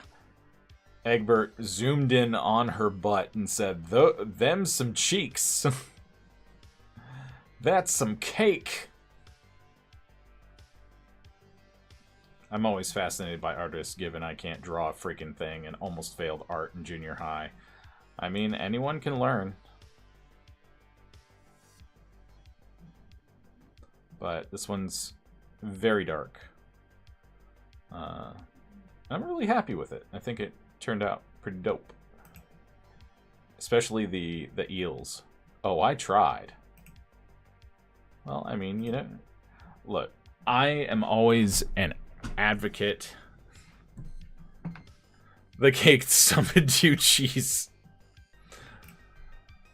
I barely passed art in school. Yeah, if Design's as good as he is, and he is very good, he's damn good even. If he could fail it in school and then pass with flying colors, we'll say that.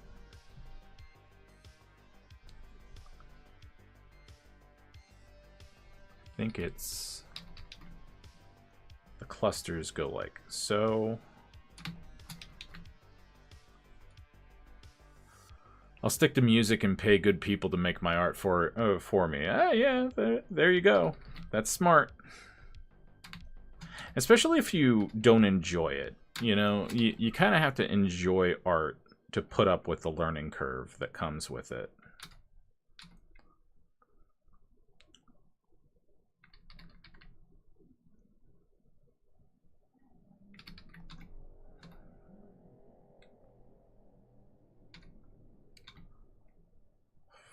Four, 5, 6, 7.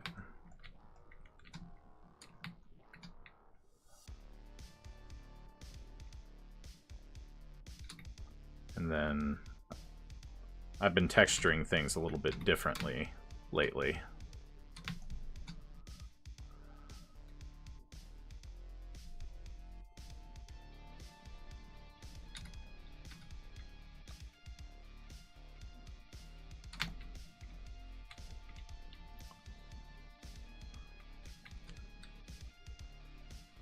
Three.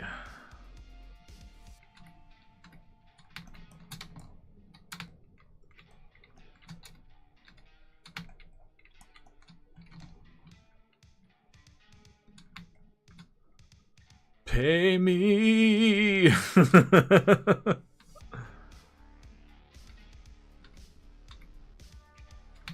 Yeah, our friend Dizzy.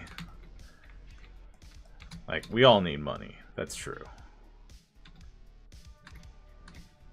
Buy my comics and pay Dizzy to make art so I can pay him to make art.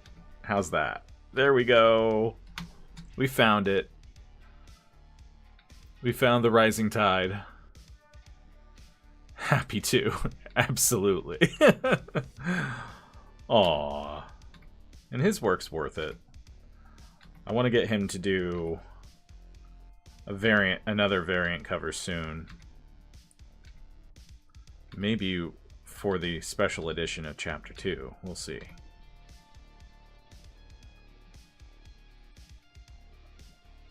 Since, you probably know I'm gonna do another Kickstarter at some point. Watching the dollar be moved around through all the artists. Right?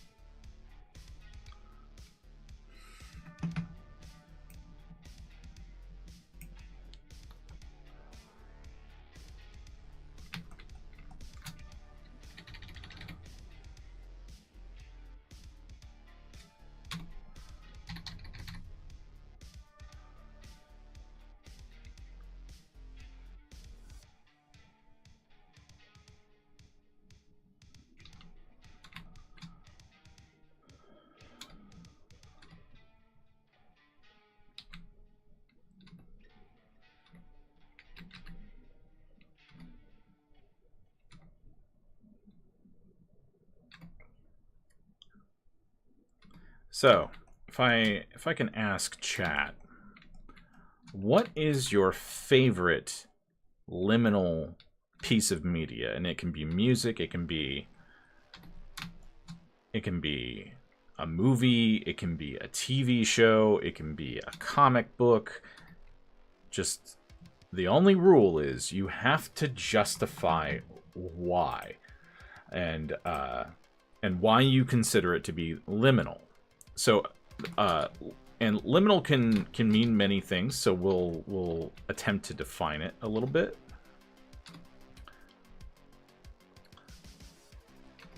And it can be a film that leaves you with a sense of being in a transitionary place. Like, I would say something like Eternal Sunshine of the Spotless Mind. Very, very liminal in how the memory stuff is treated. Extremely heavy question. Yes.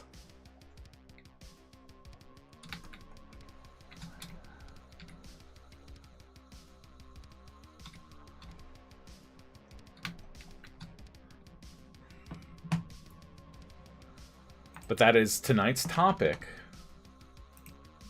And since you guys are my late night crew coming in,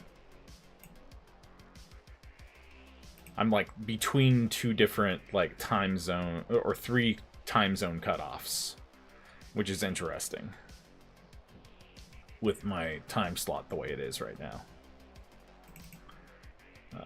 New printer, files.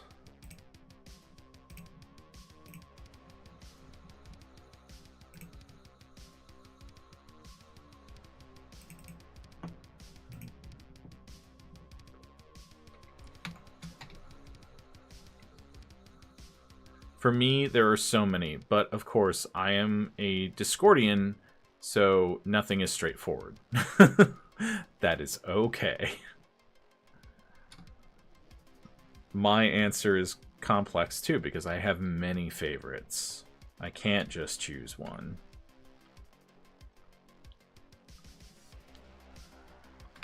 I mean, we went everywhere from Courage the Cowardly Dog, Twilight Zone, and more.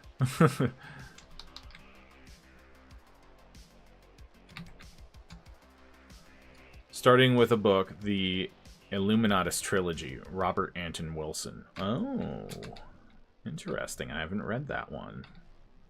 What makes it liminal?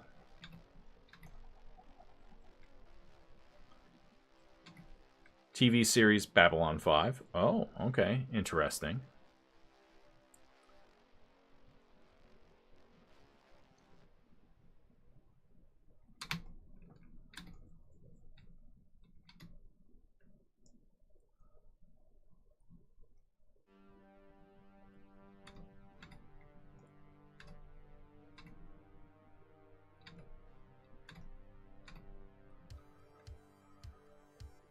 Raw? Raw, what does that mean? Explain, Dizzy. Explain! And how does Babylon 5 count? In your mind? That is an interesting...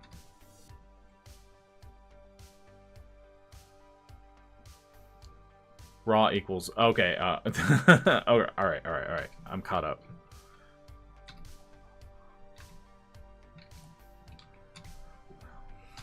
I'm picking up what you're putting down.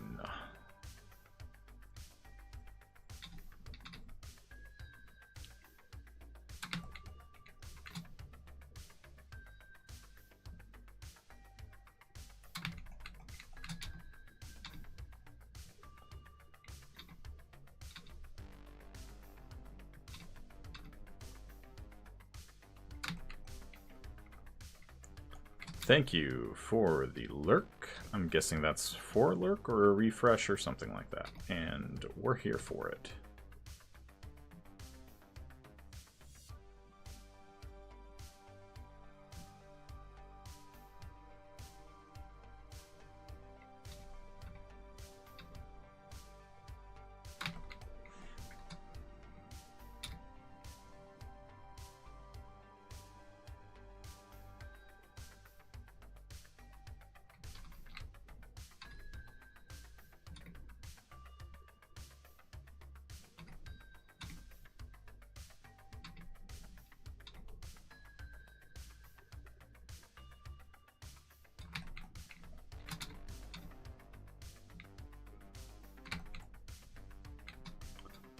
Why B5? Well, it seems to have taken the message of Star Trek TOS a step further in its relationship to a utopian-esque society. Oh.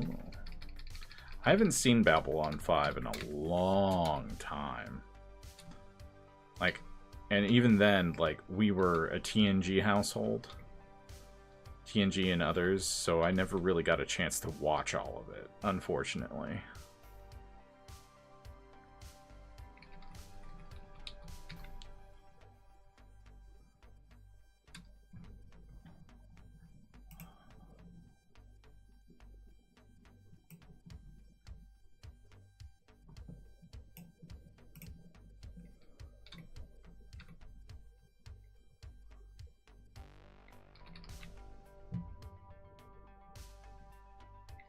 Maybe like that.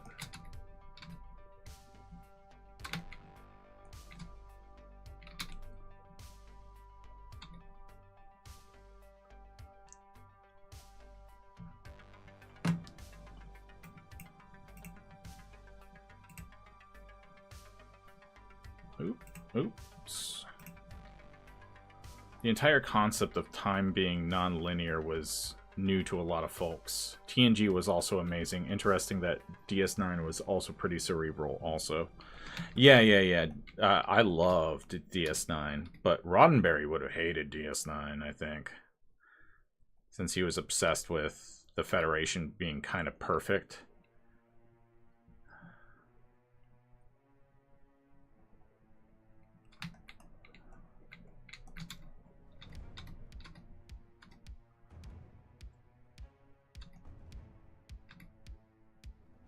There was like horror stories about working with him on TNG when it first started, and he lightened up over time though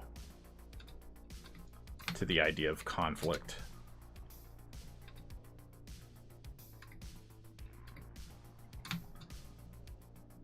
Okay. And yet TNG can even be a little dreamlike too. So I could see that. I could see that. Everything evolves, including the Federation. He totally would have been destroyed by Discovery. Yeah.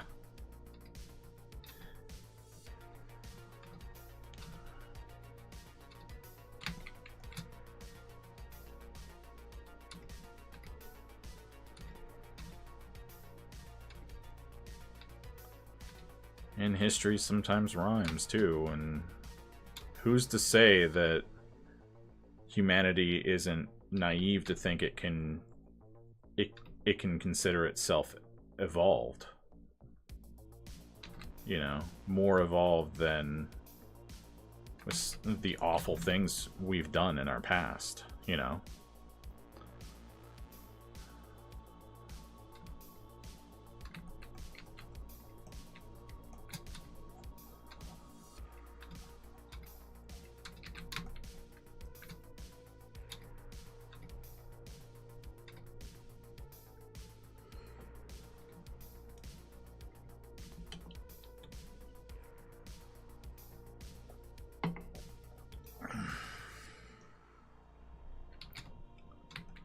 In ads, but we'll be back. Yeah, yep.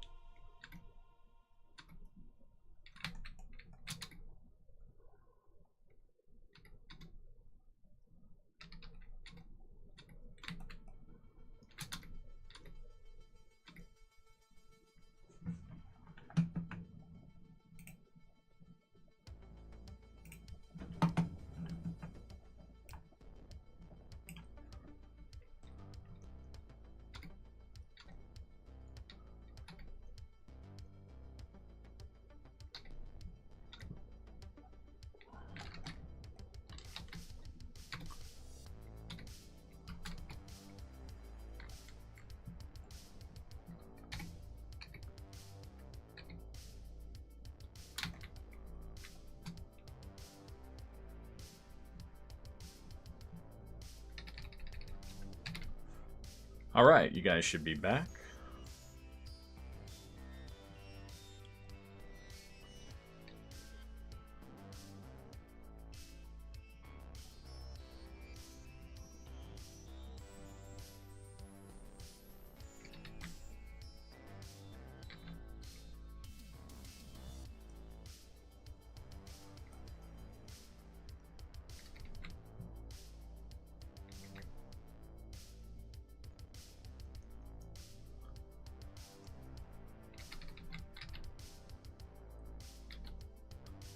The idea being that inside these mega buildings there are like other buildings and other structures. It's like being outside.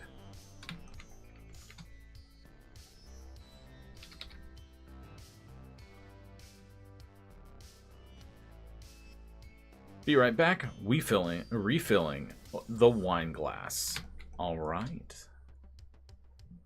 Alrighty, alrighty.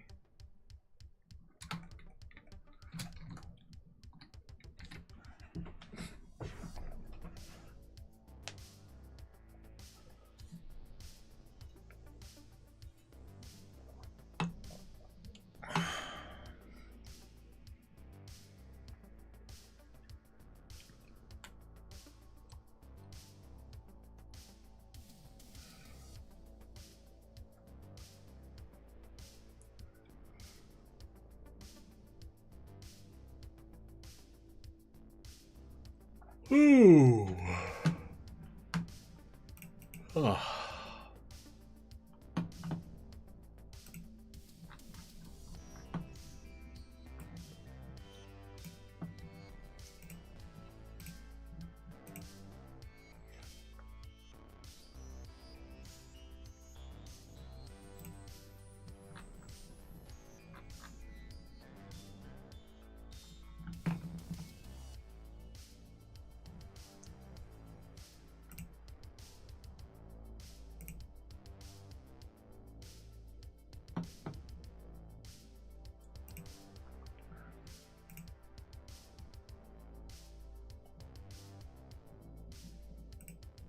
I think I'm starting to figure out Blue Sky a little bit.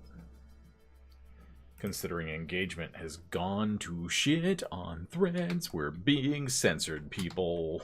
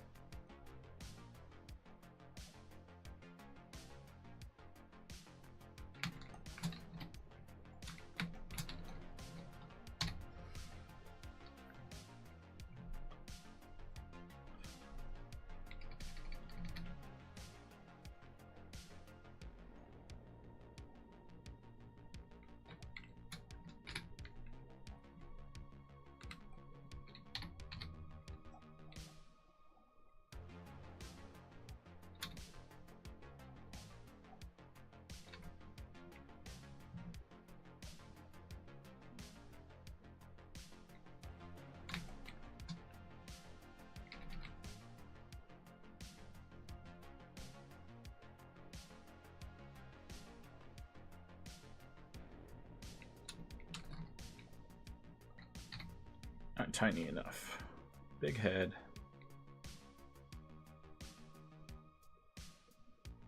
Little torso, little bean torso.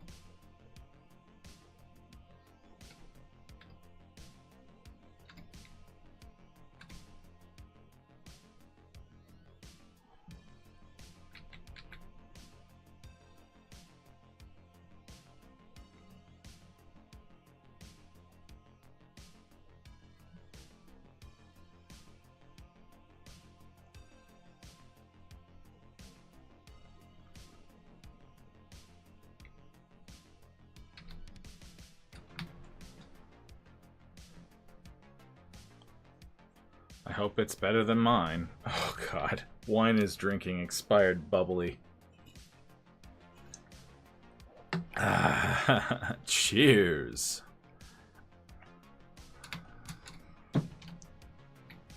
Actually, we could just do a silhouette.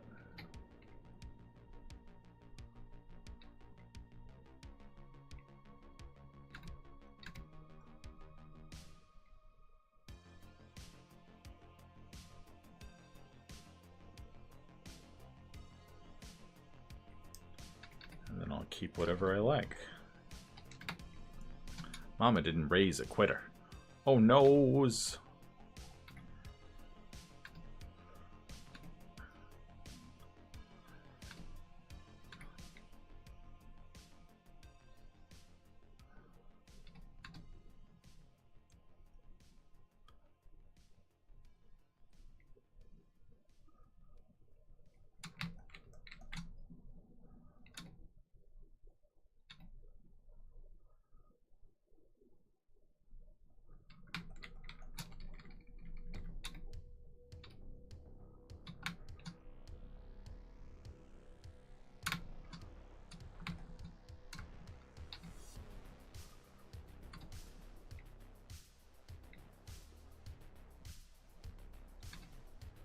Maybe they're passing by Saturn or something. No, it's just interstellar space. It's gonna be interstellar space.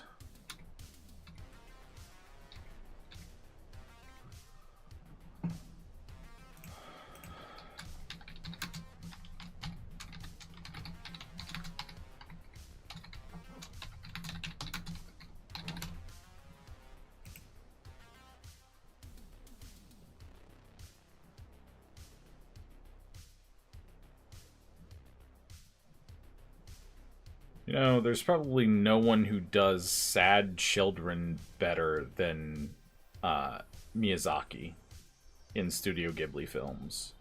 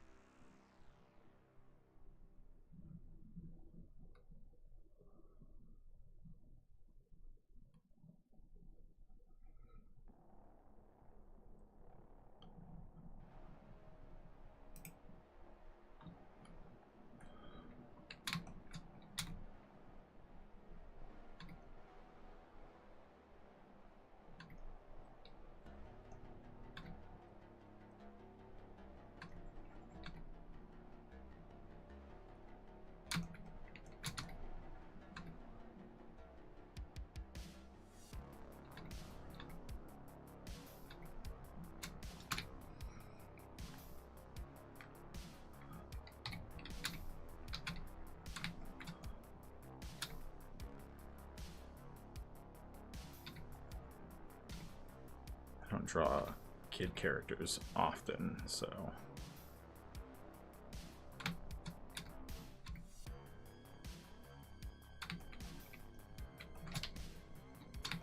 So I'm gonna leave it at that for now.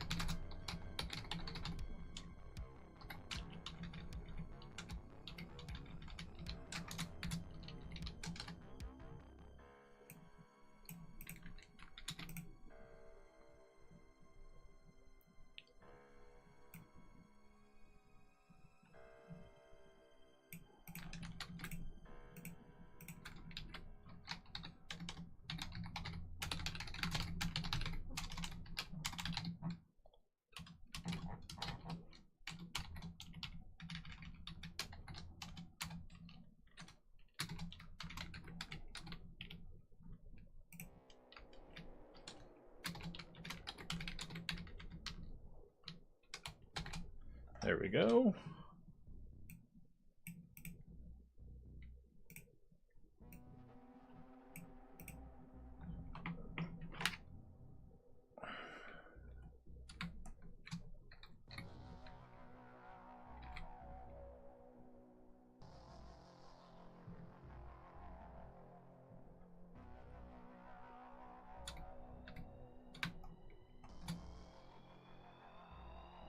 Of course, we're not being told yet what happened.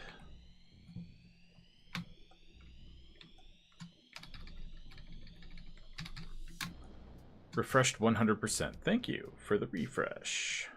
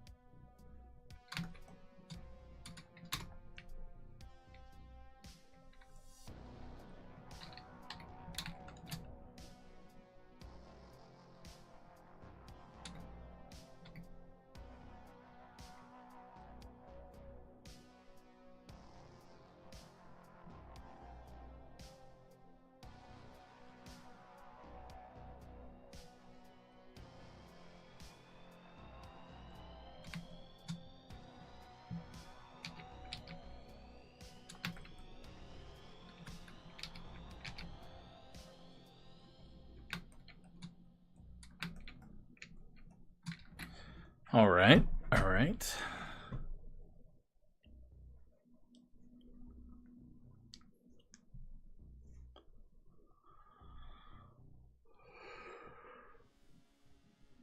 Ugh. Are there any Dream Theater fans in the chat by any chance?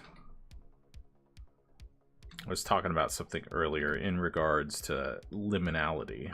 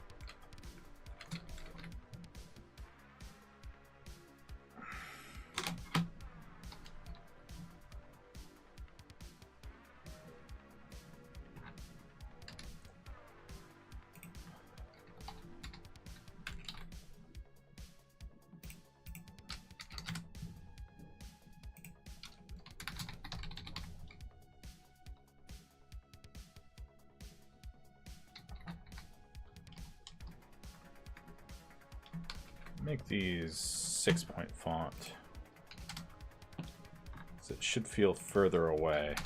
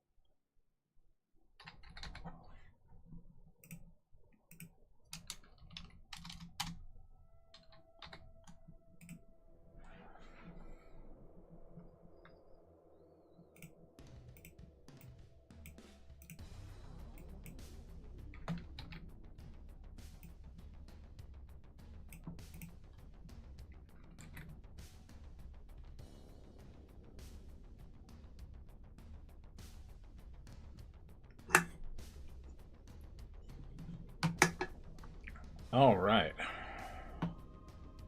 We almost have the layouts done for this page.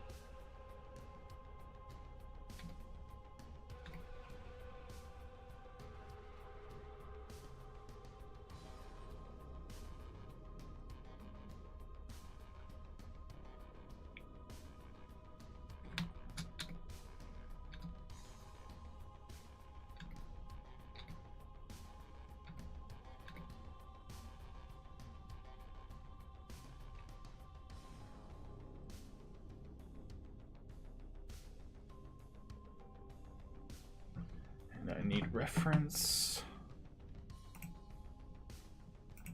for her, because both Geist's parents are present in chapter 1. They're just in the background. They're in the background.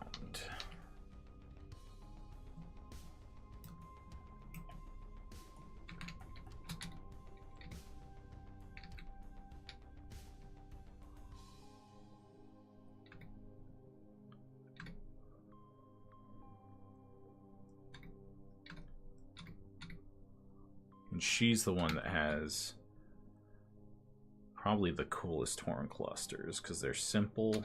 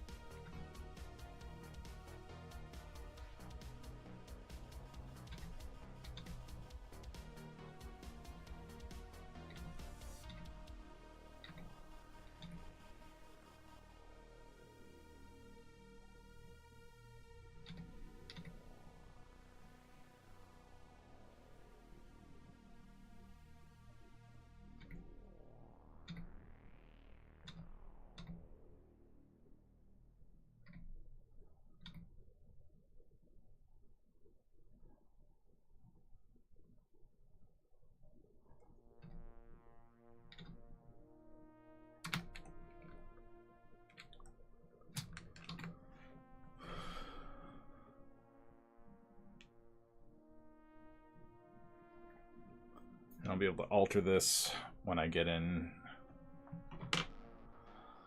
into roughing things out. I think that page works.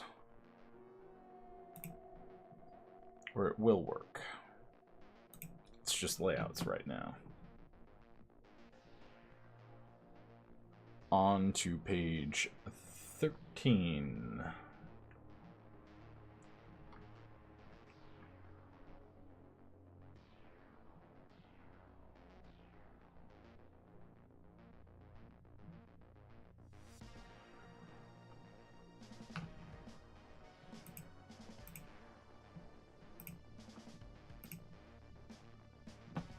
All right, and we start a new train of thought here.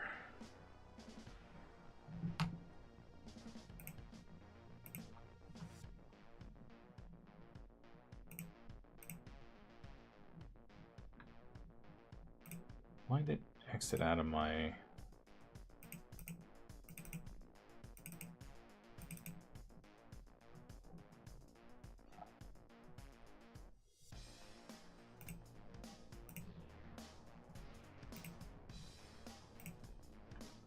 Let's see what how this all flows real quick.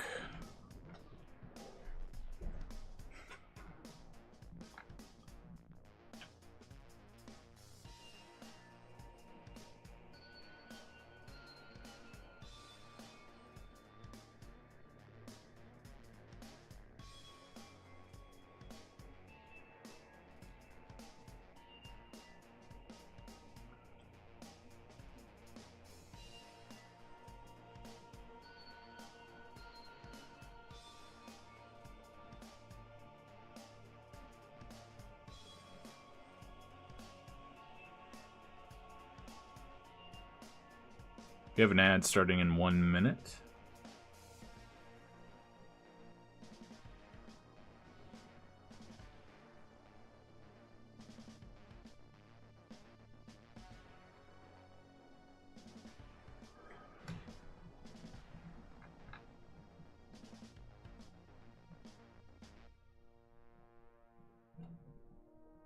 All right, I think that'll work.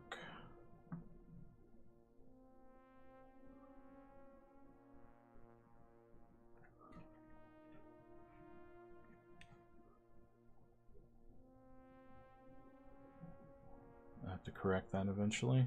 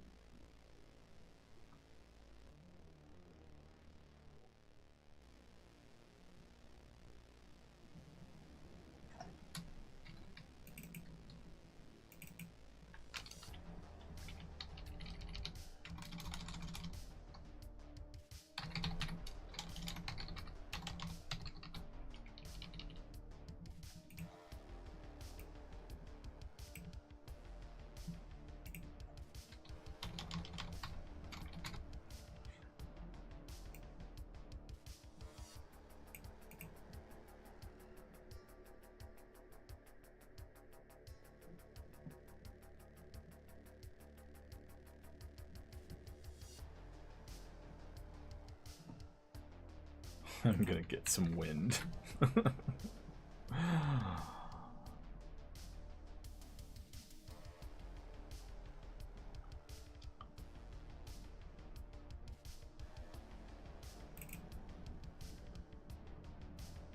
Oops.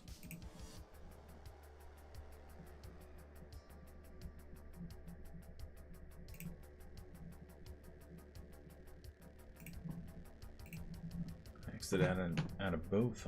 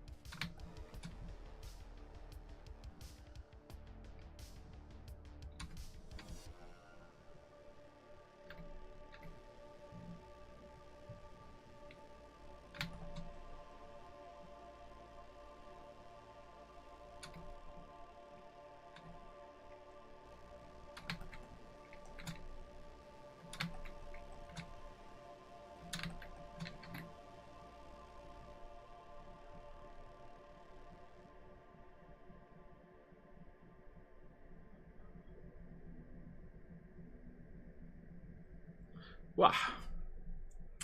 All right, we're coming up on 2 a.m. 2 a.m. I hope you guys are enjoying the stream, watching me work at the earliest part of the process of making comics, making my cyberpunk battle manga, which is on Kickstarter right now.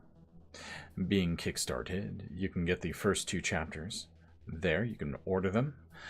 As soon as the funds hit the bank, the books go out to the printer, and then hopefully they arrive in your inboxes promptly.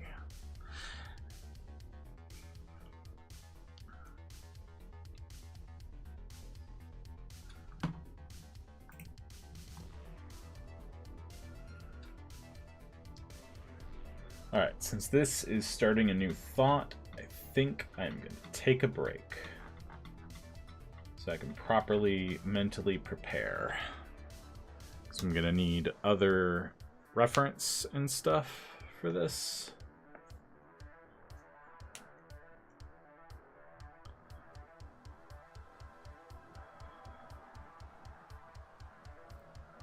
So I need to think about this a little bit.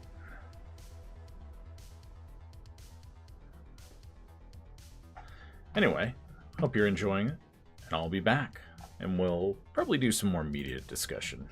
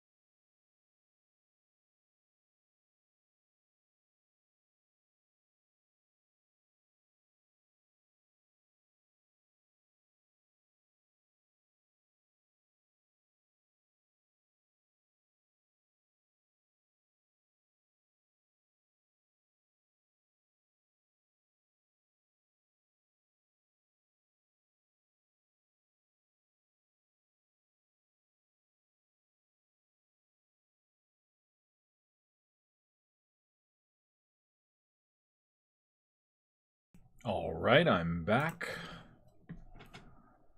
And I'm thinking. What am I thinking?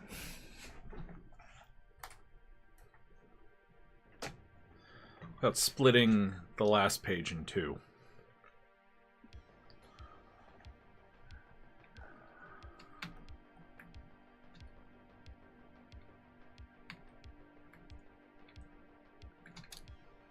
Yeah, I'm gonna do it.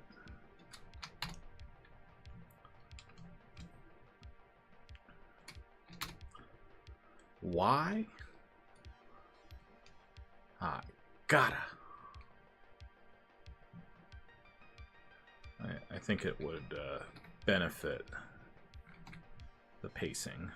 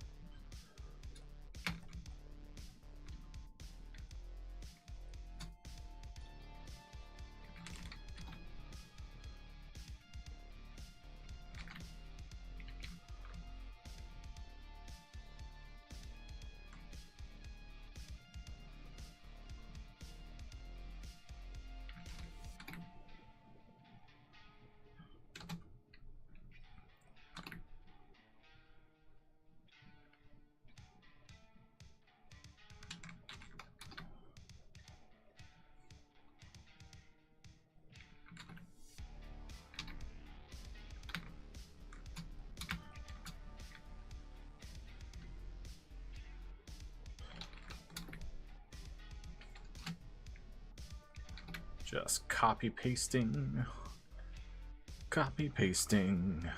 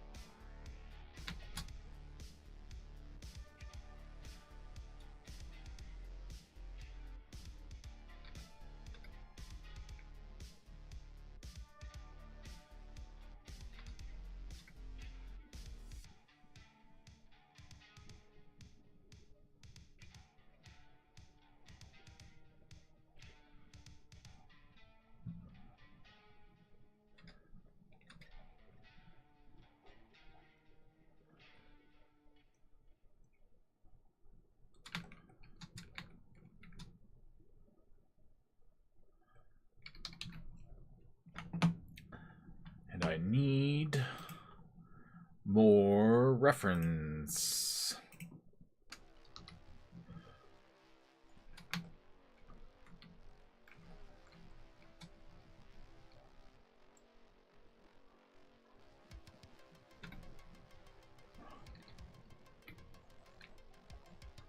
Ooh, I have an idea.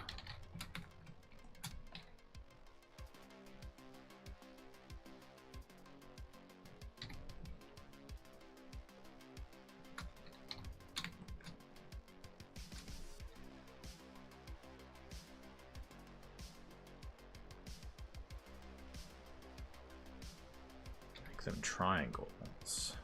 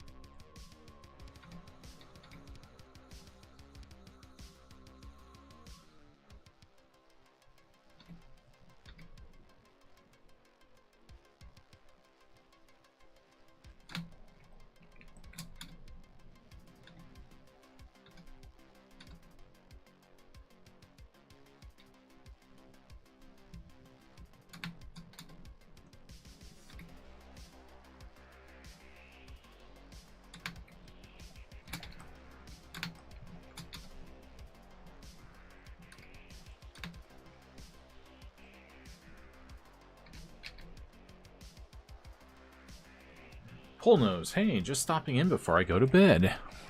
Thank you for the check-in. We're just plugging away on these layouts for Chapter 3 of Xenogaia Revolt. Getting to the saddest fucking scene in the whole comic. so far. I will make you laugh. I will also make you cry.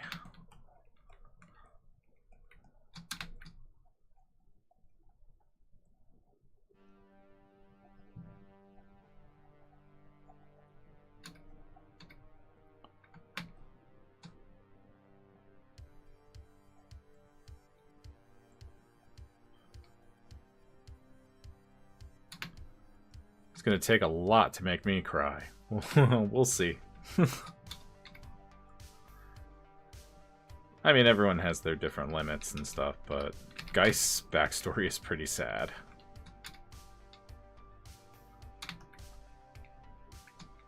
Oops. Wrong layer.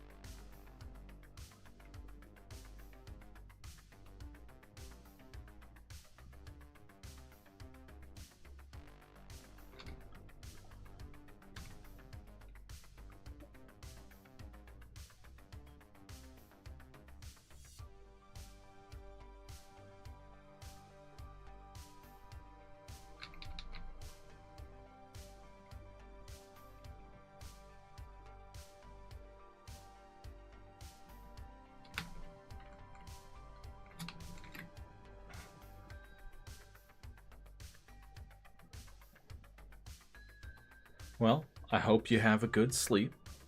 I usually don't cry over sad, mostly over wholesome. There'll be some of that, too. I like to cover my bases. But, you know, never know. You'll have to tell me if it does. And there's also the whole, as it's coming out monthly versus experiencing it in a binge read. You know, there's all that wonderful stuff. Let's go ahead and check the Kickstarter again. We're still at 124%, which ain't bad. Ain't bad, people. 21 days to go, so you got plenty of time to pledge if you haven't. All that wonderful shiz.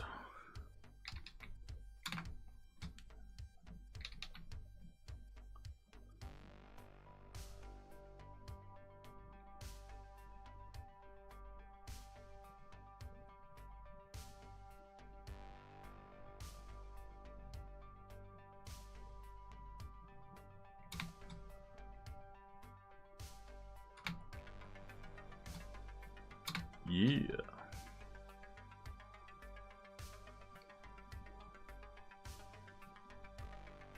Nunchucks.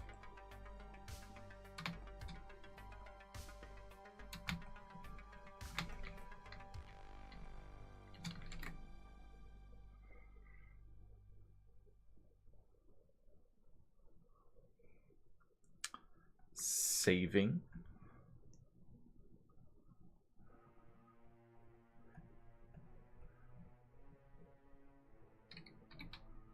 Well, before you go, Pole Nose, if you're still here, I've been asking everyone this as they come into my chat.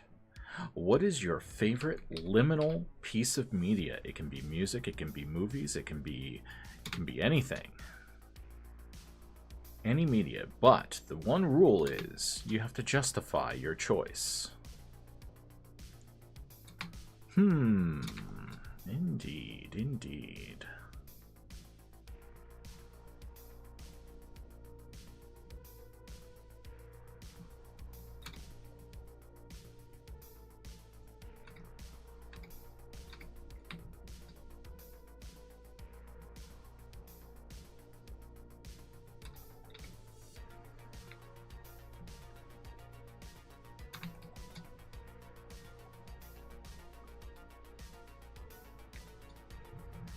Remind me of what liminal means. Liminal is kind of a dreamlike quality to a piece of media or a scene. It can be dreamlike, it can be uncanny in some ways, but the best way to describe liminal is almost like a limbo between a transitionary place between situations. It's not a situation, it's the absence of. You know, so films that would be liminal, I believe, so The Substance, very dreamlike, very liminal. It makes you feel like this character is isolated and trapped and stuff like that. Most recently, probably cosmic horror-wise, it would be the film Lovely, Dark, and Deep. It's a cosmic horror film that's very liminal. Let's see. What else? It's The Eternal Sunshine of the Spotless Mind, also very liminal. Scott Pilgrim is a little liminal because it's a little dreamlike and absurdist in places. And good morning. Hello, Krim. How you doing? We're working on layouts, and I just divided this page in half because I'm the director and I get to do that.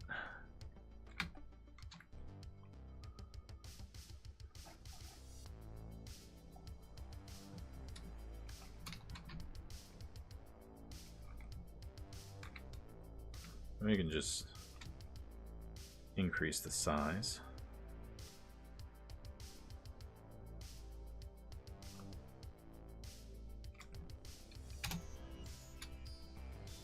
Doing well, just listening to my cats meow. Well, that's pretty cool. Lurking nearby while I watch JJK. Alright. Thank you once again for the raid, Dizzy. Always happy to have... Happy to you have what? Refreshing. Like a nice Coca-Cola. Late night with Eric Malachite.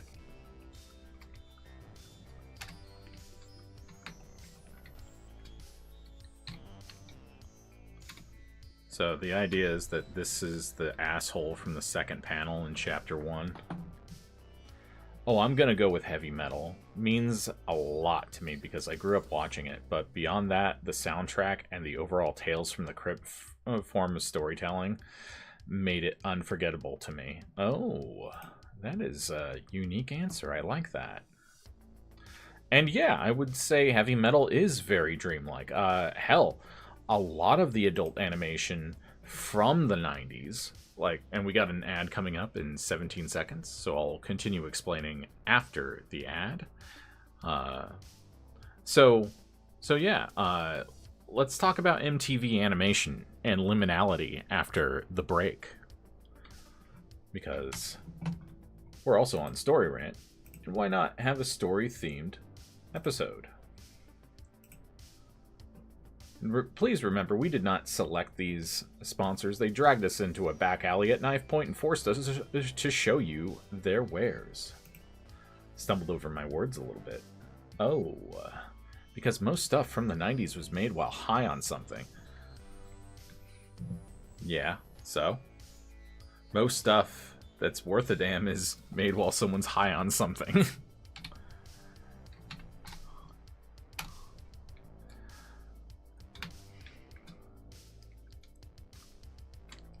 I'm not seeing a problem here. Exactly. Krim gets it.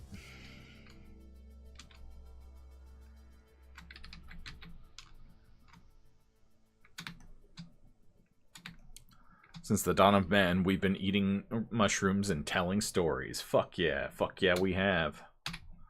No, I'm not saying it's a problem. I'm saying I want some. Where's mine? Right? Yeah.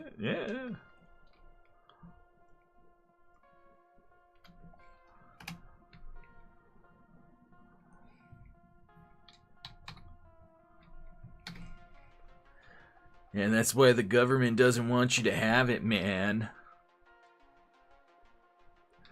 Because it'll open your mind, man. Cocoa, son, get some ransom.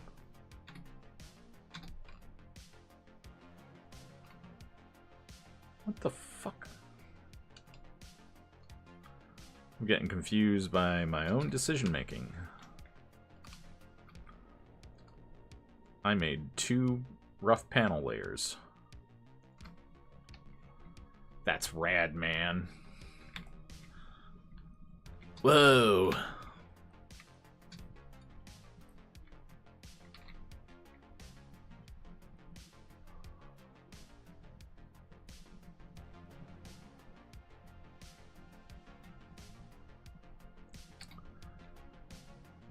I haven't saved yet. Shoot me. Save. Always save.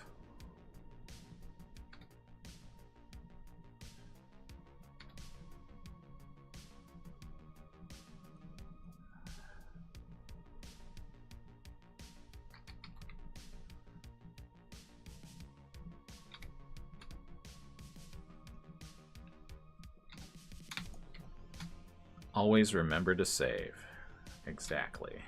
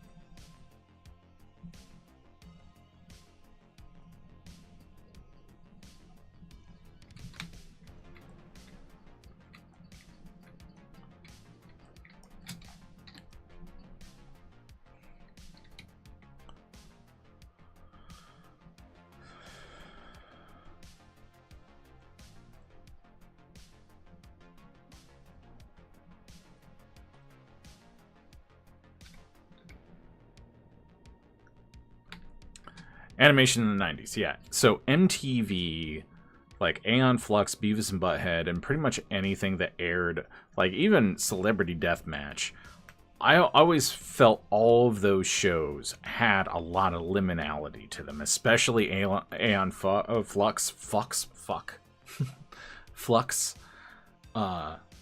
Aeon Flux Capacitor. No. Yeah, though, I felt it was very fucking liminal. Yeah, it's just Skelly, but I like the pose. 1 hour in the work, no saves. Ah, it's good. Now let's go back on topic. Okay. But yeah, Aeon Flux definitely counts, and I felt like, especially the Cappuccino episode, where they're at like the cafe and everything of Beavis and Butthead, and any episode involving Burger World at night felt very liminal as well. Like that place could be in the middle of nowhere, you know. The way the signs buzz and everything like that, and these kids are just like working in the middle of the night, and they're fucking incompetent. Like, I don't know. And I saw Beavis and Butthead way too young. Like, we're talking, I was still in elementary school, and I thought they were the funniest fucking thing in the world, because of course I did. I was a kid. I still fucking love Beavis and Butthead.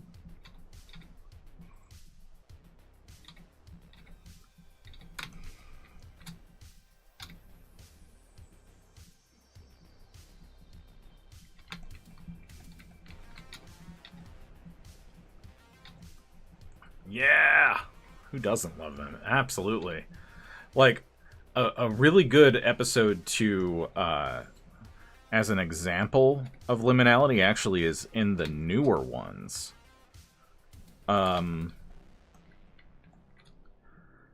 episode, and it's on YouTube, too. It's, special one from the first season of the revival. That episode's fucking great.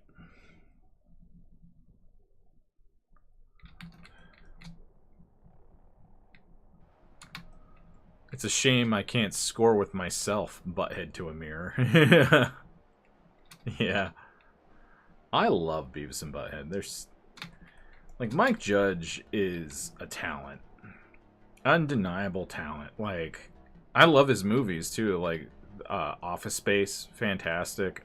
Fucking Extract is also pretty good. Like, Extract is really fucking funny.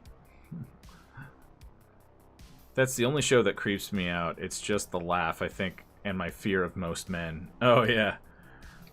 Yeah, I could see that. But, like, the important thing to remember about Beavis and Butthead is that their shenanigans is never rewarded. Like, they're fucking useless. The joke is that they are fucking useless. And that they're, like, karma is constantly trying to teach them lessons, you know? It's satire, is what I'm saying.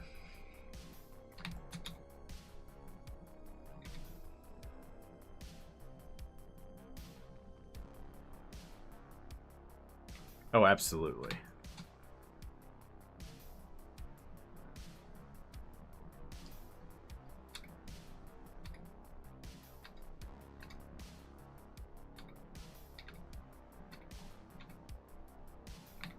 And the neighbor who they terrorize actually is rightfully pissed off at them, right? Travis and Bobhead. I'm glad that you boys are here, unlike those other boys. Yeah.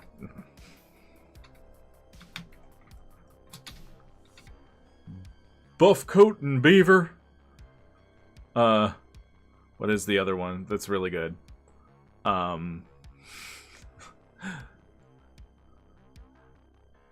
Something and Bernardo. Buff Coat and Bernardo. That prank phone call they did. Yeah. Love it. I love Beavis and Butthead.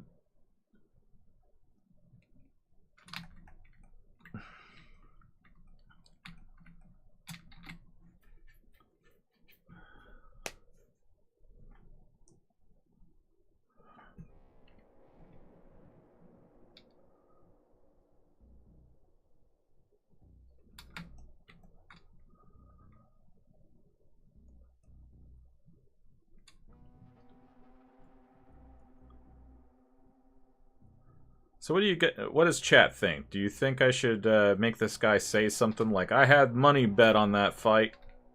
Krim will know what I'm talking about. Fuck you, alien. That sort of thing. Because this is the same asshole from... I think he's just going to be a recurring background character. Just this asshole cyborg. Keeps bumping into our main characters. And like when he bumps into Ryza, she like decks him. Honestly, yeah. Okay. Because like this is all just people making fun of Geist as he's walking around. You know, so... Like, ordinarily, he might lay this dude out.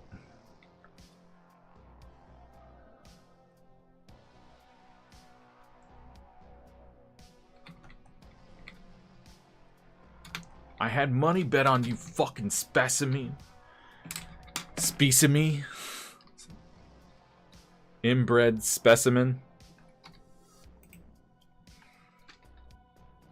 Oh, I mean, Geist wouldn't be inbred.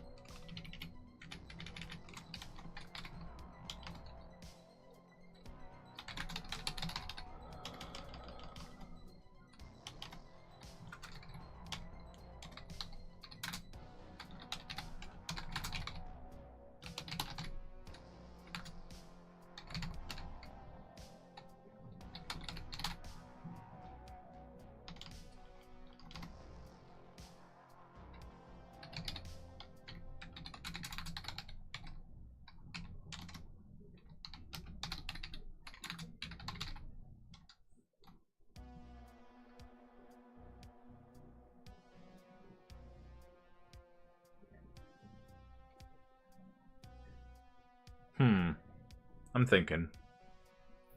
Inbred specimen is my middle name. Holy shit, dude.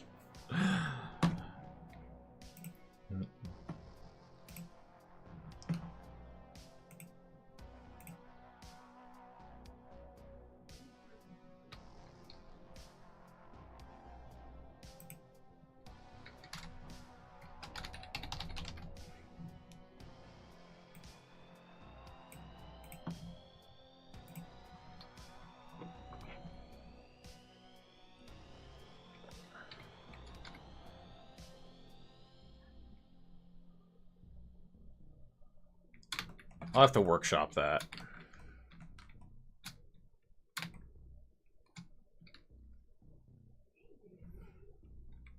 Because I've been thinking about, like, other fiction ways that, like, the corporate confederacy does propaganda and stuff, or funds propaganda against them.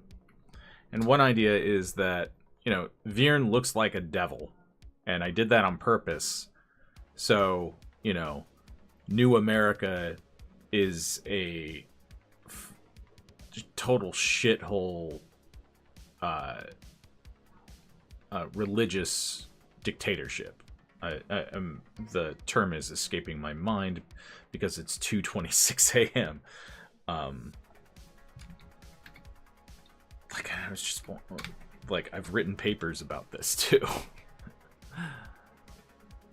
It's also because I'm not totally sober. Chat.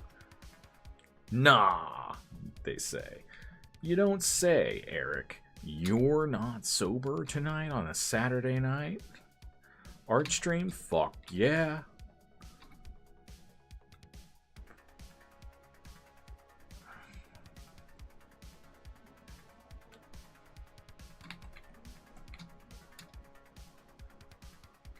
At least I think that's the correct term. Theocracy. Yes, you're correct. You are absolutely correct. Thank you for jogging my not sober brain.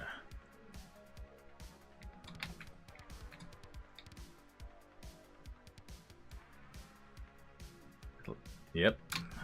So, New America is a theocracy. And it's bad. Oh god, so in my documents it says men aren't allowed to enter without asking first, and this guy definitely didn't read the fucking paper given to him as he waltzed right in and scared the ever-loving shit out of me. Like, at your house?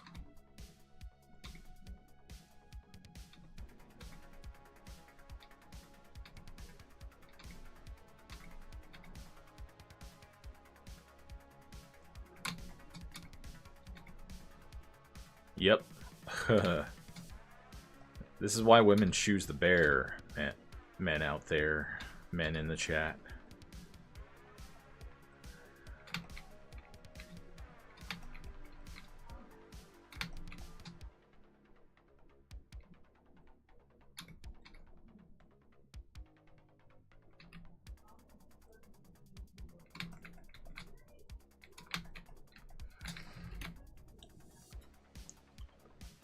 What's up, Hefe? How you doing?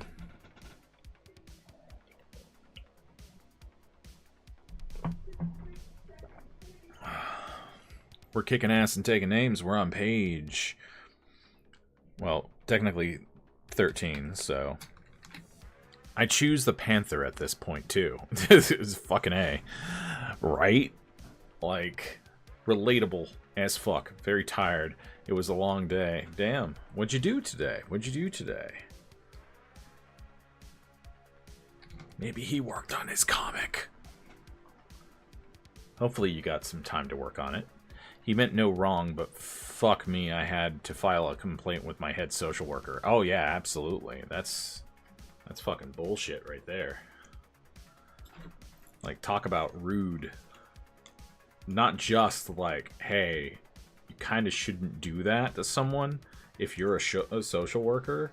Like, you don't want to fuck with someone's anxiety or their phobias and shit like that, you know? It's a dickheaded thing to do. And careless.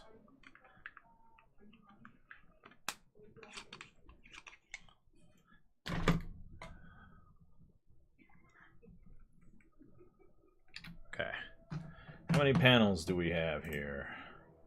Is that realistic? We have 5. Could be. Could work.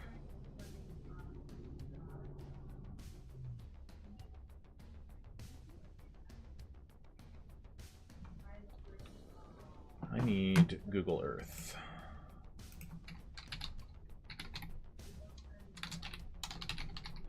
Google Earth! Sounds crazy. Sorry that happened. Yeah.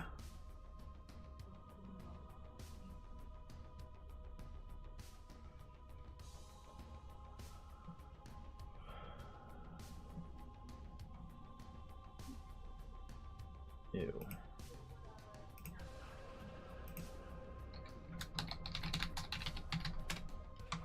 Earth? What the hell's in the Earth?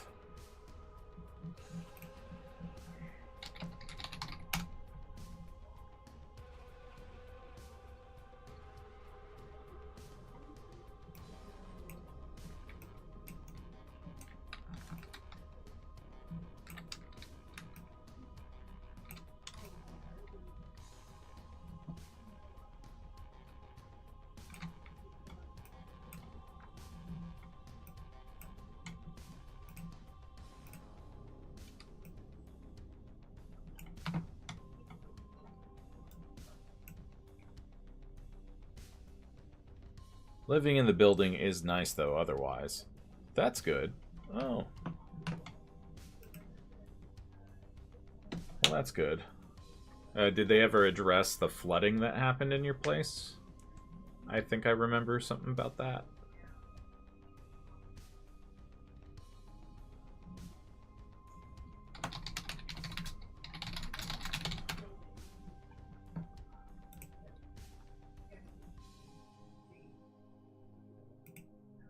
Ooh, that's a good shot.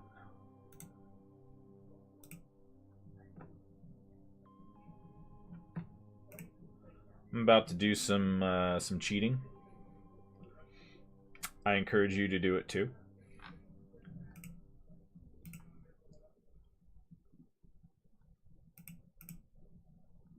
And what do I mean by that? That's a good question. Yep, got it all fixed and insurance covered it all. Sweet.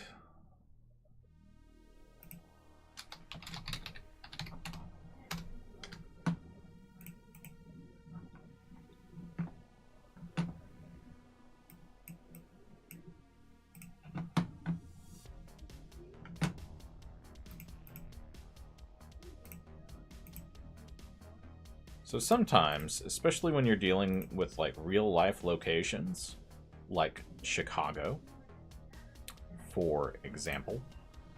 For an example, Reno. Ding dong diddly do. God damn it. I need to find this folder. Which page is this one again? This one is 14 out of 23 layouts that I need to do. Reference.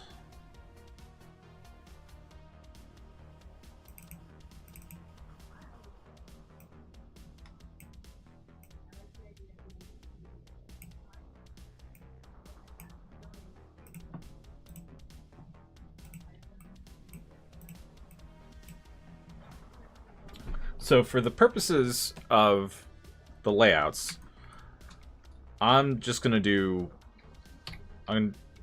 kind of trace the landforms a little bit.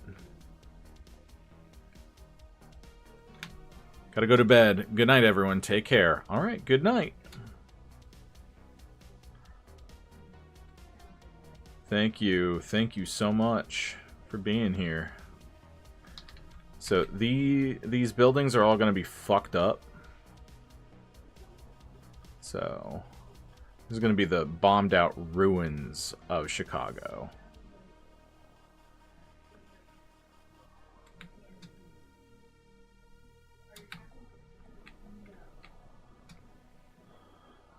The lovely thing about being a secondhand girly is that everything I got was cheap or free, and insurance had to pay the replacement price, meaning I got more money than I needed. Nice. Very nice. Do you mean that you prefer secondhand things in general?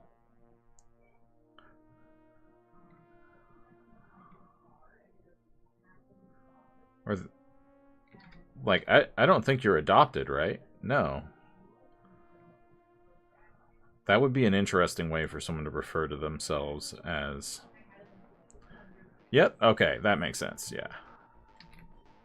It's like, wait a minute, I don't think she's like a ward of the court or whatever equivalent it is. Yeah, I'm not no, I'm not adopted. Yeah.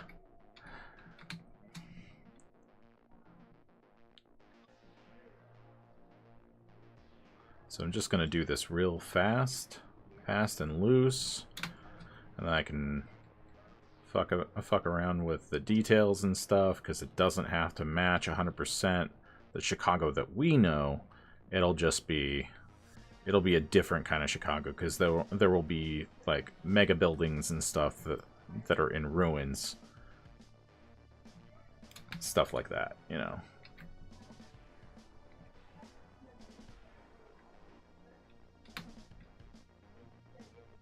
But it'll be a nice establishing shot. I'll be able to figure out the perspective later.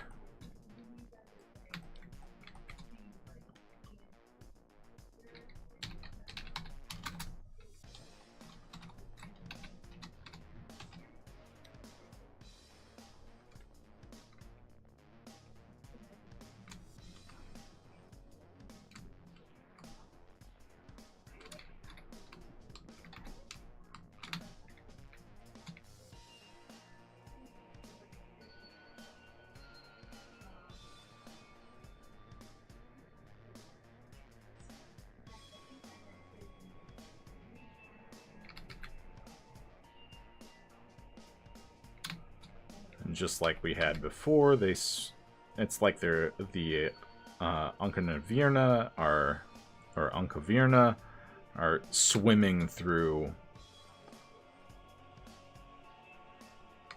the air. Second-hand things here are still in great condition, usually. I mean, sometimes we get good stuff like that here. We're not opposed to it. Hell yeah.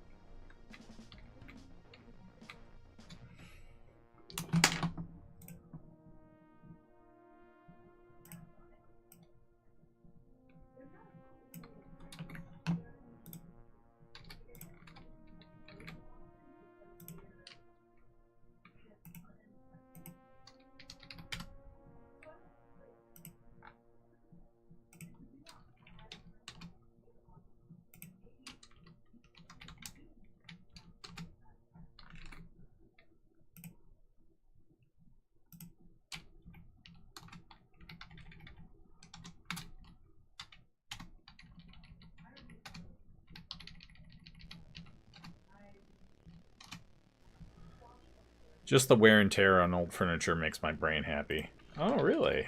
That's pretty... It's pretty nice.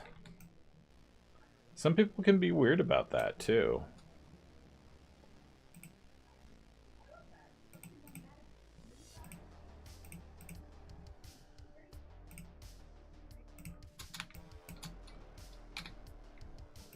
Bad dream fuckers gonna pass me around.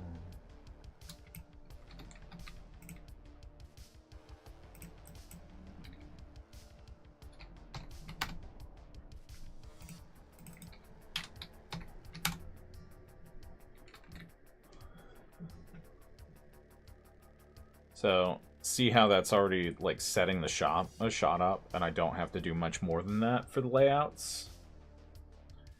Like, I don't want to invest a ton of time at this phase doing backgrounds, establishing shots, because what if I want a different angle? What if I want to change it to being from behind?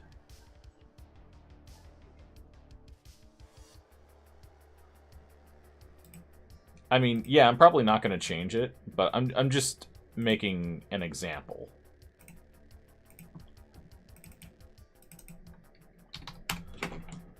Like, use Google Earth. Just snapshot Google Earth to set up your perspective shots. Just do it. It's great. It won't work every single time because, you know, you gotta, sometimes it might not work for interior shots.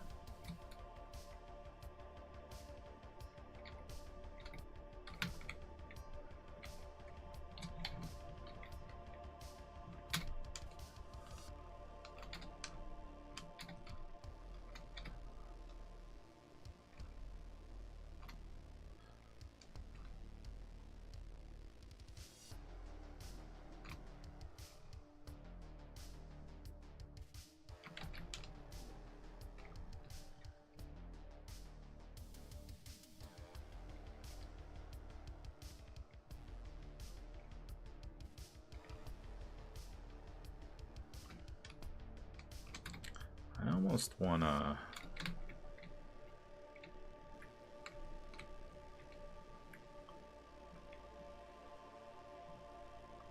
I have an idea that could work. Could work.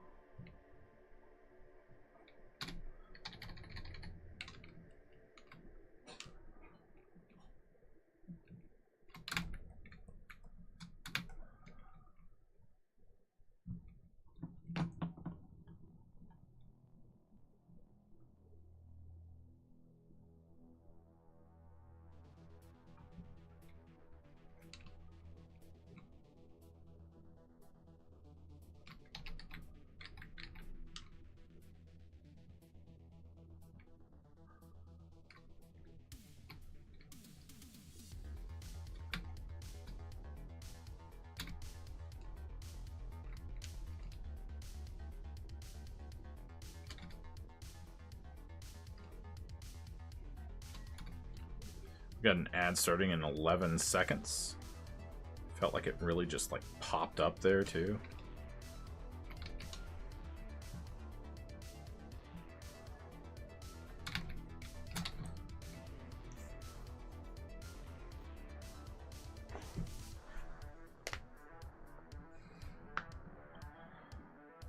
Oh, my back's starting to hurt. So I think we'll be ending at 3 a.m. after all. So, if you've been holding on to a liminal film or show or piece of media that you'd like to talk about in the chat, get my reaction to it too. Let me know. It can be an analog horror thing. It can be a horror movie. It can be a movie in general. It can be a thriller. It can be music. It can be a comic, a book, or anything. Really. Painting, a favorite liminal painting too. That counts. That counts. Hell, it can be the backrooms because that is incredibly liminal. That's probably why so many people are so fucking obsessed with liminality. This is the kind of shit we get up to.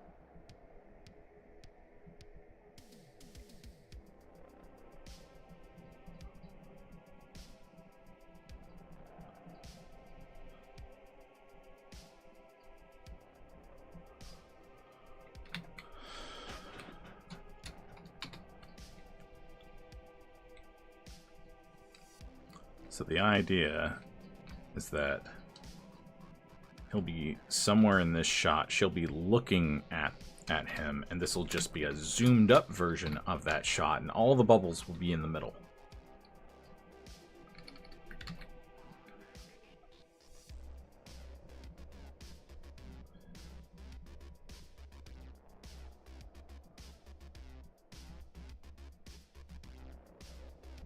It's talking heads, talking heads.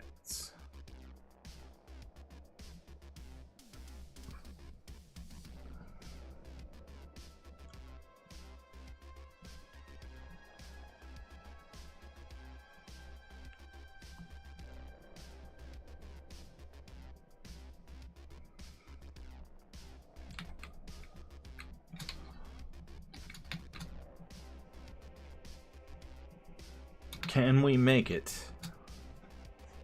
Can we make it? Alright, I believe you guys are back. We're going to be finishing up stream in about 15 minutes. Minutes-arinos.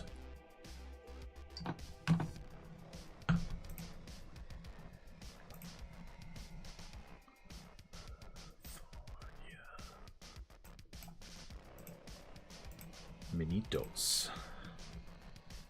Minutemen.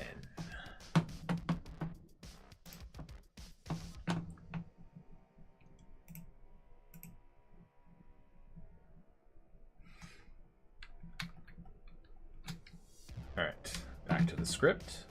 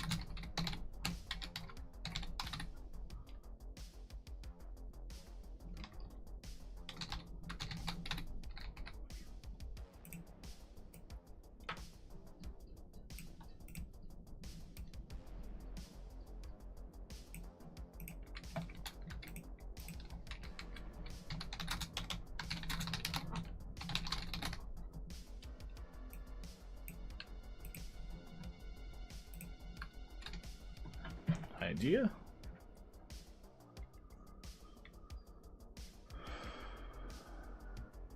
That idea is not going to work. The other one. I mean...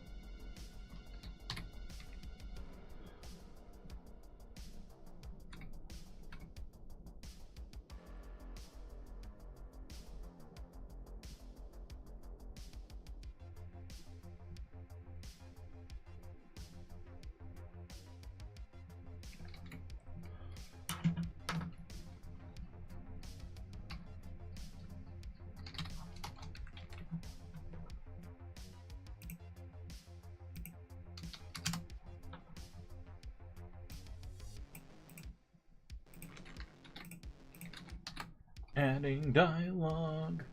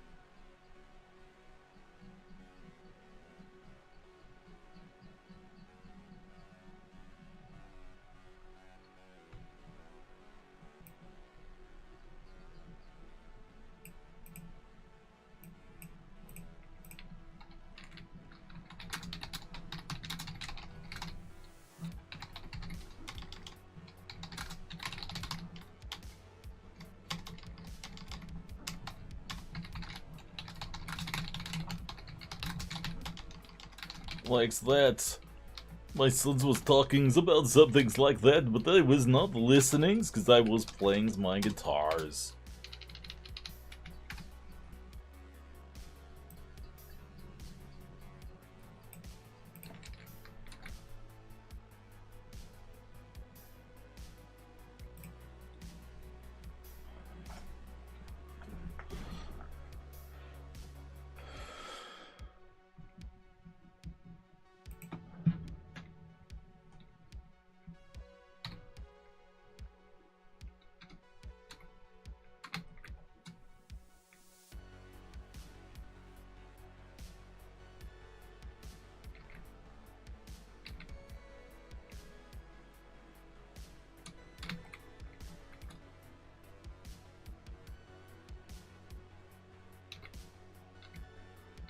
Here we go.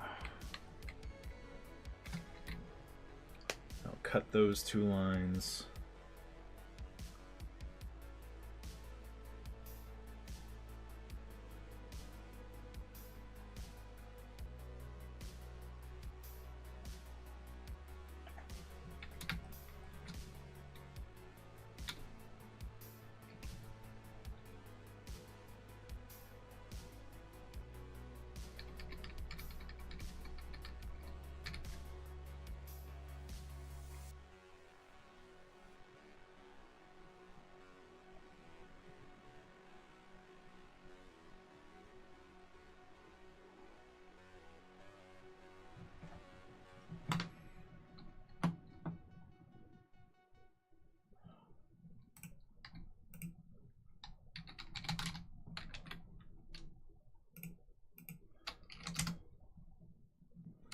Got 5 minutes.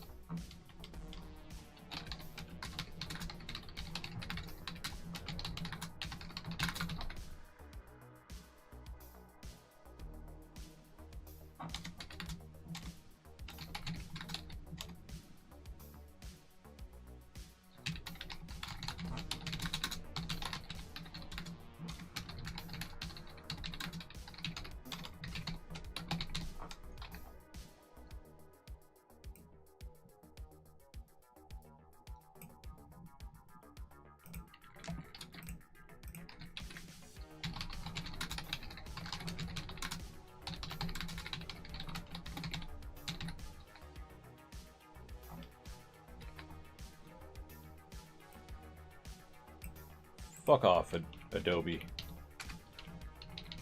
You suck!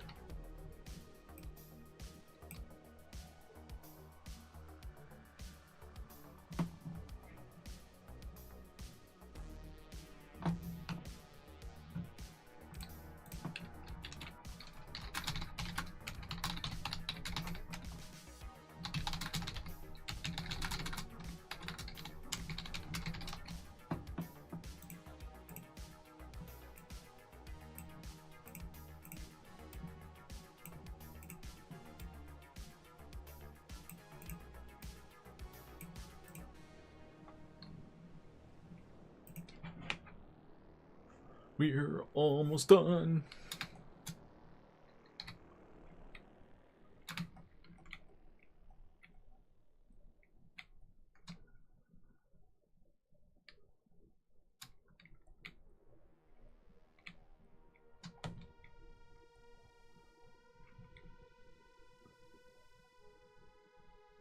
I have an idea.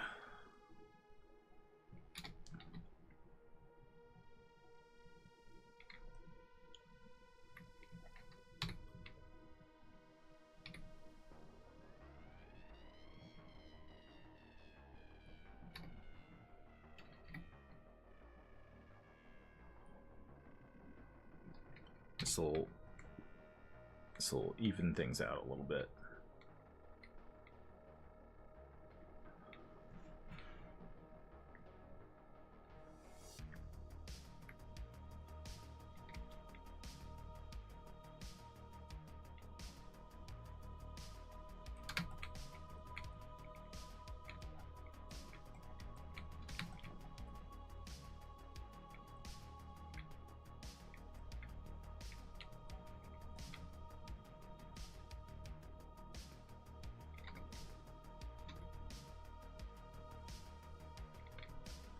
Almost 7 hours, legendary. Thank you.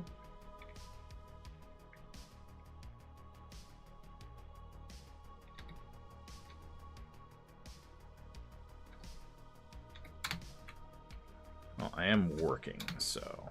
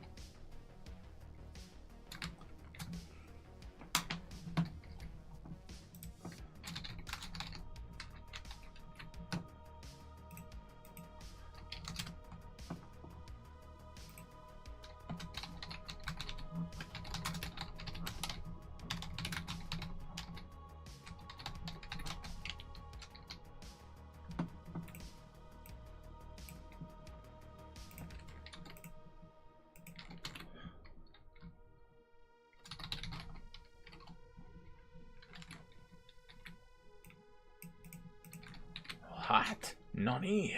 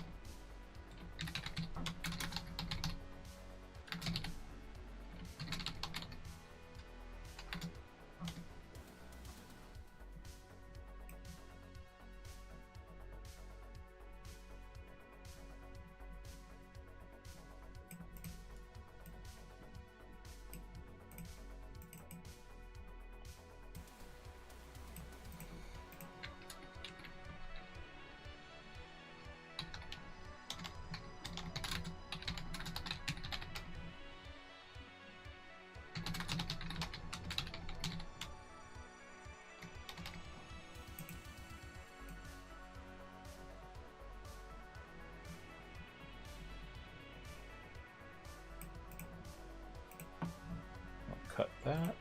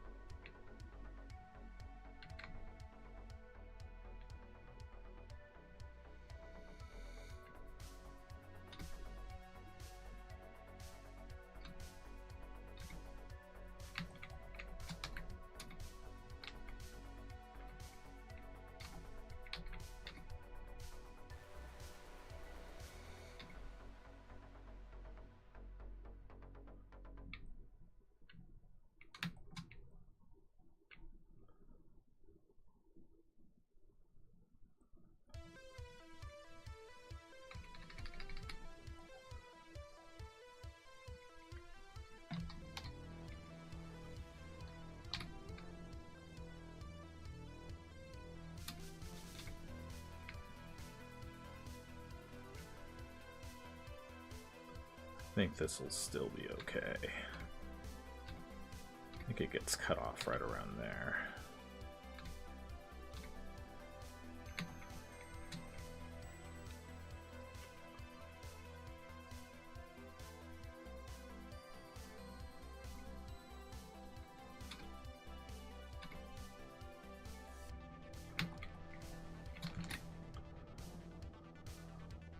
Alright, I think the layouts for this page are done.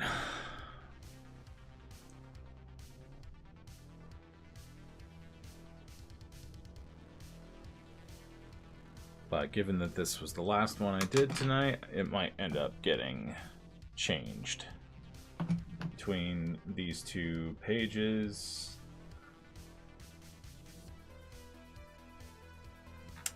Maybe. We'll see. We'll see. We'll see.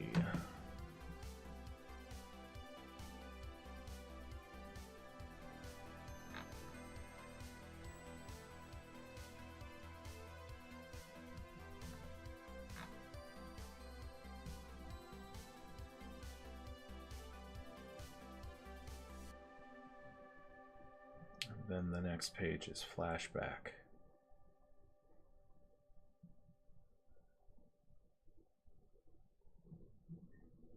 Next one's 4 pages, or 4 panels, then 5 panels, and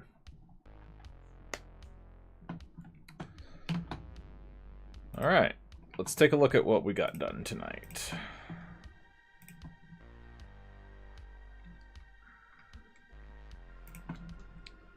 Oh shit, we got a lot done tonight. 5 pages. Holy shit. We got 5 pages done, people. We are more than halfway through the layouts. Alright, let's see. This page roughed it out, or laid it out, but actually drew in Geist. I think that's a good pose. Or it will be once I make corrections and stuff and fix it.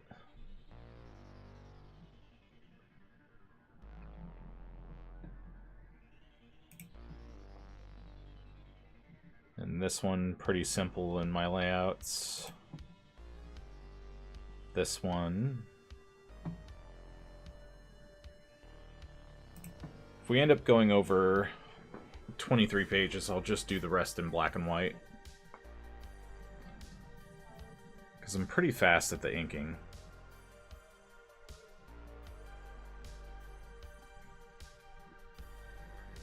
This one, and then this panel. Laid out.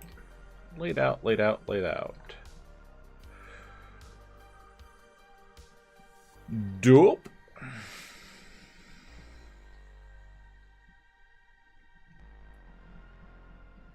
Alright. Let's find somebody to raid.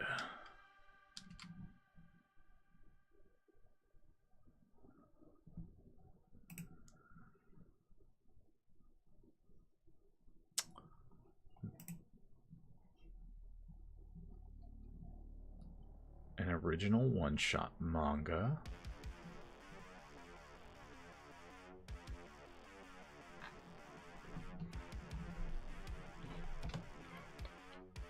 Okay, that sounds pretty cool. Let's go ahead and raid that person.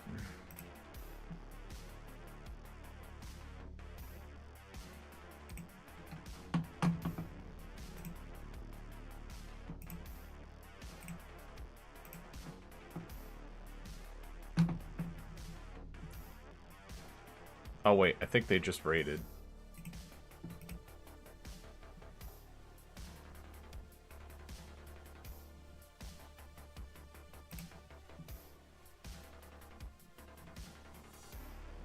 They have one. Yeah, I think they raided. So they had like a bunch of. Okay, Freaky Deek. What's Freaky Deek doing? Oh, that looks dope.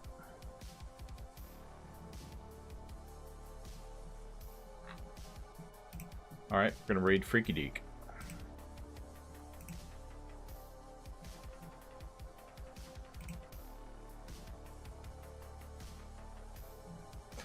Alright guys, it's been a nice chill night. Glad you guys were able to hang out. I have a target, yes. Alright, so let's go ahead and set up these raid things.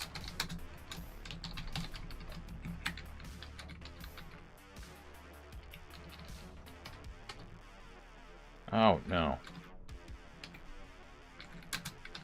There we go. That's for non-subscribed, and for folks who are subscribed,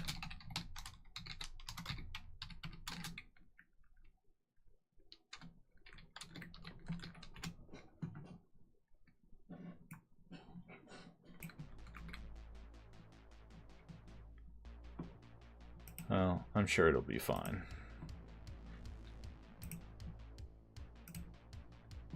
Alright everyone, thanks for stopping by tonight and chatting liminal stuff while I work on the layouts for Chapter 3. Once again, if you haven't backed the Kickstarter for Xenogaia Revolt, be sure to click that link pinned in the chat, pinned in the chat, pinned in the chat. You have 22 days left to do so. The clock is ticking, so... And please keep in mind, you're not going to be charged until the end of the campaign, until 22 days have passed. So, if you're waiting for that reason, feel free to pledge. And let's go ahead and go. Thank you, Designs, for the raid earlier. Thank you so much for everyone hanging out and for the art taxes and whatnot and conversating with me. It's been a great night, but I'll see you guys back here next Wednesday.